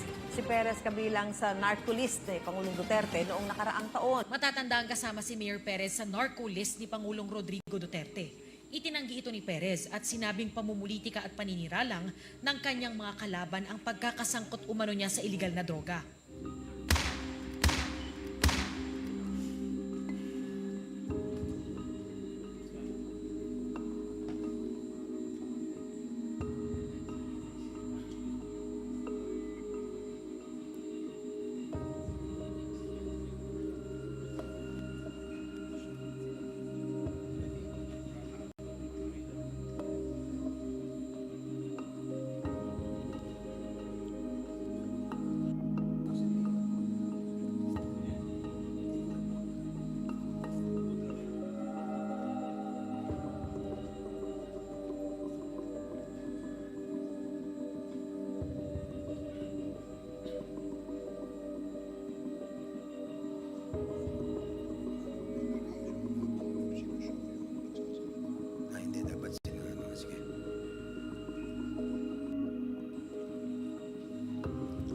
So yan yung supposedly na kasama sa team ng pumatay. Pumunta siya doon sa area na kung saan pinatay si Mayor. Diyan tumayo si Mayor Cesar Perez sa area yan. At umiikot siya sa munisipyo. Paikot-ikot siya mula alas 10 ng umaga hanggang sa pinatay si Mayor Cesar Perez. Yan ang taong hindi nakita ng ating mga kapulisan. Yan ang CCTV na hindi nila nakita. Hindi piniresenta sa korte. And why this was not presented. Itong ban na to, na ginamit nilang AC 4033, nirambol lamang nila yung plaka na ginamit kay Halili. Diyan sila nagtago. 6:12 hanggang 8:30, ayan, dyan. Andito ang munisipyo sa kanan. Andyan yung gunman, ang location, at dyan nila tinira yang si Mayor. Nakita niyo yung pader sa may likod? Doon nakaporma yung FB. Doon nakaporma yung killer. Mula 8:43, naglakad si Mayor.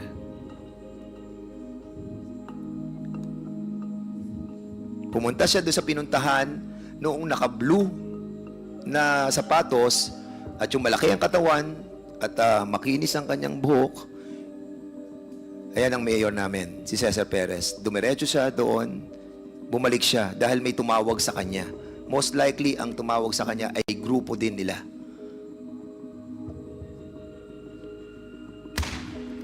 At dyan na pinatay ang mayor ng Los Baños. At sa area yan, wala dyan si Tamisin. Wala dyan si Konsehal Norbin Tamisin. At pagkatapos sa binarel, makikita niyo yung van, ayan, na kung saan dyan nagsimula yung pagputok. ACA 433, at yan din ang ginamit nila kay Halili. Nirambol lang yung plate number, yun, umalis na. Makikita natin sa kabilang CCTV yan, lumalabas na sila pagkatapos nilang barilin si Mayor Cesar Perez. Ang sinasabi nila, ang gunman nandun sa 7-Eleven. Andyan ang gunman. Mula alas 10 ng umaga hanggang 8:45, umalis na sila ng Los Baños papunta doon sa Calamba.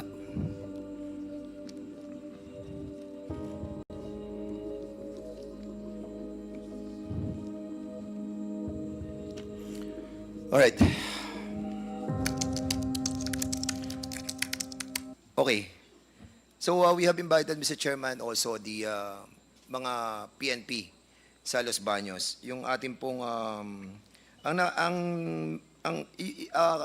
Colonel Albotra, you are now a colonel, correct? Mr. Chair, I am Police Captain, Mr. Chair. Captain Albotra? Yes po, Mr. Chair. Ay, ano ka na? Captain pala. Yes, From major to captain. Yes po, Mr. Chair. Tama ba? From Chairman? captain muna bago. Yes. Colonel, Captain Albotra, anong class ka? 2006. I'm a member of Paid Pay Class 2006, Mr. Chair. 2006, so classmate kayo ni Colonel Santi Mendoza. Yes, Mr. Chair. Why you're still rank of captain? Most of your classmates are light colonel and some are major. Mr. Chair, 2 months ago, Mr. Chair, my promotion order was canceled last 2016 na promotion, Mr. Chair. Kaya balik po ako sa rank of police captain. You're demoted? Not demoted, Mr. Chair. Canceled lang po, Mr. Chair. Canceled yung promotion mo for major? Yes po, Mr. Chair. Ms. Garma, is the guy, Captain Albotra, is the person that you mentioned? Yes, Your Honor, Mr. Chair. So you confirm that Captain Albotra is the same as alleged Colonel Albotra? Yes, Mr. Chair. Thank you, Mr. Chairman. Captain Albotra, during that time, noong June 4 hanggang June 27 of 2018, June 4 to June 27, 5 days before the killing of Antonio Halili, you were assigned sa Calamba City. Yes or no? Yes po, Mr. Chair. You were assigned in the Calamba City primarily for what purpose? Anong assignment ang binigay sa iyo nung nasa Calamba City ka? Mr. Chair, last June 14, 2018, I was issued order. Anong inassign sa iyo? Anong inassign sa iyo? Anong function mo? Intel operative po, Mr. Chair. Intel ng ano? Intel ng Calamba City Police Station po. Ng SDEU, Opo, Mr. Chair. Drug Enforcement Unit. Correct? Yes, Mr. Chair. So, yun ang reason kung bakit ka nilipat for 23 days sa Calamba City. And Calamba City is just beside Tanawan City. Tama? I have no idea, Mr. Chair. Okay. So, sa loob ng 23 araw na you were assigned in Calamba City as intel of the Drug Enforcement Unit, anong ginawa mo sa loob ng 23 days that you were assigned in that city? Mr. Chair, I have submitted the affidavit, Mr. Chair. Yes, we have received your affidavit. Nakalagay po doon, Mr. Chair, yung mga araw po ng timeline po at saka yung mga activities ko po doon, Mr. Chair. I got your affidavit. But what I'm asking you is, anong ginawa mo bilang ikaw ay intel ng DEU sa Calamba City? Anong work ang ginawa mo during that time? Mr. Chair, nagtrabaho po ako bilang intel and SDEU ng Calamba City Police Station for only 6 days, Mr. Chair, because our order was nullified then, Mr. Chair. Hindi yun ang tinatanong ko. Ano? You were designated June 4. June Tama? 14 po, Mr. Chair. Ha? June 14, Mr. Chair. Andito sa affidavit mo. On June 4, 2018, I was issued SO number 7750 for reassignment from Region 7 to Region 4, Valerson. Yes, Mr. Chair, that's the special order, Mr. Chair. Special order. Yes po, Mr. Chair. So ngayon, lumipad ka na doon. Lumipad po ako ng June 8, Mr. Chair. I think that was Friday. Yeah, oo. And then, it doesn't matter na sa akin yun eh. Ang tinatanong ko sa iyo, anong ginawa mo nung panahon na sinasabi mo dito from June 12, June 14, na nakuha mo yung order mo, sinasabi mo, tapos umalis ka na doon ng June 27, nung ikaw binalik na sa Region 7, anong ginawa mo sa area? Kasi yun ang trabaho mo, Intel DEU di ba? So, anong in-Intel mo during that time? I only work as Intel, Mr. Chair, for only 6 days, Mr. Chair, kasi nalified nga po. Okay, correct. Sa 6 days, anong ginawa mo? Nagtrabaho po ako, Mr. Chair. Anong tinrabaho mo? Yung mga, Mr. Chair, flagship programs po ng PNP. Ng ano? Gambling, drugs, wanted persons. Meron pong mga accomplishment niyo siguro doon, Mr. Chair, na nakikita doon sa police station, Mr. Chair. At pagkatapos ng trabaho mong yan, ibinalik ka. Yes, Mr. Chair. I remember then RD, Brigadier General Ted Caranza, called us to report to his office and inform us that we will be relieved out of Proper A. So that was very unexpected, Mr. Chair. So after a day or two, nag-back up na po ako, Mr. Chair, at lumipad pabalik ng Cebu, Mr. Chair. At sinasabi mo dito sa affidavit mo, after na babalik ka sa Cebu, nag-courtesy call ka ng July 2, no? Kay Colonel Garma. Mr. Chair, I remember, Mr. Chair, that was Monday. Yun po ay assumption ng Office ni Ma'am Garma. Kaya pumunta po ako doon. Ngunit hindi po kami nakapag-usap kasi marami pong tao at saka pagkatapos po ng assumption niya, diretso po sila sa conference room, Mr. Chair. Okay, and during that time, July 2, dito pinatay si Tony Halili. At ang sinasabi mo, naandun ka sa assumption ni Colonel Garma. Colonel Garma, can you kindly confirm to us, nung July 2, na kung saan dito pinatay si Tony Halili, were you able to meet si Captain Albotra? Mr. Chair, hindi ko na maalala sa dami po ng mga officers during that time. Okay. At dito sa kanyang affidavit, sinasabi niya dito, noong July 3 to 4, nag-courtesy call siya sa CCPO. Ikaw yon. And July 5, 2018, nag-issue ng order para dalhin siya doon sa traffic patrol group. Na-sign mo. So, kailan mo siya nakausap? So most likely, Mr. Chair, after the turnover po ng command, when I assumed as city director, so most likely that's before July 5 when the order was issued to him as in charge of the assigned sa traffic group. At doon mo siya nakausap about dun sa pagiging boastful niya sa nangyari kay Halili? Yes, Mr. Chair, kasi may PDS po kasi yan na pinakita sa akin. So nakikita ko yung kung saan ang mga assignment. So nagtanong ako saan siya galing. So very comfortable naman po siya na nagkwento na galing siya sa Region 4A at nakwento po niya sa akin yung operation. At yun ang sinabi niya? Yes, Mayor Halili. Anong pagkakasabi niya, That GM? he is part of the said operation. Hindi naman niya sinabi siya ang bumaril or something, but the fact na sinabi niya he is part, I assume na merong Kinalaman? trabaho. Yes, sir. And mga ganyan kasing trabaho, compartmentalize po yung work. So, hindi na rin po ako masyadong nagtanong. Asang alam ko lang, nakwento niya, sharpshooter po yung bumaril. So, Captain Albotra, do you confirm that nagkaroon kayo ng usapan sa kanyang opisina? Sigurado nag-usap kayo, Mr. Chair, kasi ako po ay nagko-courtesy call, but never did I remember saying something, anything like that, Mr. Chair. Captain Albotra, remember, you are under oath.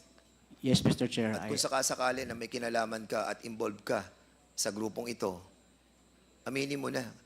Kasi darating ang panahon, hahabulin ka ng pagkakataon, maniwala ka sa amin. Marami na kami napatunayan sa kongresong ito. Marami na kami napatunayan noong paman. Hahabulin ka namin kung talagang involved ka. Maniwala ka sa amin. Can I say something, Mr. Chair? Go ahead. Mr. Chair, my conscience is very clear. I have not involved in any way to the killing of Mayor Halili, Mr. Chair. What is your relationship with Major Andulan? Major Adulan is my classmate, Mr. Chair. Major Andulan, kayo'y magkasama ni Captain Albotra. Magkaibigan kayo, correct? Not really, sir. He's just my classmate, sir. Ngayon ko lang po siya nakasama, sir.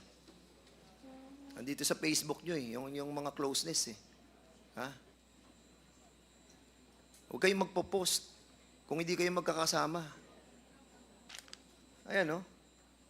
Kim Aquino, Parado, Revita, Andulan, Kenneth Paul Albotra.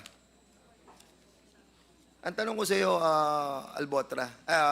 Andulan, dahil magkakilala kayo ni Colonel Albotra, ni Captain Albotra, bakit ikaw ang humuli? Bakit ikaw ang humuli kay Norbin Tamisin? Anong kinalaman ng pagkatao mo during that time that you were assigned in Cavite? Mr. Chair, during that time, sir, I was assigned in Batangas CIDG as the chief, sir. Oh, yes. Yes, yeah po. Bakit ikaw humuli? Bakit hindi ka nakipag-coordinate sa CIDG namin, sa Kabuyaw? Ang lapit-lapit ng Kabuyaw. No, sir. We apprehended him, sir. We implemented the warrant of arrest. Bakit nga hindi ka nakipag-coordinate sa Kabuyaw? May CIDG tayo dun eh. Yes, sir. I coordinated with the CIDG. You coordinated? Yes, sir. Sa COP po ng after Los the Baños. arrest, saan nyo dinala si Sa Camp Vicente Malbar po, sir. Correct, Yes, Batangas. sir. Opo, Batangas. Yes, sir. O Opo. ba't hindi nyo dinala sa amin, sa Kabuyaw? If you coordinated rightly with the province of Laguna, with the CIDG sa Kabuyaw, bakit dinala mo sa area mo? Sino ang CIDG during that time sa Kabuyaw? If you coordinated with Kabuyaw? Si Major Dilem po, sir. Did you coordinated with him rightly, properly? Yes or no? Yes, sir. Through phone, sir. Nag-coordinate po ako sa kanya. Together with the COP of Los Mr. Baños, Chairman, sir. we'll be asking the person of the CIDG chief of the province of Laguna in the city of Cabuyao in the next hearing. So saan mo na-apprehend si Barangay Bukaking Drive, Baguio City, Your Honor, Mr. Chair. So nung ma-apprehend mo si Norbic Tamisin, si konsehal, anong basis ninyo for the arrest order? Mr. Chair, he has a warrant of arrest of murder po, sir, under branch 107 of... And using this picture? No, sir. Anong ginamit ninyo? Paano nyo nalaman na siya yun? We have an informant, sir. So hindi nyo ginamit tong picture na to? Sa pag-aresto sa kanya? No, sir. Since, ano po, sir, yung informant, sir, close po sa kanya, sir. Ano yung? Yung informant niya po, sir, close po sa kanya, sir. Yung mga witnesses nyo? Sino mga nagturo sa kay Norbic sa Tamisin during that time? Because you have two witnesses. Informant, sir. Informant, sir, yung nagturo sa amin, sir. You have witnesses. Di ba? Na nakakita sa kanya sa 7-Eleven na nandun daw siya. Sino yung mga yon? Those two informants, sir. Na ginamit yung witnesses sa kaso? Yes, sir. One... Anong pangalan? Public record dyan. Norbic. Sino? Who are these people?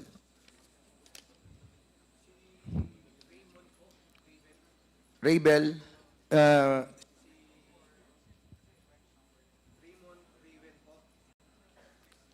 Raymond Raven ng B-10 sa Baipo na hindi naman po doon nakatira. And these are the people that you have trusted in trying to find out that this person is the one who is being accused of. Tama? Mali? Yung taong sinabi mo kanina, yung dalawa. No, sir. So ano naging basis nyo? Yung sabi mo, yung witnesses, The yung basis dalawa. of the... First is the warrant of arrest, sir. And then, sir, may pointer po kasi kami na close po sa kanya, sir. Dalawa po yun, sir. I can give you names to, kung if you allow it, sir, to Sige, have an please, give us the executive name. session, ano. sir. And also, pareho siya doon sa kaso na final against Norbin Tamisin. Tama? Yes, sir. Opo.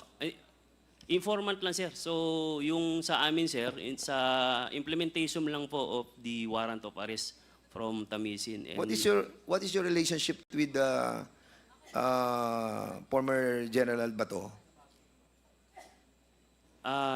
For 2016 to 2018, sir, is my chief PNP that time, sir. No, I mean your personal relationship with him. Wala po, sir. Wala po kaming personal. Hindi po ako na-assign ng Davao. Hindi Sa po anak ako, niya, na-assign ka? During my tenure Yes or no? Yes, sir. Sa Yes. PNPA, sir. When That I was- is your relationship. Na-assign ka sa anak. I'm asking you, ano relationship mo eh? Sabi mo, wala kang relationship. Because ikaw ang pinagbantay sa anak ni General Bato na nag-aaral pa yung anak niya sa PNPA. Yes or no? No, sir. Prior to my assignment there, sir, doon na po ako na-assign, saka pa lang po pumasok yung Sa anak niya? Opo, sir. Opo. How many years ka na-assign sa anak niya? I was assigned PNPA, sir, for 2 years po, sir. Okay. Opo. Sige, thank you so much. Kay Garduque, asa si... Ikaw ang chief of police. Good afternoon, Your Honor, sirs, Mr. Chairman. Yes. Kailan ka na-assign sa Los Baños? 2020, sir, sometime November up to March 2020. Again, sorry. I was not listening. So, kailan ka na-assign sa Los Baños? Sometime November in 2020, sir, up to February 2021. November 20, a month. Kailan sa November 20? Tell us. Hindi ko na matandaan, sir, kasi wala akong... Latter part of November or Early early part of November? part ng November, sir. Early part? Yes, sir. Are you sure? Siguraduhin mo ha, kasi alam ko latter part ka lang. What is the exact date that you were appointed, designated as Chief of Police of Los Baños? Latter part or early part? Don't lie. If you allow me, sir, let me check lang Sige, the record ko. bibigyan ka ng pagkakataon, Yes, sir. latter part yan. So, pinatay si Cesar Perez December 3, 2020. bago ka napunta sa Los Baños, nanggaling ka ng San Pedro, o nanggaling ka ng Kabuyaw, o nanggaling ka ng Parañaque, o nanggaling ka ng Davao? Saan ka nanggaling? Cabuyao City Police Station. Kabuyaw. Before Kabuyaw, saan ka galing? San Pedro City San Police Pedro. Station, sir. Galing, bago na San Pedro, Parañaque. Or after ang Parañaque. Later na lang yung Parañaque, sir. Saan ka pinanganak? Bukidnon, sir. Sa? Bukidnon, sir. Bukidnon. Your Honor, yes. Nasaan ka sa Davao? No, sir. Okay. Thank you so much. Okay. During that time na na-assign ka dito, December 3, pinatay si Cesar Perez. You all know that the municipality of Los Baños have so many CCTVs. Ang dami ng CCTVs eh. Bakit hindi nyo sinama yung CCTV na nakita namin? Na kung saan nakita kung sino ang pumatay? Bakit hindi nyo ginamit ang CCTV? Mr. Chairman, sir, if my recollection is right, kasama po siya sa evidence na isinabmit namin sa prosecutor. Colonel, stop lying, ha? I'll be asking the documents coming from the court, kung isinama nyo. Councilor Norbin Tamisin, kasama ba? Your Honor, sa Fiskalya, wala po. Wala po kaming kopya. Iyan ay lumabas lang sa Facebook, nakita namin at napatunayan ko po nung nasa korte na po, nung nag-hearing na po kami. Pero sa Fiskalya, bago na isampa, hindi po namin nakita, hindi rin po kami nabigyan ng kopya, Your Honor. Colonel, If you will give us time, sir, para maikuha namin yung mga document dyan, then we will submit it, sir. Ang alam po namin during the conduct of investigation, kasama po lahat yun, sir, na tiningnan natin. okay. Sige, Councilor Your Norbin Honor, Tamisin. when I spoke with one of the witnesses of the complainant, nasabi po sa atin na yan daw po ay ginawa, yung kanilang mga affidavits, na hindi naman sinabi na laban sa akin, kundi para daw kay Mayor Perez. Hindi naman po yan pinanumpaan sa piskal, sa hepe lang. Pero hindi naman daw po sila nagpunta kay hepe. Basta pagkagawa ni Aguilar, yung PSSG Ronel Aguilar, pinupuntahan sila sa munisipyo, pinapipirma lang, pero hindi po sila, katulad ng isang witness, never po siyang nakaharap si hepe para pirmahan. Kaya po, hindi nila alam na yung pala ay gagamitin laban sa akin. Akala po nila para lang sa kaso ni Mayor Perez, pero hindi para po sa akin, Your Honor. Okay, understand. Okay. Mr. Chairman, may I Sige, Chairman Acop, sige, go ahead, Your please. indulgence, Mr. Chairman. Kasi nalilito na ako eh. Kanina,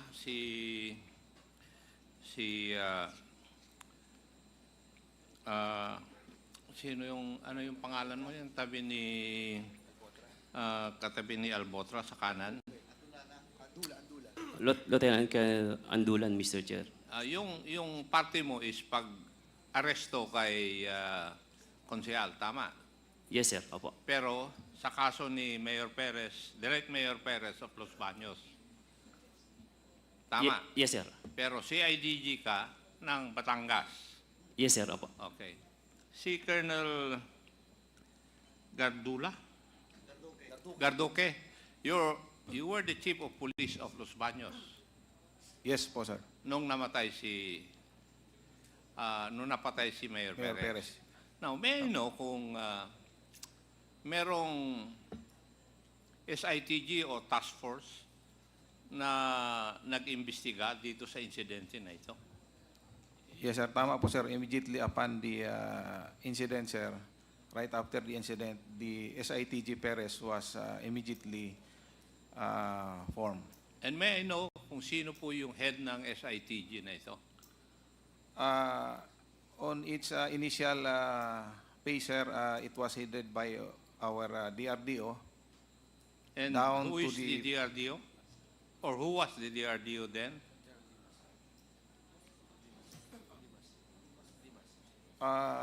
It was Police Brigadier General Rodolph Dimas, sir. Ronald Dimas. Dimas. Dimas. Yes, opo, Dimas. Sir. Opo, sir. Okay, and so, ano ang mga composition ng SITG na ito? The DRDO was the supervisor, sir, the PDs, the CIDG, the anti-carnapping unit. The When you say PD, PD Laguna. PD Laguna po, sir. And who was the PD of Laguna then? It was Police Colonel Serafin Pitalio, sir. Detalyo. Opo, sir. Siya ang PD. Ang RD, si General Carranza. No, sir. Sino? It was Police Brigadier General Natividad. Who was then the chief investigator of the SITG? The D7, sir, was the repository and the chief investigator of the SITG. Iho, hindi ko naman tinatanong yung opisina niya yan. Tinatanong ko, sino eh? Was, if you allow me, sir, let me check po, sir, kung sino po yung... Pakihanap. Dahil, Opo, sir. Hindi ka ba kasama sa SITG? Kasama po, sir. Now, did you have an investigation report about the incident? Yes po, sir. Yung ba isinabmit ninyo? Kanino? It was coursed through to the PD up to the regional director, sir. Thank you. Mr. Chair, may I move that we invite the members of the SITG and to bring with them the investigation report that they have made insofar as the assassination of Mayor Perez of Los Baños, Laguna is concerned. Kasi sila lang naman makakasagot eh. Yes. Doon sa mga katanungan natin kung bakit ang claim ay walang CCTV, hindi na-identify lahat. Kasi ito, dapat kasama po sa investigation report lahat ito eh. And how they will be the only persons who can tell us why naging suspect si former Councilor Norvin Tamisin. As it is, I would like to ask them kung ano talaga ang nakita nila na motive, bakit pinatay si Kwan.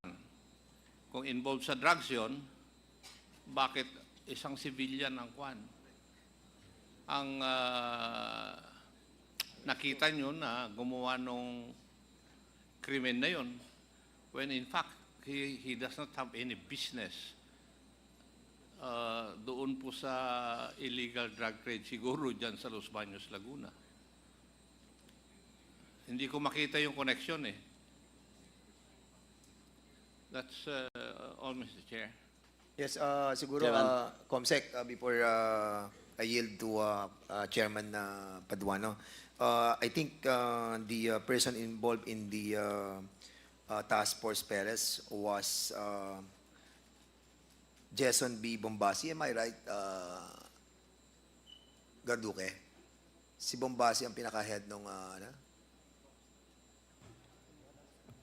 He was the chief of the Provincial Investigation Office, but I am not sure if... he is the one who handles this case. We will check our record also, sir. Comsec, can you kindly ask the, yung pinatatanong ni General Acop? Sige, go ahead, Chairman Paduano. Mr. Chairman, since Chairman Acop was moved to invite all those mentioned PNP personnel, I second the motion, Mr. Chairman, and that certain Gumbasin that was mentioned by Chairman Dan to be invited in the next hearing. And ito lang po yung tanong ko. Before I proceed with the question with regards to the evidence, no? Kasi, Colonel Gardoque, when you were asked by Chairman Dan Fernandez, ito that's on record. Sinabi mo kasi na part of the evidence are the CCTV. Tama?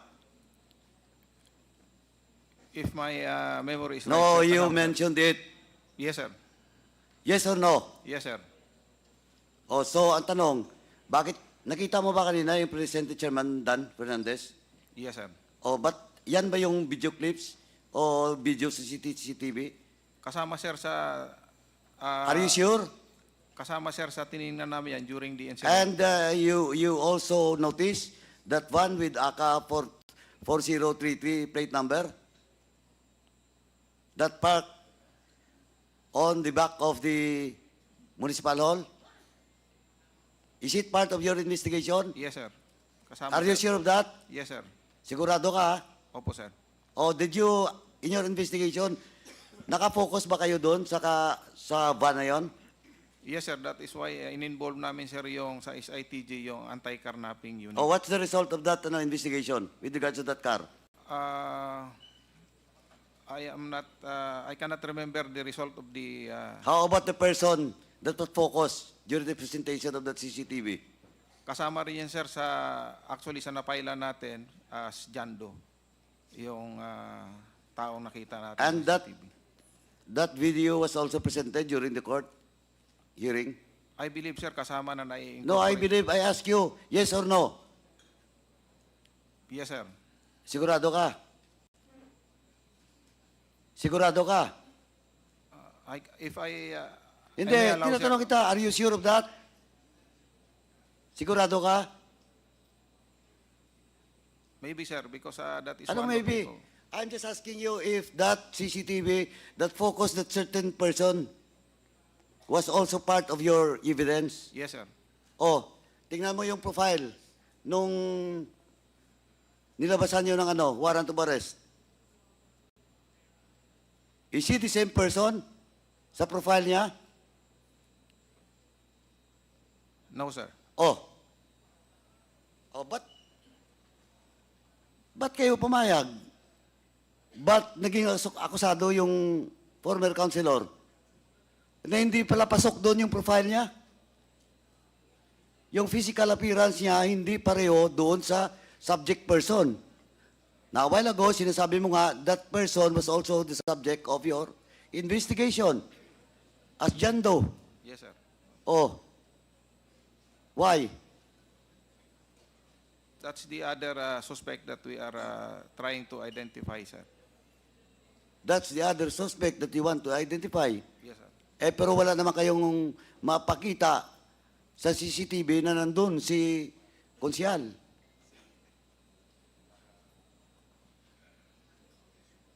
Oh, Colonel. Actually, who filed the case? Is it the family of Mayor Perez or the PNP? The family of Mayor Perez, sir. So the family of Mayor Perez believe that Mayor Perez was killed by the councilor. Ganon po ba? Yes, sir. Are you sure of that? Yes, sir. Because we have to invite the family. Yes, sir. I beg to disagree, Mr. Chair. Kasi nagte-text po sa akin yung anak ni former Mayor Perez. Hindi po sila naniniwala doon sa IR ninyo. Oh, Colonel Roque, you're lying. A while ago, you admitted, you said that the family believes in your case, that indeed the councilor is the one who killed the mayor.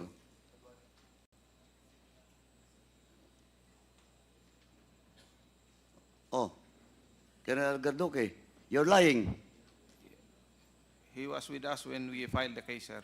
The son of Honorable Mayor Perez.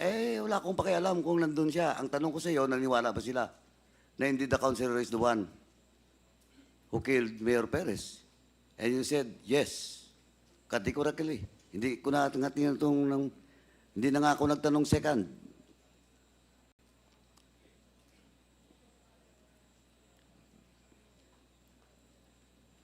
Anyway, pupunta rin tayo doon later. Now, Mr. Chair, let me ask Gigi Lasso, kasi in the statement of Chairman Akop, You mentioned that a narco list, no? A narco list official in the list was assassinated by a civilian. Konsihal pa. Do you confirm, DG Lasso, that the name of Mayor Perez was in the narco list? Your Honor, as soon as I heard about the name, I asked my office to check on it. Please give me some more time, Your Honor, and before the end of this hearing, I will have an answer to your question, Your Honor. Thank you. Pakikuha na rin po yung baka na naman after the assassination, saka naman nilagay yung pangalan. Kasi di ba may 3 list yan.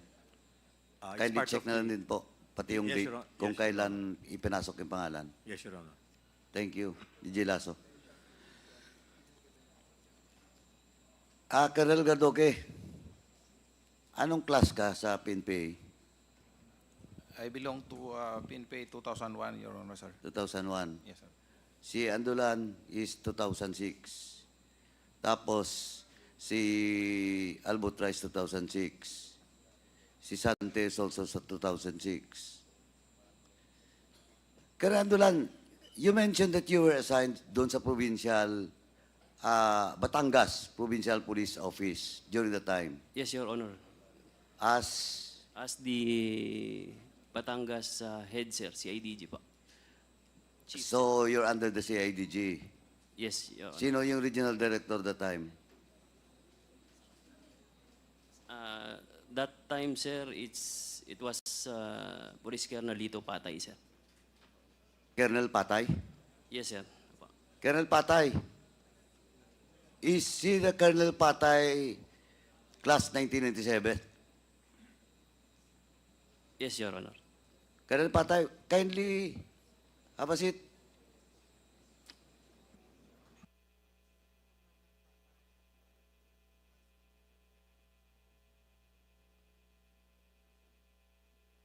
So, Colonel Patay, do you confirm that you are the head of the regional office of CIDG during the time when Mayor Perez was killed? Yes, Mr. Chair.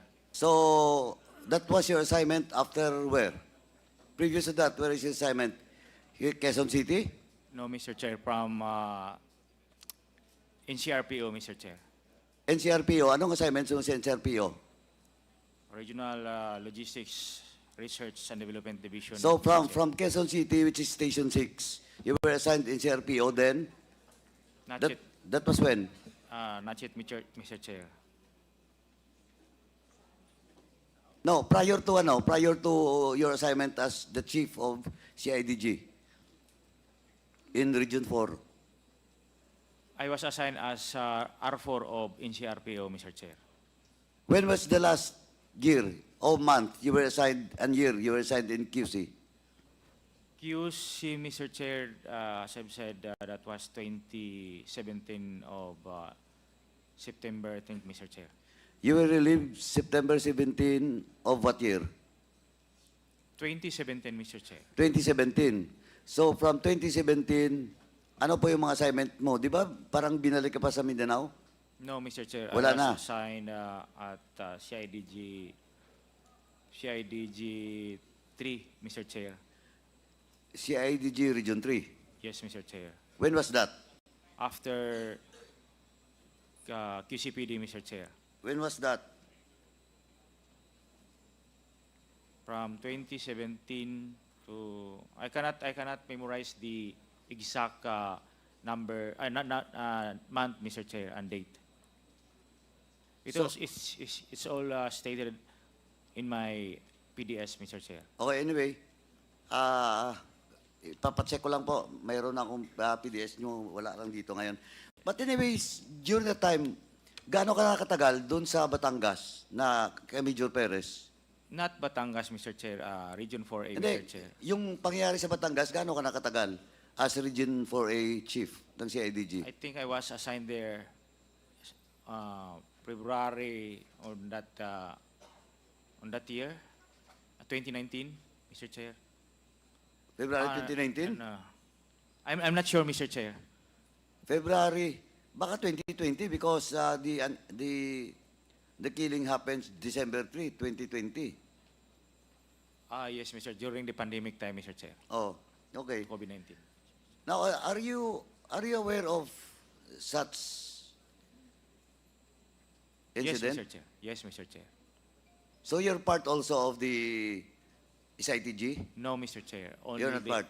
Only the provincial offices, because the SITG usually emanates from the province. So it's Then only the provincial? all the members will be the officers from within the province, Mr. Chair. No, but in this case, sinabi kanina ni Colonel Gardoque na it was Brigadier General Dimas who heads that SITG. When it was elevated on the regional level, Mr. Chair, but I was not able to attend. But are you aware, Colonel Patay, that Andulan, as the provincial head of the CITG, siya po ang nag-implement nung in serving the warrant of arrest? Yes, Mr. Chair, because it is part of our mandate as manhunt. No, wag mo akong pagsabihan ng trabaho, yung mandate nyo. Ang sinasabi ko po, are you aware that Andulan has the possession of warrant of arrest for the killing of Mayor Perez? Mr. Chair, I could not recall because after Region 3, Region 4A, I was relieved, and I cannot remember when the warrant was issued by the court. What you're saying is that during the December 3, 2020 incident, hindi ka na na-assign doon? No, Mr. Chair, because the warrant will not be issued immediately, and maybe we can refer. No, ang tanong ko ngayon, ano ba talaga? Alam mo ba talaga na may warrant na lumabas o wala during your stint as Regional Director of CIDG? Hindi ko ma-remember, Mr. Chair. When was your relief as CIDG Regional Director o Chief? I'm not sure, Mr. Chair, maybe in 2021. I'm not sure of the date, Mr. Chair. First quarter. Anyway, babalikan kita, Colonel Patay, Yes, Mr. yung Chair. PDS mo, Yes, Mr. ipapacheck ko yan. First quarter maybe of 2021. Ito na naman, Major Perez was assassinated. Doon ka na naman assign. What a coincidence. Now, Colonel Andulan, how did you come across with that warrant of arrest? Bakit hindi yung sa Calamba? Bakit kayo? Yes, sir. Yes, Mr. Chair. Because with the informant, it so happened na pumunta po siya ng Batangas, sir. From Los Baños, he went to his friend there, sir. And then he confessed, sir, na he confessed na what? Na may warrant po nga si Mr. And who Norby. is that informant of yours? Yes, sir. Gaya po na sinabi ko po, sir. I will give you the name, sir, if you allow me to have an executive, sir. For security purpose din po nung informant, sir. You will submit it in private sa committee. Yes, sir. Sasabihin ko po sa... Oh, please, yes, write it down, then submit it to the committee. Yes, sir. Apo. Dalawa yan ang informant mo? Yes, sir. Dalawa po. They are not the same as the witness? Hindi po, sir. Hindi. He's a friend of Mr. So, nung tinanggap mo yung information from your informant, you never coordinated with the Los Baños police? First, sir, I instructed my men to validate it first, sir. And No, then- but during the time, you have already the warrant? Actually, sir, as base doon sa warrant niya is lumabas ng October 22, sir. So, na-implement namin, October sir. 22 of 2021? Yes, sir. Bali na-arrest namin po siya. And then, tinatanong ko po, pagpunta ng informant mo, nasa iyo na yung warrant of arrest? Not yet, sir. Yun nga po, sir. I instructed them to validate it first, sir. And then, tinatanong ko lang kung nasa iyo ba? Wala. During that time, sir, nung... Wala pa? Wala pa po, sir. Kailan mo nakuha yung warrant? Saan mo kinuha yung warrant? Through e-warrant, sir. Na-upload po ng court ng Los Baños through e-warrant, sir. Opo. Doon na sa e-warrant? E-warrant, sir. Opo. Did you coordinate with your superior, the provincial police director at the time, which is Colonel Vitalio? Alam niya ba? Alam ni PD, hindi. I think no, sir. Hindi po. Hindi. Yes, Hindi sir. ka nakapag-coordinate. During that time, sir, I think he was already relieved that time, sir. O, sabihin natin, ma-check ko rin yung PDS ni Colonel Pitalio, but doon sa bagong PD, kung na-relieve na siya during the time, have you coordinated? Doon po nga po sa COP, sir, ng Los Baños, sir. Nag-coordinate po ako, sir. Nag-coordinate ka? Yes, sir. And then... And that COP was Colonel Gardoque now? Hindi na po, sir. Hindi Sino po. yon? If I'm not mistaken, Lieutenant Colonel Jong Lai po, yung COP noon that time, sir. Sino? Jong Lai, sir. Lieutenant Colonel Jong Lai po, sir. Opo. Lieutenant Colonel Jong Lai. Opo, sir. Anong class ba siya? 2003, sir. 2003? Yes, sir. PNPA also? Yes, sir. Opo. Oh, Mr. Chairman, move to invite a certain Lieutenant Colonel Jong Lai in the next hearing. Comsec, please take note. Pidea is now ready to answer your question. Singit lang ako, Kapraso. Sige, go ahead. Pidea, yes, Director General Lasso. Yes, Mr. Chairman, we have the answer to the questions of the good Congressman Paduano. Both Halili and Perez are named in the 3 lists of PIDEA. And since Perez was gunned down in December 3, 2020, it is not yet indicated in the 3rd list that he has been negated, Your Honor. So, Which means, that, of course, the list was made on August 20, 2020, so he was still not negated. Not listed. Yes. So he, No, he was still listed but not yet negated. Unlike for Halili, who was negated in 2018, it appears in the August 2020 list that he was already negated. does that satisfy Congressman Paduano? Thank you. Yes, Your Honor. Okay. Ako may tanong lang ako kay Mr. Tamesin. Ikaw ba ay merong nakarehistrong barel sa pangalan mo? Yes, Your Honor. Anong mga klaseng barel ito? One snub nose 38, and just this year, 9mm lang po. Wala ka bang long firearm? Wala po, Your Honor. Wala ang nakarehistro sa iyo. Kahit hindi po nakarehistro, wala po akong long firearm. Okay. Meron ka bang history, if you're honest enough to tell this committee, meron ka bang history na na-involve ka sa isang violent incident? Your Honor, wala pa po. At ang totoo, hindi po ako napapaaway. Sabi ko nga po, I follow the rule of law. Pag hindi po magkasundo, I seek the assistance of the court. Inihahabla ko po sa ombudsman or RTC. Hanggang dun lang po ako. Wala ka namang involvement o isang insidente na kung saan ikaw ay na-involve sa away na nagka-pisikalan, nagkatutukan ng baril o ganyan? Your Honor, ako po ay walang frat.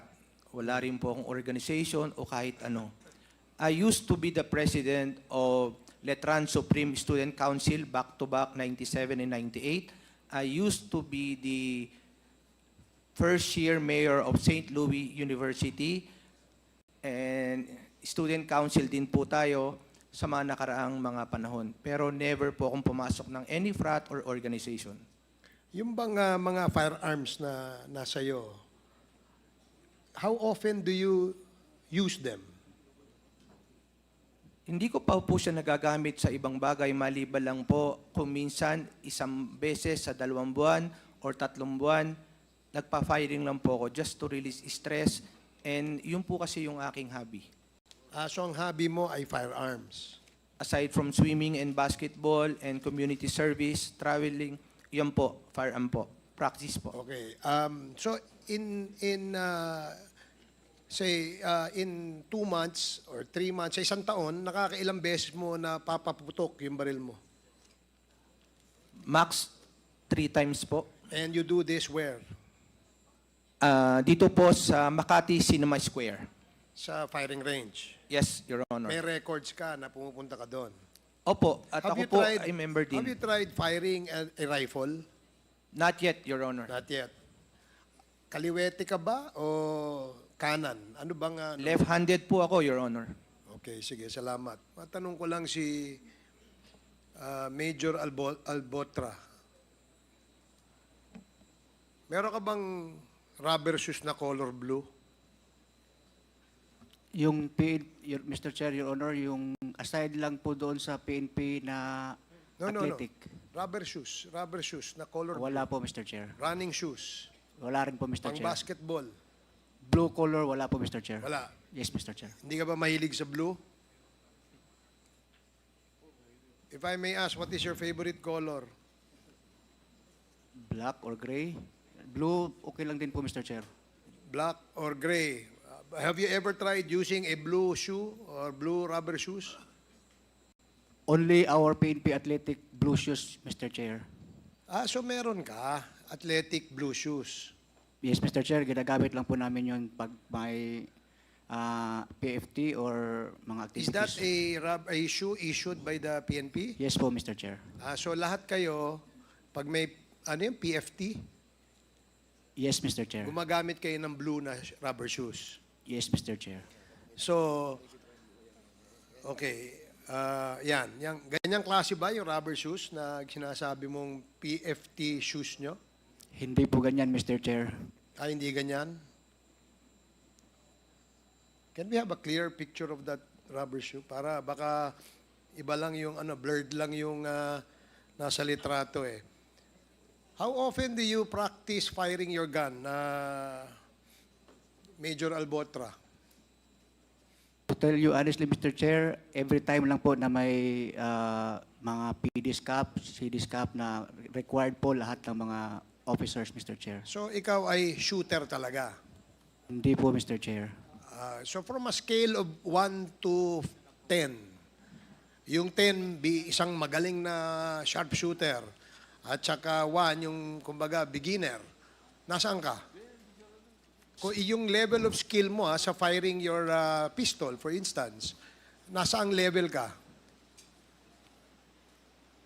Actually, Mr. Chair, siguro nasa 5, Mr. Chair. Nangihiram lang po ako, Mr. Chair, pag may shooting, may mga shooting invitation, Mr. Chair, nangihiram lang po ako ng baril, Mr. Chair. Pero you have your own personal gun, I suppose. Siyempre, aside from the issued gun to you, di ba? Meron kang sarili eh. Yes po, Mr. Chair. Anong klaseng baril ito, pistol ito? 45 caliber, Mr. Chair. 45. Have you ever tried firing an M16? Yes, Mr. Chair. You're familiar with the parts of the M16? Yes, Mr. Chair. So pagka, halimbawa, pinakita sa iyo isang rifle, pwede mong sabihin kung M16 yan o hindi. Yes po, Mr. Chair. Anong bala ng M16? Ano ang bala ng M16? Yung 556 at saka 223, Mr. Chair. 223 tsaka 556, tama? Opo, Mr. Chair. Anong difference ng dalawa? Hindi ko po alam, Mr. Chair. So, dun sa pina-fire mo, anong ginagamit mong bala? 556 o 223? Hindi ko po ma-distinguish, Mr. Chair, yung difference nila, Mr. Chair. Okay. Are you left-handed or kanan ng... Kanan po, Mr. Chair. Okay, sige. Maraming salamat. Thank you. Dagdag ko lang yun. Nung December, kasi we'll just show the picture, no, Captain Albotra, no, para kasi hanggang ngayon hindi kami makapaniwala that you were sent sa city of Calamba for 6 days. Pero 23 days, tapos 6 days ka nandun. And for nothing, then tapos ibinalik ka agad sa ano. And true enough, yung mga sinasabi ni GM Garma na nagkakaroon tayo ng cross jurisdiction. If you remember it right, in the last hearing, she mentioned about yung cross jurisdiction pagdating sa war on drugs. At precisely in this purpose, si Albotra from Region 7 dinala sa Kalamba. And then after, namatay si Tony Halili, and then wala na rin siya doon. And si Garduque, you were assigned sa Los Baños only for 4 months. December, January, February. Di ba? March, nawala ka na doon correct? Yes, Bakit Your Honor, 3 sir. buwan ka lang naandun? May order na po ako for schooling, Your Honor, sir. Kasi normally yan, talaga 2 years Ikaw, 3 buwan ka lang na na-assign sa Los Baños. Why? Nag-schooling na po ako, sir, Your Honor. Schooling sa? Yung mandatory schooling namin, Your Honor, sir. Anyway, at isa pang reason that we wanted to be clarified was yung CIDG sa regional. Ngayon ko lang nalaman, si Colonel Patay pala ang CIDG chief. Ikaw, Colonel Patay, ang chief noon, no? Ng CIDG. Tama? Yes, Mr. Chair. Bakit si Andula ang napili mo para umaresto kay Konsehal Norbin Tamisin? At hindi yung hepe ng lalawigan na Laguna. Kasi Kabuyaw, kalapit lang ng halos ng Los Baños, isang bayan lang ang pagitan. Why? Mr. Chair, as I can recall what Colonel Andulan have said, the warrant of arrest was released sometime on October 2022. Tama? 22. I was already relieved on that time, Mr. Chair. No, what? I was already relieved as regional chief at the time. Na-relieve ka na? Yes, if that warrant was issued sometime on October 2022, I was not anymore the regional chief. So, meaning Colonel Patay, hindi ka nag-order kay Andula na arestuhin yung si... If that warrant, Mr. Chair, as I've said, was uploaded or uploaded or discovered by them through e-warrant on October 2022, I guess I was already relieved because I can remember I was relieved there on the first or second quarter of that year. Okay. Andula, hindi ka ba tinawagan ni Captain Albotra para ikaw ang mag-serve ng warrant kay Norbin Tamisin? Negative, Your Honor, Mr. Chair.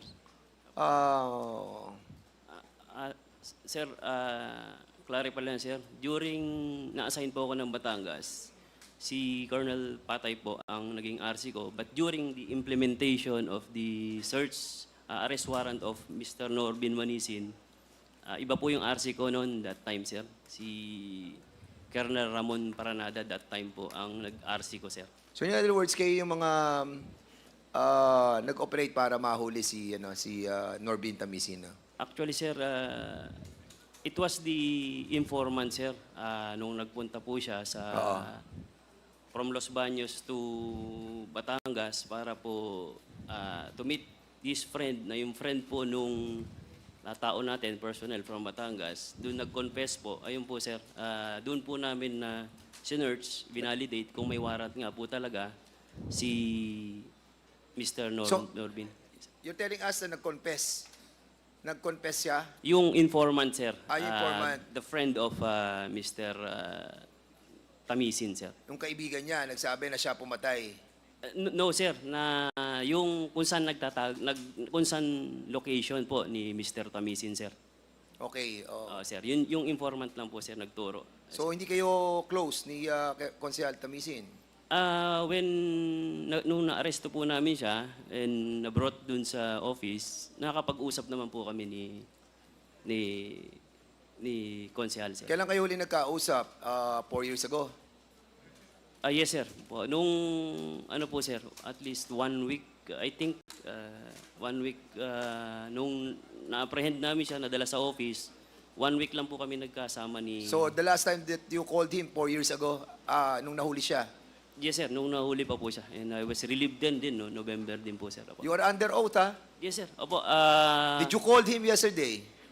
No, Did you sir. call him yesterday? No, sir. No, sir. No? Yes, sir. Norbin Tamisin, did he call you? Yung tao niya po ang tumawag sa akin at pinapakamusta kung ano Ano pangalan ng nalagay. tao niya? Sir Asis po. Asis. Pinapakamusta po kung ano daw lagay ng kaso ko. May tao ka bang asis? Ano po siya, sir? Member po siya ng Batangas CIDG, sir. Kaya nga, sinabihan mo si asis na tawagan siya. No, sir. No po. Hindi po, sir. Bakit mangungumusta yung tao mo? Bakit kukumustahin siya? Dahil a-attend siya ng hearing today. Correct? No, sir. I was assigned na sa Cavite, sir. Hindi nga, tinatanong ko nga, bakit nga pinatawag mo yung tao mo sa kanya kagabi? What's the reason behind? Do you have any intention of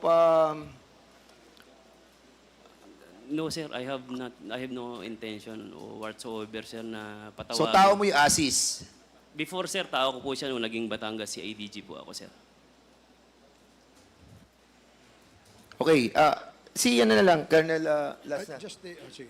Last na po to, tapos bigay ko na po sa inyo. Captain Albotra, kasi pag pinakita natin yung mga picture, no, hindi namin sinasabi na ikaw pumatay. Katulad naman na sinabi ni GM Garma, ang pinagmalaki mo lang sa kanya ay kasama ka sa team. Most likely, hindi ka naman sniper, correct?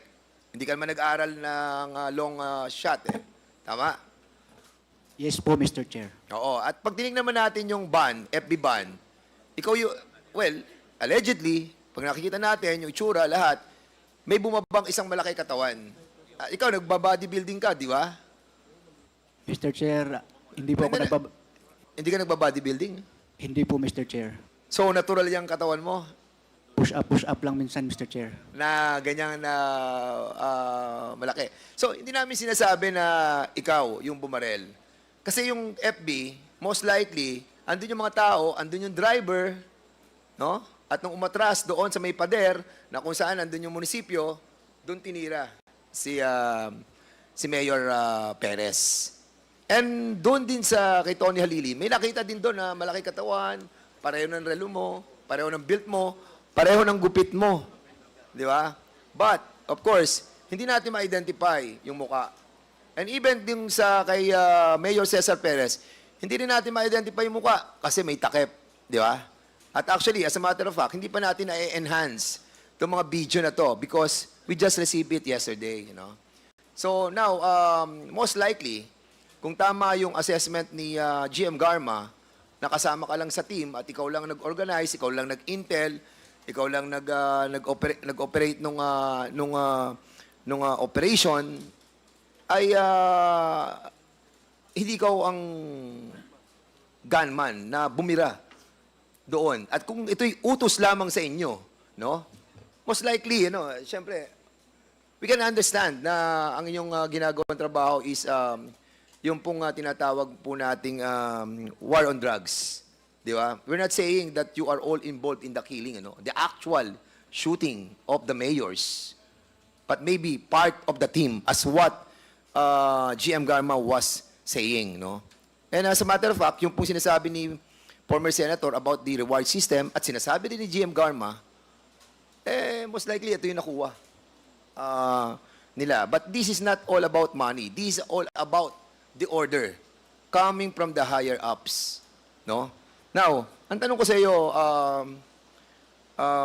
Captain Albotra, during the time that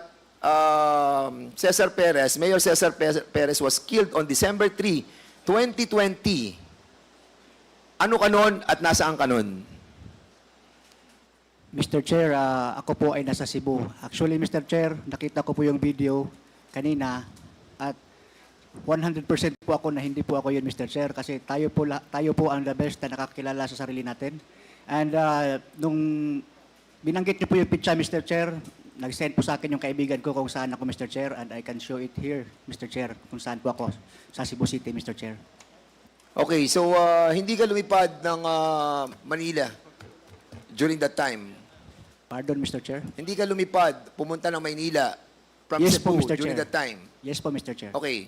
How did you able to get a in accordance with your affidavit, nakakuha ka nakasecure ka ng 2018 na ticket. Yung booking reference mo sa Cebu Pacific na kino-confirm yung flight mo going back to Cebu nung June 29, 2018. Were you able to secure this from Cebu Pacific? Yan po ay saved email po, Mr. Chair. Luckily, nandun po sa email po, Mr. Chair, yung mga electronic tickets na po, Mr. Chair. Ito nung umalis ka nung June 29, 2018. June 29 po, yan po yung nagkuha po ako ng ticket and yung schedule ko po is June 30, Mr. Chair. June 30, Opo, nung Mr. bumalik Chair. ka. Opo, Mr. Chair. Di ba? Yes, Mr. Tama? Chair. Okay. So, the whole of December and November of 2020, you were in Cebu. Yes, Mr. Chair. Siguraduhin mo, ha? During the whole time of November and the whole time of December, you were in Cebu. Anong December 3. Prior to December 3, 2020, the whole of November and the whole of December, you were in Cebu. Yes or no? Yes, Mr. Chair. Cebu ka? Opo, Mr. Chair. Okay, thank you. Mr. Chairman, for the meantime, I yield to you, to the Chairman. Sige, thank you, Congressman Mr. Chairman. Hernandez. If I may lang, I will recognize you, Your Honors. I'll just have a short question. Gusto ko lang malaman, for my education, kapag ang pangalan ng isang pulis ay may nakalagay PEMS, ano ibig sabihin nun? PEMS. PEMS. Okay. Sige. Kasi meron akong information. Gusto ko lang tanungin si Major Albotra kung kilala mo ba si PEMS Reynaldo Solantes. Kilala ko po siya, Mr. Chair. Kilala mo ba si PEMS Arvin Talaver? Geroy. Hindi ko po kilala, Mr. Chair. Arvin Geroy, hindi? Hindi po, Mr. Chair. Kilala. So, si Reynaldo Solantes, kilala mo. Matagal na po, Mr. Chair. Saan siya naka-assign ngayon? Hindi ko po alam, Mr. Chair. Hindi mo alam. Opo, Mr. Chair. So, siya ba ay sniper? Wala po akong idea, Mr. Chair. If sniper po siya, Mr. Chair. So, hindi mo alam? Yes, Mr. Chair. Kung meron kaming ipakita sa yung litrato na magkasama kayo at meron kayong pinapaputok na mga sniper rifle, maniniwala ka na?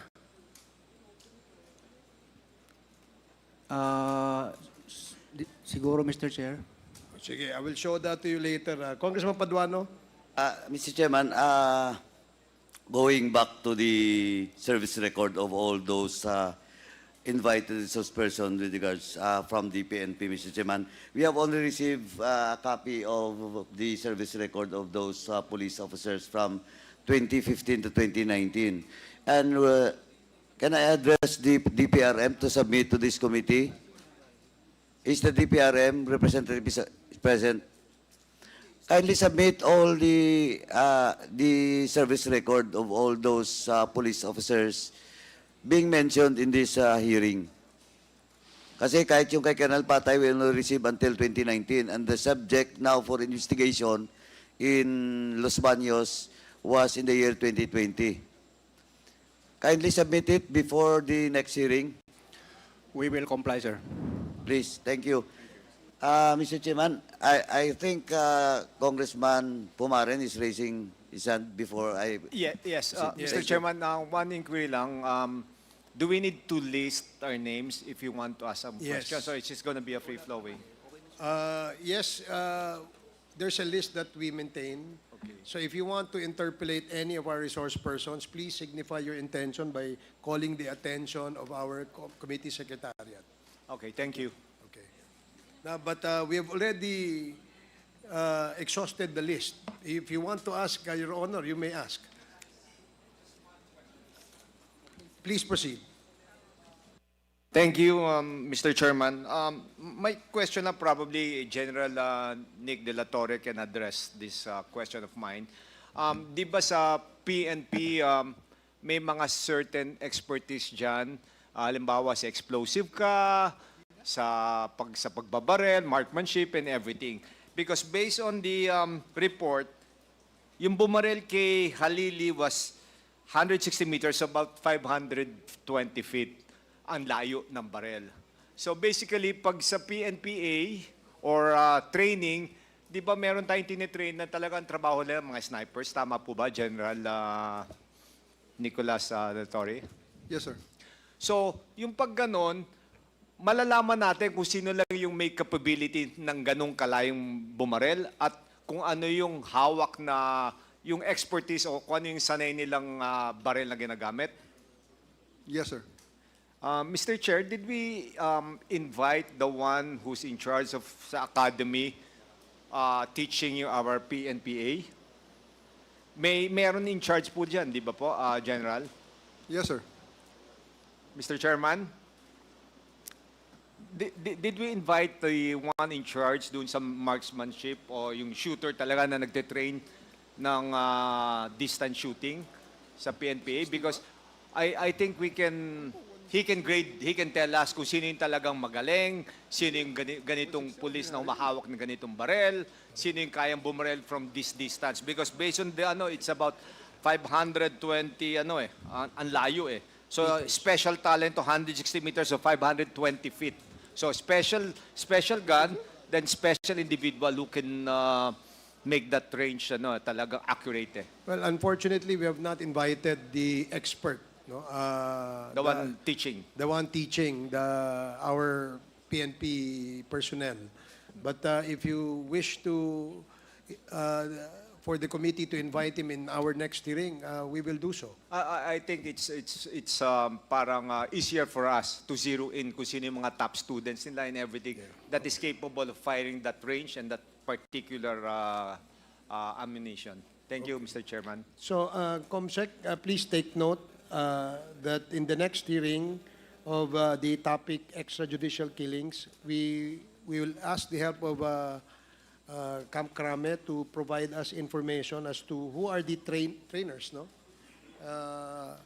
on the marksmanship of the PNP personnel. So, Mr. Chair? yes, Congressman Abante. Before Mr. Tamisin, si Congressman Abante, ano po ang sasabihin ni Mr. Tamisin? Gusto ko lang po sanang sabihin yung point pagdating po dun sa sketch na inilabas na hindi ko naman muka. Kung po pwede Sige, lang po. I'll give you that time later, ha? O sige, si Yes, Your Honor. Congressman Abante.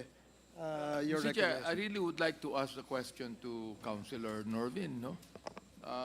Anyway, nagsabi ka na ng nais mo at talagang nakulong ka na ng ilang buwan. Di ba? 7 buwan po, Your Honor. 7 buwan. At yung pagkakakulong mo, nasira na yung buhay mo, pati ang pamilya mo, muntik ng magkasabog-sabog, hindi ba?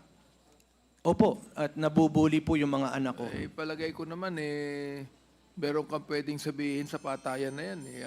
Ang iniisip ko maigi, ano ba talaga ang batayan ng pagpatay na ganyan? O siguro meron kang alam na naniniwala ka ba na ang pumatay kay Mayor Perez ay pulis din na katulad ng pagkakapatay kay Mayor Halili?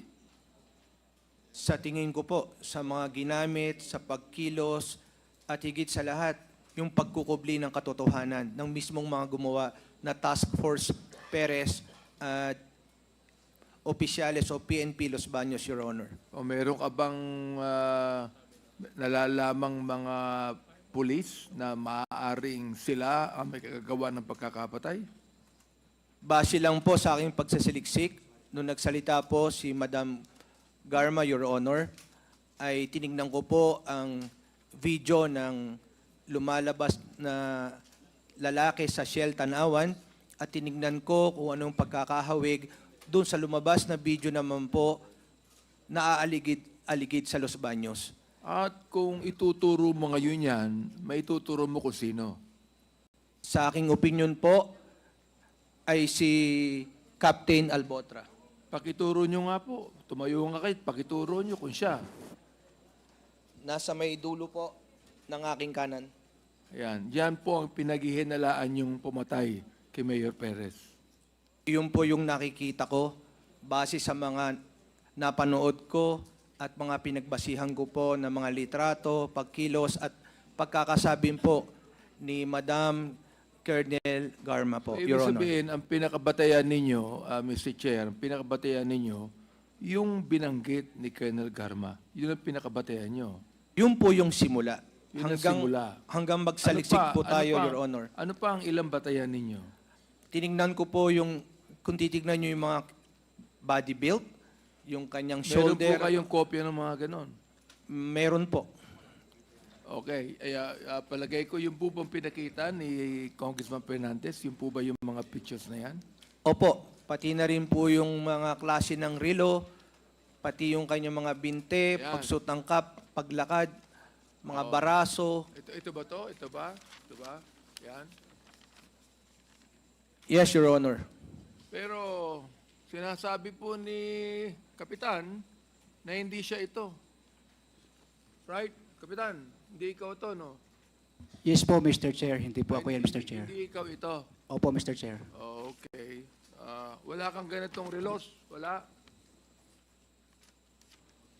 Hindi ko po makita, Mr. Chair. Ito. Page. Pakita mo nga. Tingnan natin kung mayroon. Page, can you... Yan, pakita mo. Yan, pakita mo. Yan. Ito. Kamukha mo to eh. O palagay ko, ginagaya mo lang si Alice Guo, meron kang double. Yan.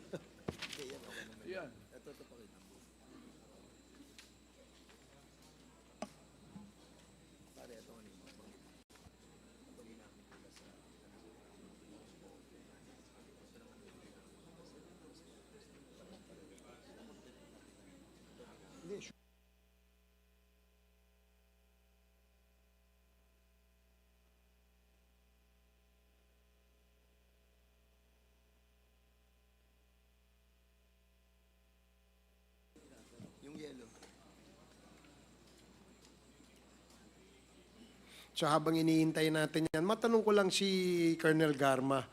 Do you know Mr. Ray Solantes?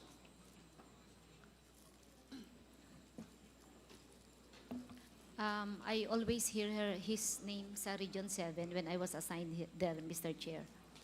So, member din siya ng CIDG. No, Mr. Chair. Sa Police Regional Office siya assigned. PRO 7. R2, yes, Mr. Okay, Chair. R2 siya.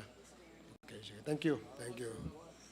So, si Mr. Captain Albotra, from Region 7, from Cebu City, nalipat ka sa Calamba, Laguna, tama? Tama po, Mr. Chair. Sinong kasama mong ilipat from PRO 7 to Calamba? Sino-sino ang mga kasama mo na inilipat? Si PO3 Joiint Kalumba tsaka PMS yata, SPO3 Miljen Bolandres po, Mr. Chair. So si Solantes kasama mo? Hindi po, Mr. Chair. Hindi mo kasama si Solantes nung nilipat ka from Cebu to Calamba? Hindi po, Mr. Chair. Sigurado ka? Opo, Mr. Chair. Okay, sige, salamat. Congressman Fernandez, please proceed. Congressman Abante. Okay, Colonel Garma,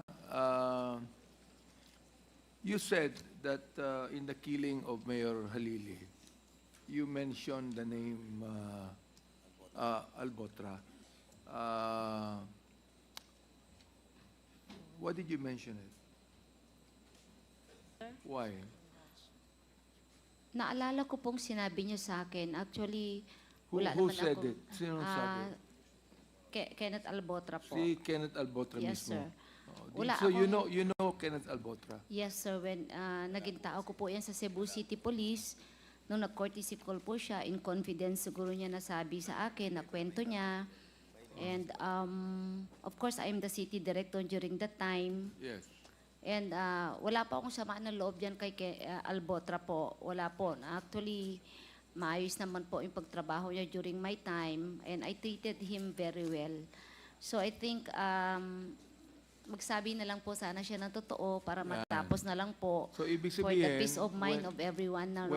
when you met him, he was the one that told you the story.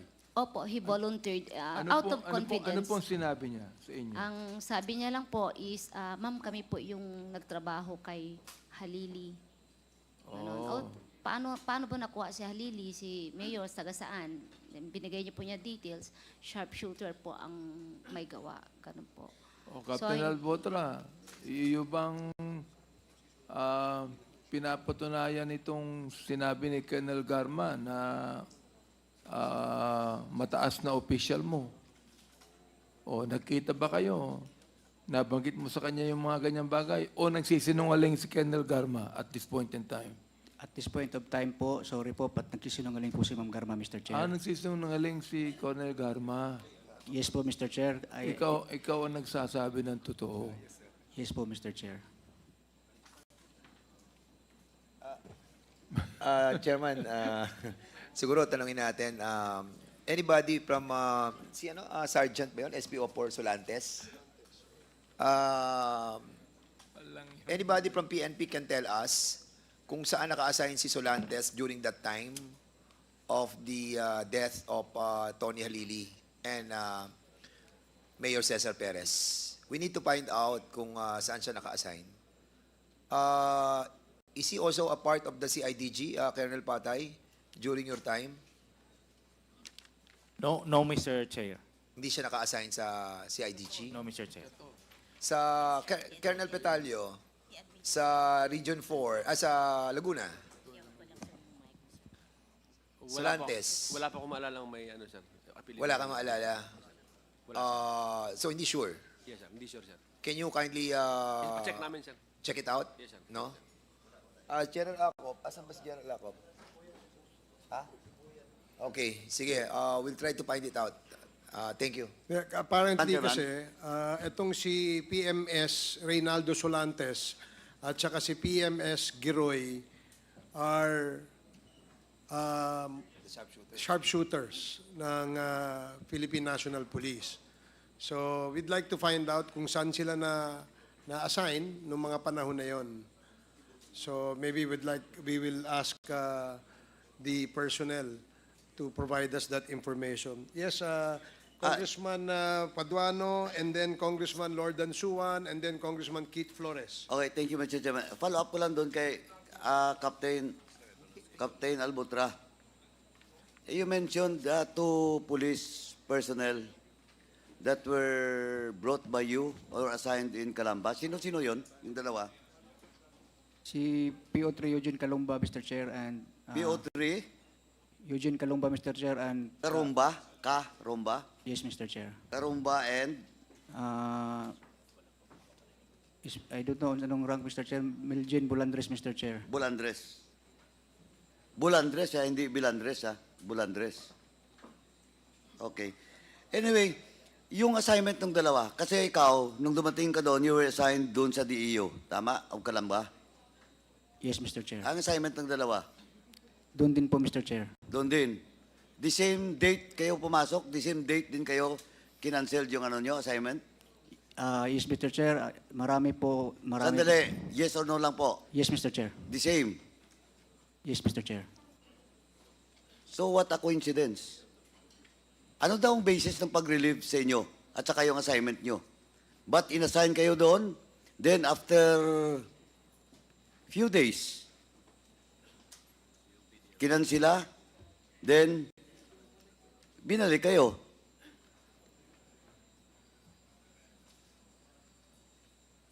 Oh. Opo, Mr. Chair. Hindi, anong opo? Tinatanong ko, bakit kinansila? Anong basis daw o reason? Si RD po ang... Who is that RD the time? General Ted Caranza po, Mr. Chair. Si Caranza is now the OIC Mayor of Yes. Silang Cavite. Yes, Mr. Chair. Now, who is the Chief of Police the time? That was then Lieutenant Colonel Ulsano, Mr. Chair. Lieutenant Colonel Ulsano. Luzano? Ulsano po. Ulsano? Anong klase yung Ulsano? Active pa ba ngayon yung Ulsano? Yes, Mr. Chair. Active pa? Saan naka-assign? No As far idea as you po know. kung saan, Mr. Chair. Mr. Chairman, can we direct the PNP to facilitate the present assignment of Light Colonel Olsano and to be invited in the next hearing? Kasi ito po yung Chief of Police nung nangyari yung Mayor Halili killing. Now, hindi ka man lang, Captain Albutra, hindi ka man lang nagtaka na you were assigned, you were relieved in Cebu? Prior to your relief, ano ba yung position mo doon sa Cebu? Station Commander, Mr. Chair. Station Commander of what? Station 1, Mr. Chair. Station 1. That's 2018. Yes, Mr. Chair. Gaano ka katagal doon na Station 1 Commander? I think only 2 months, Mr. Chair, before po na-issuehan ng order, Mr. Chair. So, 2 months ka lang na Station 1 Commander, then nirelieve ka, and then assigned to Calamba, ganon? Then, kinansila ulit, binalik ka na naman sa Cebu? Opo, Mr. Chair. Yun po ang nangyari, Mr. O Chair. prior to Station 1, anong assignment mo? Sa Deputy Dumaguete Police Station po yata, Mr. Chair, sa Negros Oriental PPO, Mr. Chair. Anong posisyon mo doon sa Negros Oriental? Deputy Dumaguete Chief of Police, Mr. Chair. Dumaguete City mismo. Opo, Mr. Chair. Your rank that time is Lieutenant? O Kapitana? Major po, Mr. Chair. Major. Okay. So, deputy ka ng Dumaguete. Anong buwan yon ng 2018?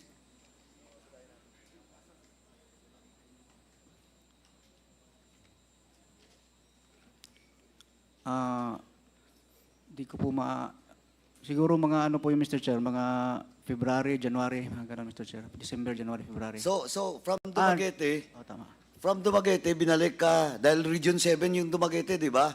Binalik ka sa region, then you were assigned as Station 1 Commander of Cebu City. From Dumaguete, Mr. Chair, assigned po ako sa Station 1 of Cebu City. Station 1 nga? Yes, Mr. Chair. As the commander of that station. Yes, Mr. Chair. Gaano ka katagal sa Dumaguete? Madali lang po, Mr. Chair. Madali ulit? Mga ilang buwan lang?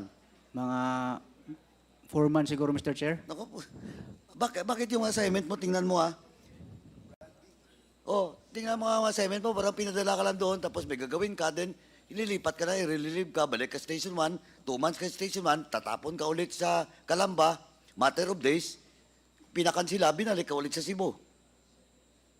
Yung sa Negros po, Mr. Chair, yung Dumaguete is, galing po ako ng Deputy Investigation, napunta akong Dumaguete, tapos nag-schooling po ako ng Investigation Officers Basic Course, Mr. Chair.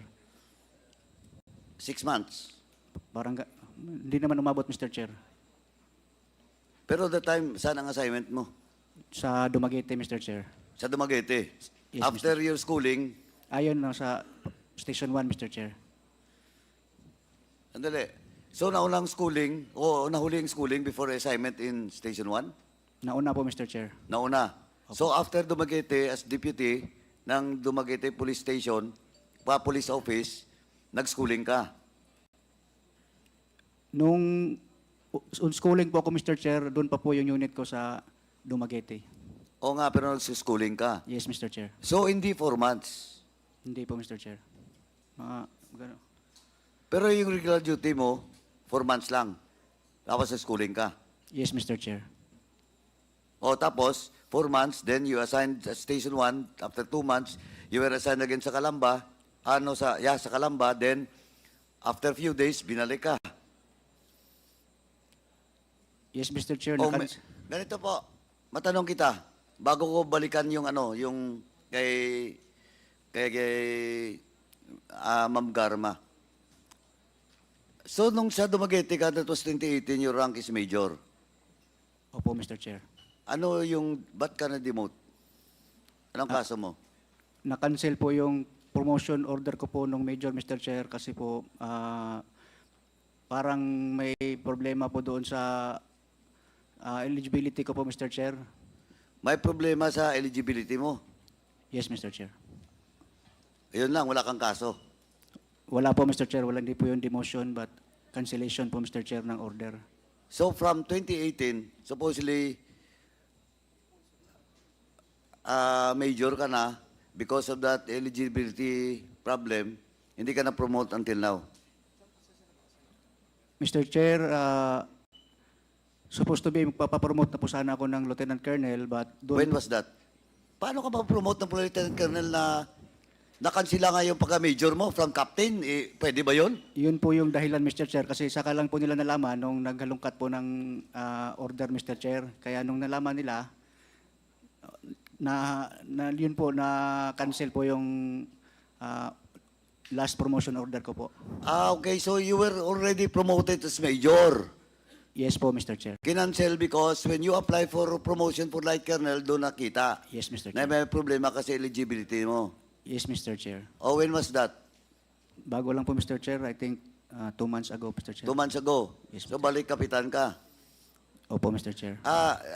Mr. Chairman, can we direct the DPRM to submit also the service record, and that includes the promotion and the cancellation of the reason for the cancellation of the promotion of Captain Albutra? Mr. Chair, Please. Yes, Congressman Akop. I'll just ask one clarificatory question. Ano yung sinasabi mong eligibility na wala ka, kaya hindi ka na-promote? Mr. Chair, yung ginamit ko po noon na eligibility was only police inspector, and sabi po ng DPRM, nung time na nagpapapromote ako is hindi na po daw valid yun, Mr. Chair. Napolcom, can you say something about that? Totoo ba yung sinasabi niya?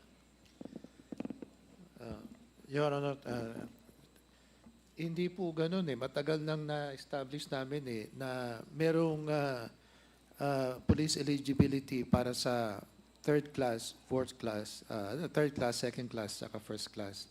Matagal na pong establish yun.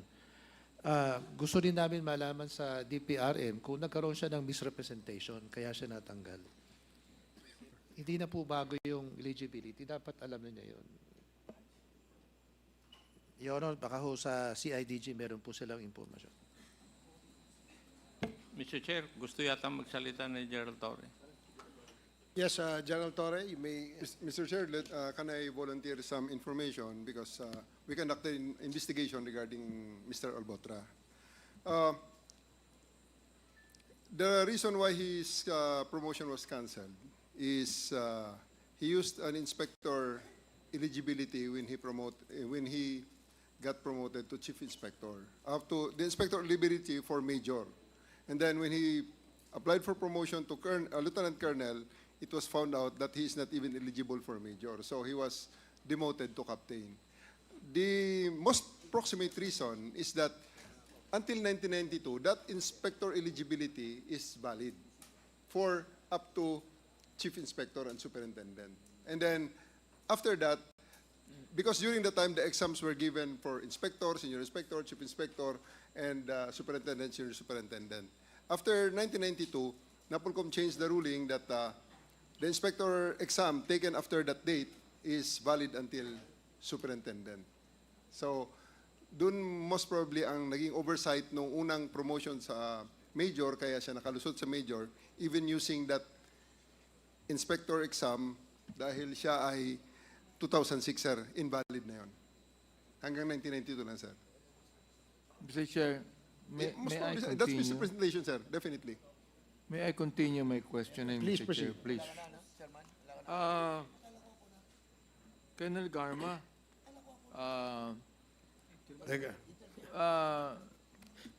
itong si Captain Albotra was assigned in Region 7, correct?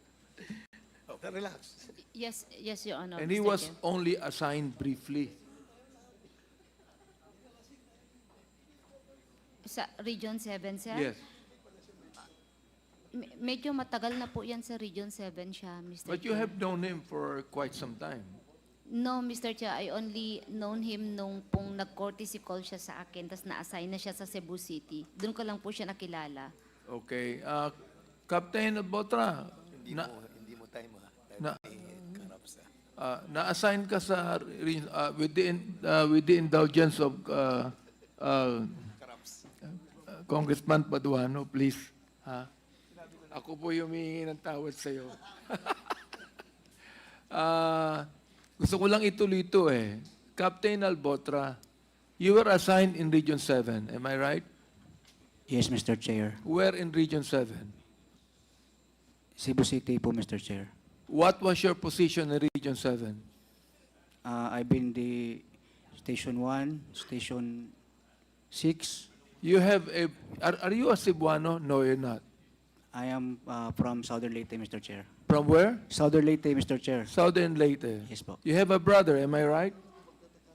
Meron kang kapatid na lalaki, correct? Yes po, Mr. Chair. Involved sa drugs, am I right? Now, do not lie, you're under oath.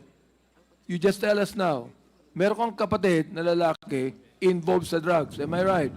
Wala po akong kapatid na lalaki na involved sa drugs, Mr. Chair. Ah, wala. Are you sure? Sigurado ka? Because we're gonna find out. We are going to find out.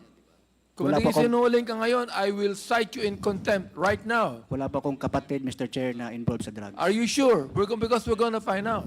Yes, Mr. Chair. Now, ang rinig ko, magaling ka sa baril eh. Magaling ka sa baril. Alam nyo, Captain, bilib ako sa magaling bumaril. Alam nyo, lahat ng mga pelikula sa Netflix na sniper, napanood ko. Yung isang araw kamukha mo eh. Oo, totoo yun. Mukha kang artista eh. Bilib ako sa marunong humawak ng baril. Totoo yan, di ba? O, di ba bilib ka rin marunong humawak ng baril? Bilib ka rin doon, di ba? Yes, Mr. Chair. O, itong si Joiint Kalumbar. Kilala mo, di ba? Yes, Mr. Chair. Kaibigan mo yon, am I right? Naging kasama ko po yun, Mr. Chair. Mahusay kumawak ng baril to eh. Tama, mali. Mahusay itong humawak ng baril. Oh, gusto mo, meron akong firing range. Sama kita, saka si Eugene. May mga baril ako doon. Subukan natin kung marunong kang bumaril. PNPA ka eh. Ikaw ba ay marunong bumaril o hindi? Marunong po, Mr. Chair. Yun pala naman eh. Okay, meron kang kaibigan si Eugene, ba't di mo sabihin sa amin marunong bumaril to? Nag-isinungaling ka eh. We're gonna find out here. Yung mga tanong namin sa'yo, we're gonna find out. Dito po, meron kaming paraan para i-find out kung nagsasabi ka ng totoo o hindi. Itong si Colonel Garma, mas naniniwala ako dito ngayon. Ikaw, ngayon ka lang. Naiinis na ako sa iyo eh. Totoo yun. Para na akong si Batoy, naiinis na ako sa iyo eh. Ah?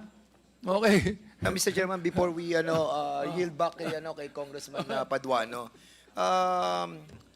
Captain Albotra, tell us, ba't kami maniniwala sa iyo? Ayun ang eligibility mo eh, para ma-promote ka eh. You deceive eh. Nagkaroon ka na ng deception eh. Di ba? Doon pa lamang sa promotion no. Meron ka nang ginawang panloloko. So much more dito sa ginagawa mo. Sinabi ni GM Garma na nagmalaki ka, nakasama ka sa team nang tumira kay Antonio Halili. Now, ngayon, sino paniniwalaan namin? Ikaw o si GM Garma? Now, tinatanong ka kung meron kang kapatid na na-involve sa drug pushing. Di ba? Nag-deny ka na naman. So, what else ang mga pagsisinungaling na gagawin mo sa kongresong ito? We are allowing you, no, to answer back to us, but we are very lenient sa iyo. Pero, alam mo, may hangganan yan, Captain Albotra. Huwag mong pilitin na i-cite ka namin in contempt. You cooperate. At kung hindi naman ikaw ang pumatay, at kasama ka lamang sa team na mga pumatay, you cooperate with us because this is your chance. We will never give you another chance. Believe us. Kaya, Captain Albotra, tama na. Yung nalipat ka sa Dumaguete, ilang buwan, nalipat ka sa Cebu, ilang buwan, nalipat ka sa Calamba, ilang buwan, may pattern na eh. Ginagamit ka. Ginagamit ka para sa intel work. ng Drug Enforcement Unit. Doon ka na-assign lagi eh. Ikaw nagmo-monitor. At pag natapos sa trabaho mo, aalis ka na or kaya andun ka, iba ang papatay. Huwag mo na kaming bulahin dito. Alam namin, yun ang trabaho mo. Kaya palipat-lipat ka. Mr. Chair, isang question lang po, Mr. Chair. Sino ang kamag-anak mo na involved sa drugs? Kung hindi kapatid mo. Sino?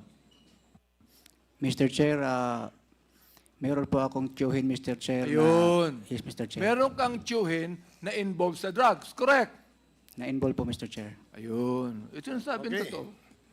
So we will now give the floor back to Congressman Paduano, and let me reiterate that after Congressman Paduano, it is now the turn of Congressman Lordan Suwan and then Congressman Keith Flores. Congressman Paduano, you have 2 more minutes. Please proceed. Matapos magkamali ka sa ruling mo, bigyan mo ko ng 2 minutes siya. Anyway, ganito po, Captain Albutra. You mentioned about the 2 police officers you brought in Calamba. The same assignment kayo? Opo, Mr. Chair. DEO din? Yes, Mr. Chair. The same din ang pag-relieve nyo? Yes po, Mr. Chair. What's the reason of your relief? What's the reason of your relief? Mr. Chair, siguro po si Sir Sino? Pitalio. Sir Pitalio po ang makasagot, Mr. Oh. Chair. Colonel Pitalio, what's the reason of the relief? Your Honor, I have no Kasi personal sinasabi ko na knowledge sa iyo, ikaw, Colonel, Yes, sir. ayusin mo ang pagsagot, huwag kang tatawa-tawa. Yes, sir. Oh, ilang araw lang si doon, tapos pinarelieve. Oh, what's the reason of that relief?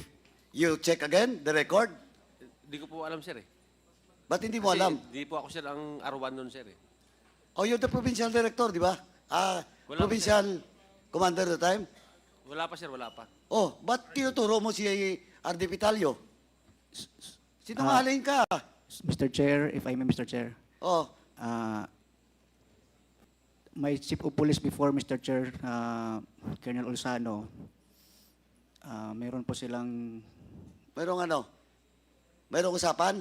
Meron po silang parang hindi pagkakaintindihan ni Sir Pitalio that time, Mr. Chair. Oh, when was that? During the time, sandali po, Captain Albutra, during the time, Colonel Pitalio, where were you assigned that time? Your Honor, ako po siya ng R2 nung araw, sir. Sorry? Regional Intelligence po ng... Ikaw, Yes, R2. sir. Then, sir, at that time, sinasabi niya, sir, si Colonel Ulsano, ayan po ang Chief of Police ng Calamba. Oh, ngayon, may problema daw kayo, sabi ni Albutra. Yun, sir, alam, sir, kung ako po, sir, pinagbumura ko nun eh. Na? Dahil sir, at that time, sir, ayaw niyang masapawan nun, sir eh. Sino ang ayaw masapawan? Yung Ulsano na yan, sir. O so, Yun na, sir, ang that sir. caused the relief. Sir, I have no idea, sir, about the relief, sir. Oh, who caused the relief? Hindi ko po alam, sir eh. Hindi mo alam, nasa R1 ka. Ano, sir? R2, sir. R2. Pero, sir, di ko po Oh, alam, kahit sir, na. Hindi mo alam. Hindi ko po alam, sir. Oh, Captain Albutra, ito ngayon kanina, yung statement from Ma'am Garma, dininay mo. Ito ngayon, you're pointing to Colonel Pitalio. Now, dininay niya. Wala siyang alam. O ikaw, ba't tinuturo mo kay si Colonel Pitalio? Yun po ang alam ko, Mr. Chair. Anong alam mo? Meron po silang hindi pagkakaunawaan, Mr. Chair, na naging sanhi po ng relief, Mr. Chair. Naging sanhi ng relief mo? Marami po, Mr. Chair, ang na-relieve, Mr. Chair, at that time. Hindi, pero ang question is, Yes, Mr. Chair, sa akin po. Kasama na rin po ako, Mr. Chair. ikaw last na lang to, Albutra. Mr. Chair. May itatanong pa ako mamaya isa, last, ha? Last. Mr. Chair, if you look at my affidavit, Mr. Chair. No, I will not. Your affidavit, you're under oath. What you're telling now is under oath also. Yes, Mr. Chair. Now, ang tanong ko, again, last na tanong, what's the cause of your relief? Hindi nga alam ni Colonel Pitalio eh. Ni RD Caranza, Mr. Chair, that Oh. time, sinabi niya na po na marirelieve po kami, Mr. Chair. Yun po ang parang... Hindi in-explain sa'yo ni RD Caranza? Sinabi niya po, Mr. Chair, na yun po yung parang resulta po ng tatalo nila ni Sir Petalio, Mr. Chair, tsaka ni Sir Olsano. Pagtatalo? Anong pakialam mo doon sa pagtatalo ng COP mo at saka ni Arto? Yun po ang... Unless may ginawa kayong operasyon o trabaho na binukulan nyo yung senior official nyo. Wala po, Mr. Chair. Ha? Wala po, Mr. Chair. Oh, ba't gawin mong reason ngayon si Colonel Pitalio? Na na-relieve kayo dahil sa away ng COP mo tsaka ni Colonel Pitalio. Ba't kayo? Bakit hindi yung deputy? DEO pa naman assignment mo. May war on drugs. May double barrel. The time. Albutra. Siguro po, Mr. Chair, si Brigadier General Ted Caranza po makasagot, Mr. Chair. Eto na, pati si RD mo. Tinatanong nga kita Sige nga. Karamihan na na-relieve. Alam nila, ba't sila na-relieve? Yun po ang alam ko, Mr. Chair. Yun po ang alam ko kung bakit kami... Why of all those people or of all those police officers? Kasama na rin po, Mr. Chair, si Sir Olsano, Mr. Chair, yung... Ni-relieve din kaagad? Yes po, Mr. Chair. Is it true, Arto, Colonel Pitalio? Nasabay sila ni-relieve? I try to find out, sir. Di ko po maalala, sir. Kung ano, sir. Pero natandaan mo na relieve siya. Hindi ko po, sir. Si Albutra. Hindi ko, sir, matandaan yan, sir. Ikaw, Pitalio, Sir, ikaw. totoo, sir. Kanina tinanong kita, kinote mo pa si Chairman Akop. Kasi, sir, Dahil sa problema ni Ulano. Kasi, sir, Tapos ngayon, hindi mo na naman alam. Because, Your Honor. Sandali. Yes, sir. Patapusin mo muna ako. Yes, sir. Nagsisinungaling ka rin No, sir. Alam mo ba yung reason why they were relieved or not? Hindi ko po alam, sir. Because, sir, at the time, sir, galing ako siya ng Antipolo, sir. Then, ako siya naging R2. Oo. So, this one, sir, Ulsano was the Chief of Police of Calamba. Yun siya ang assuming doon at that time. So, when I became the R2, ayun, sir, nagalit siya. Pero may problema talaga kayo ni COP Ulano that time. Actually, sir, wala, sir, parang nagselos lang, sir, ba't ako naging R2, sir? Yun lang, sir, ang ano. Pero, Anong class ba si Ulano? 2000 yun, sir. 2097 ka, ang layo. Yes, Junior mo siya. Yes, Ba't siya magsiselos? Hindi ko po alam, sir, baka, sir, siloso. Hindi, presumption mo yun. Nagselos siya. Di, sir, nagawa niya na May evidence siya, nagmura sa May evidence na? May, sir, na binuli niya ako sa cellphone, sir. That was the time, sir. Yun, sir, yan ang totoo doon, sir. Pero yung sinasabi niya, na-relieve siya dahil sa away Underclass mo, binuli ka? Yes, sir. Pero, okay lang yun, sir. Pero kasi sabi ko kay Sir Akop noon, sir, sila pulo lang naman, sir. Anyway, wala. Thank you, sir. Later, or in the other next hearing, magkakaalaman din tayo dyan kasi ito, Captain Albutra, yung record mo of now, wala pa sa amin yung official. Pero kung titingnan ko, palipat-lipat ka. Ano ka ba, taga Leyte? Opo, Mr. Chair. Waray. Bisaya, Mr. Chair. Bisaya. Kakaintindihan tayo. Anyway. Hindi. So, assignment mo ngayon is still in Cebu, Region 7. Yes, Mr. Chair. Anong assignment mo, Region 7? Bago lang po ako nilipat, Mr. Chair, sa RPHAS. Galing po ako ng Lapu-Lapu City Police Office, Mr. Chair. Ikaw ba yung Chief of Police sa Lapu-Lapu? Deputy? Hindi po, Mr. Chair. Ano ka doon? Wala pa po akong assignment doon, Mr. Chair. Tapos after nito, Mr. Chair, nung nabanggit po yung pangalan ko, nirelieve po ako at nilagay po ako sa RPHAS, Mr. Chair. Of course. That's the standard operating procedure of the PNP. Now, ang tanong, have you been assigned doon sa regional office? 7? Yes, Mr. Chair. Anong assignment mo doon? Ngayon Regional po, Mr. office, Ngayon po, Mr. Chair, Regional Police Office po ako, Mr. Chair. Previously, noong nakaraan? Matagal na po, Mr. Chair. Na-assign po ako sa R2 rin, Mr. Chair, bilang Sa? IRS. Sa R2, Mr. Chair. R2? Opo. When was that? 2012, 2013, Mr. Chair. 2012, 2013. Opo. So the time, anong position mo doon as R2? IRS, Mr. Chair. IRS. That was your first and last assignment sa region before Sa R2, Mr. Chair. yun ang pinaka Opo, Mr. Chair. last mo, R2. Opo, Mr. Chair. So after that, hindi ka na na-assign sa regional office. Yes, Mr. Chair. Okay. Now, you mentioned about, Ray Sulante. Tama? Kilala ko po siya, Mr. Chair. Paano mo nakilala si Sulante? Mr. Chair, before po kasi, Mr. Chair, Anong before? When was that? 2008, 9, mga ganong taon, Mr. Chair, 10 siguro. May mga pagkakataon po, Mr. Chair, na nag-joint operation po, Mr. Chair, at doon Joint operation of what? yung mga police operation, Mr. Saan Chair. na-assign that time si Sulante? Mr. Chair? Saan na-assign si Sulante that time? Yung minimension mo, Yes, Mr. Chair. Ang alam ko, Mr. Chair, PIB, Mr. Chair. Sa PIB po. PIB? What's PIB? Provincial Intel Branch. So, Provincial Intel Branch. Ikaw the time? Sa R2, Mr. Chair. R2 ka? Opo, Mr. Chair. Okay, tapos, Doon ko lang po siya nakilala, Mr. Chair. sabi mo kanina, 2013 ka pa pumasok sa R2, tapos ngayon, 2008 na sa R2 ka na. Doon ko po siya nakilala, Mr. Chair. And then, tanong ko ngayon, kanina sabi mo, that was the first time that you were assigned sa region, which is R2. Regional office ang pinag-usapan natin dito, ha. Sabi mo kanina, 2013. Ngayon you're mentioning about 2008. Doon mo nakilala si Sulante. Oh, Mr. Chair, if I may. sandali. You graduated 2006, di ba? Opo, Mr. Chair. First assignment to where? Sa... RMG. Hindi po, Mr. Chair. Sa Negros Oriental, Mr. Chair. Ano sa Negros Oriental? PMG, Mr. Chair.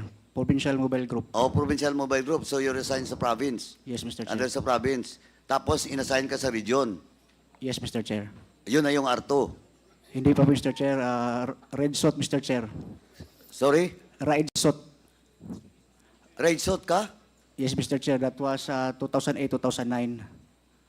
Ang gulo mo kausap. Kanina, tinatanong kita, when was the first time you were assigned in the regional office? Sabi mo, 2013. R2. Ngayon, 2008 ka, inassign ka man na Red Sot. Yun po ang una, Mr. Chair. Red Sot. Doon ko po nakilala yun si Sulante, Mr. Chair. That time he was assigned doon sa province. PIB, Mr. Chair. Tapos, Yun lang po, Mr. Chair. nung R2 ka, Hindi ko na po siya nakita, Mr. Chair. Hindi na kami Mr. Chair, nagkasama, Mr. Chair, sa mga joint hindi mo na siya operations. nakita? Hindi po, Mr. Chair. Sigurado ka? Nung R2 ka? Yes, Mr. Chair. Eh, si Sulante was assigned, parang hindi na yan umalis doon sa regional office. During na nandun po ako, Mr. Chair, hindi ko po alam kung saan siya assigned, Mr. Chair. Pero hindi na kayo nagkikita? Yes, Mr. Chair. Until when? Until when? Hindi ko na po maalala, Mr. Chair. Hindi nga, kailan kayong last nagkita? Nagkasama? Matagal na po, Mr. Chair. May mga 2008, 9, 10 siguro, Mr. Chair. 2010? Yes, Mr. Sabihin Chair. natin 2010. Opo. Eh kung may picture kami pakita na magkasama kayo sa range, Hindi ko po maalala, Mr. Chair. hindi mo rin alam ngayon kung saan si Sulante? Hindi po, Mr. Chair. Ang alam ko po, Mr. Chair, nag-retire na po siya, Mr. Chair. Nag-retire nga. Alam namin nag-retire na. Oh, alam mo nga nag-retire na eh. Pero hindi mo alam kung saan siya ngayon. Yes, Mr. Chair. Sigurado ka? Opo, Mr. Chair. Hindi naman kami nagkasama ng unit niyan, Mr. Chair. Totoo yun. Opo, Mr. Chair. Tama ka, hindi kayo nagkasama ng unit. Kasi laging, kayo, special.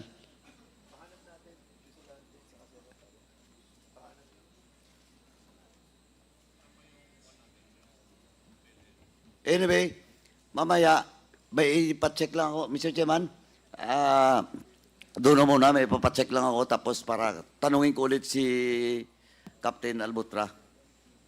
Kasi nagsisinungaling to eh. Hindi niya raw alam kung saan si Sulante. Alam nga ng lahat ng pulis sa Cebu kung saan si Sulante, tapos ikaw hindi mo alam? Eh, you're lying. Hindi ko po talaga alam, Mr. Okay, Colonel Garma, when was the last time you know the location of of Sulante?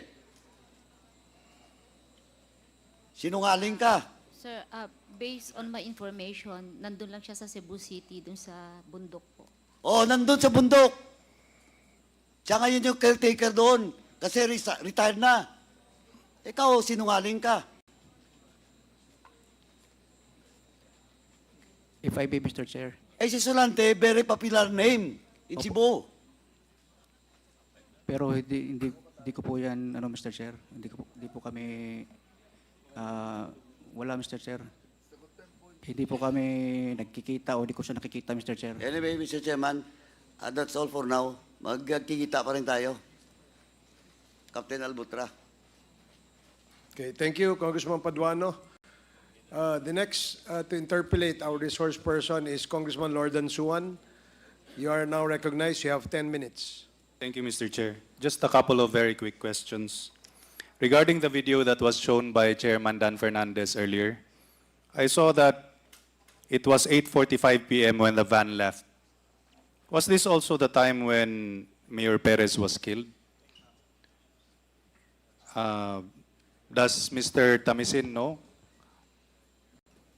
Your Honor, a few seconds after he was gunned down, that white van left the vicinity po, Your Honor.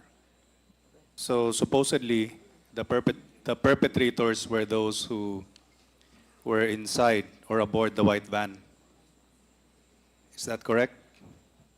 I assume, Your Honor. Okay. Another question, Your Honor, Mr. Chair. Why do you think Mr. Tamisin would Mayor Perez be assassinated? Was it because he went against, or did he ever go against the powers that be, or was it because he was included in the drug list? The only thing that I know, Your Honor, is that he was included in the narco list. That's all, Your Honor. And why, if what you're saying is true, then why would they try to pinpoint you as the murderer? That's why I'm very confused, Your Honor. I really do not know why I was implicated in this case. I really don't know the rationale behind. Mayor Perez, he was my godfather. Maybe in my 12 years as a municipal councilor, we have differences in policies. But please, let me remind also, as a municipal councilor before, I was able to approve or authored at least 680 ordinances and resolutions. If Mayor Perez was really my enemy, personal enemy, he will not allow me to win. More so, he will not allow me to win as number one from 2013 and 2016. But Yung aming pagtatalo po, Your Honor, ay kasama sa trabaho. As a matter of fact, if you will allow me, Your Honor, sabi nga ng kaibigan niyang isang fiskal, swerte ka, andyan ang inaanak mong si konsihal. At least nag-guide ka. Dahil yung mga mali, siya ang nagtatama sa'yo, kaya hindi na ipapasa yung mga batas na hindi tumutugma po sa GAAP, sa GAAS, at sa local government code, Your Honor. But you ran against him for the position of mayor one time. Opo, Your Honor. 4 po kami. As a matter of fact, ako pa nga po ang panghuli. At ako naman po'y walang pera, independent pa rin ulit.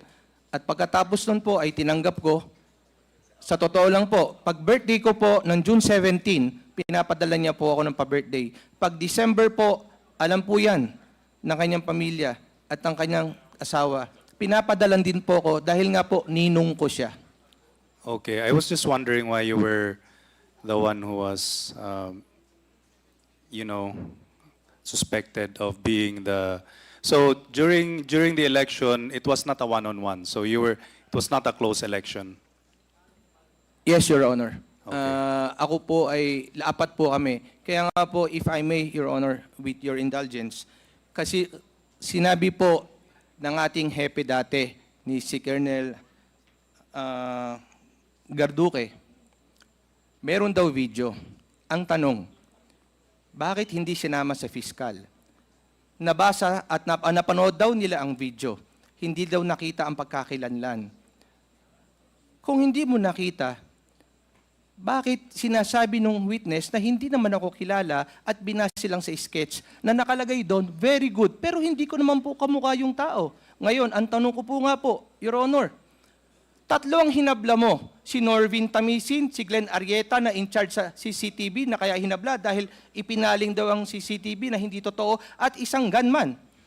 Kung 3 lang hinabla mo, pangatlo, yung sabi mo naglalakad na gunman, ako at si Glenn Arrieta, bakit di mo hinabla yung hindi ko naman kamukha? Di dapat 4 ang hinabla mo. What do you mean by hinabla?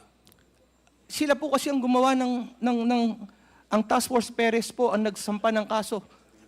Although pumirma po yung anak, pero sila po ang naggawa po ng reklamo o ng habla. So dapat pa lang, kanina nga po, dapat pa lang hindi mo na ako sinama dahil hindi naman ako yung nasa sketch. At kung ni-review mo, unang-una, kung ni-review mo talaga, wala ako sa area na sinasabi ng ginawa nilang habla. Wala naman ako sa vicinity, wala ako sa may gate, wala po ako sa may tapat ng 7-Eleven, at wala rin po ako sa whole area or vicinity ng munisipyo ng Los Baños. Nakita naman nila sa CCTV. Tapos, contrary sa mga witnesses nila na nakita ko, paano po nangyari yun? Kaya nga sabi ko nga, alam ko namang hindi nagsisinungaling si Colonel Garduque, pero alam ko nalilito na siya sa katotohanan. Mahirap talaga magbulid ng kasinungalingan because you will become a pathological liar and you will never know when you're telling the truth or not because you thought what you're telling is the truth. In fact, it was all lies. Okay. Now, what do you think is the reason why they would not release the video? Because it's contrary dun po sa kanilang ginawang habla. Dahil nakalagay doon, nakita si Norvin Tamisin na andun, paglabas pa, kumaway pa daw ako doon sa van na pumatay, binaba ko yung mask ko, inalis ko pa yung face shield ko. Ngayon, pag sinama ho yung video, magka-contradict po yun. Mapoprove yun na wala ka Wala doon. ko doon. So inilabas lang yung video, nakita ko kumakalat sa Facebook, sa mga messenger, ba't ganun? Kaya nabigla ako, kaya nung lumabas sa korte, sa kanila inilabas. Dapat ho, kasama na yun sa pagpapail. Ang intention lang po nila, one, in my own opinion, Your Honor, ma-file ang case. Second, hanapan ng fall guy katulad ko, at kung mahuli ako, itumba ako.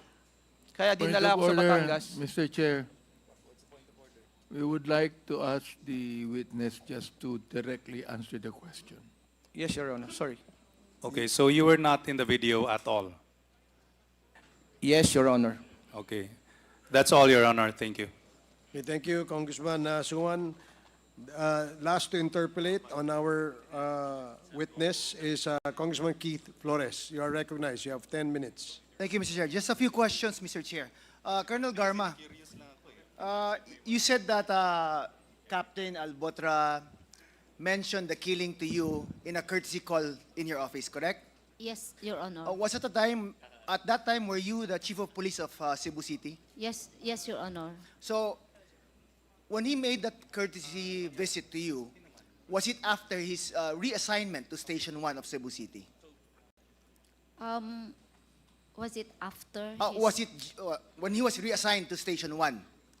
During that time, wala pa po siyang assignment sa... Wala pa? I am deciding pa po kung saan ko siya ilalagay. Kasi But he was call. returned to you back to you in Cebu City. Yun ang understanding ko po nung sinabi din nila na galing na siya doon dati. Pero hindi ko na po pinansin yun, Mr. Chair. Alright. So after he mentioned that to you na sila nga yung may tumira kay Mayor Halili, it was you who assigned him to a station as Chief of Police. Yes, Mr. Chair. Now, in that station, did he perform well naman, si Captain Albutra? Maayos naman, Mr. Maayos Chair. naman. Wala naman kayong away. Wala po, Mr. Chair. There was Your no Honor. miscommunication, misunderstanding between you and Captain Albutra. Wala po. He had no complaints against you also. Wala din po. Wala din. Okay. Now, Captain Albutra, in your affidavit, you repeatedly said that the allegations made by Colonel Garma are pure chismis, no? Made-up stories, correct? Yes po, Mr. Chair.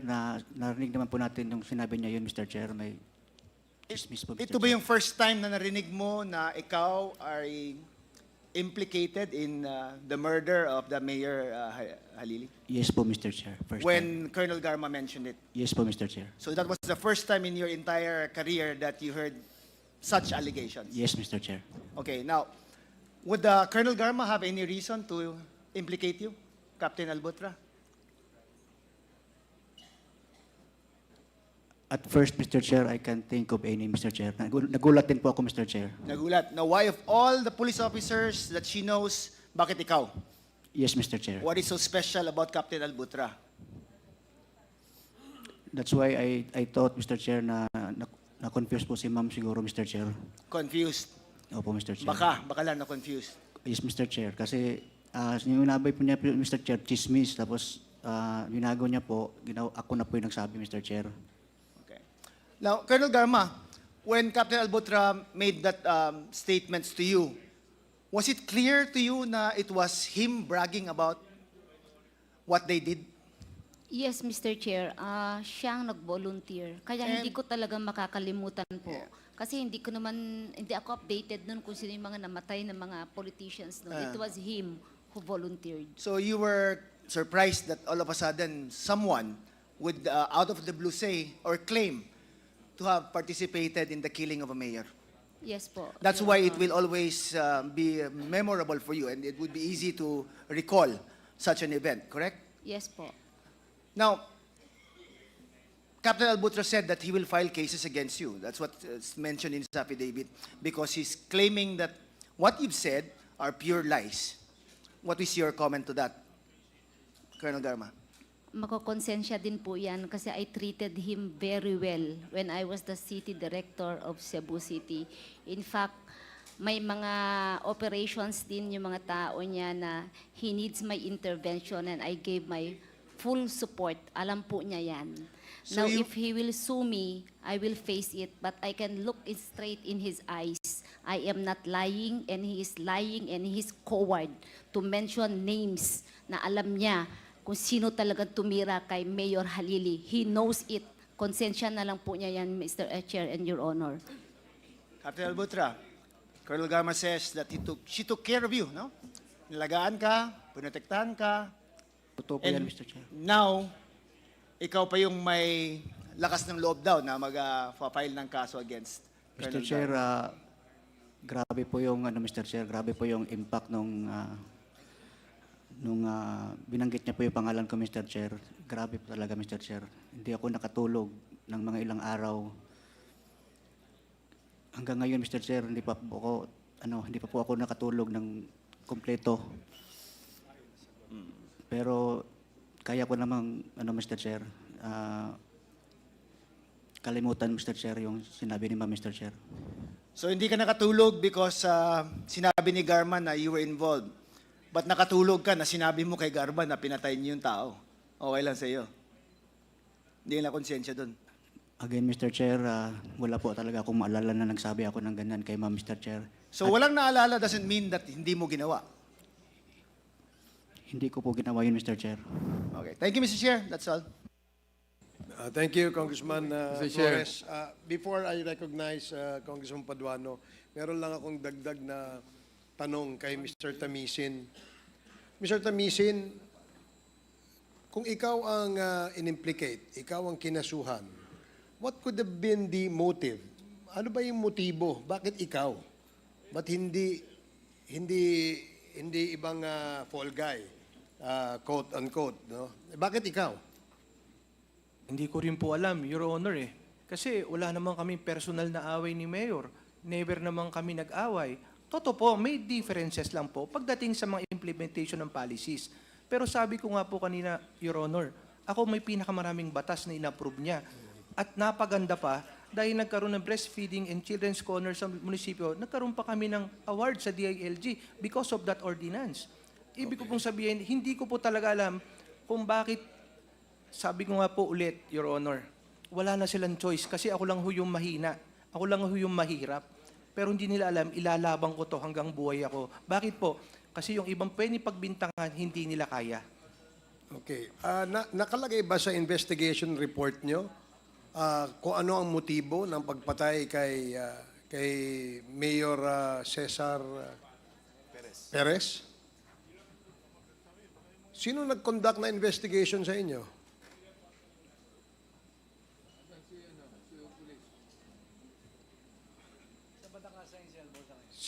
Hindi ba ikaw, Colonel Petalio, ang Chief of Police during the time? Your Honor, si Colonel Gardoque po, sir. You're not familiar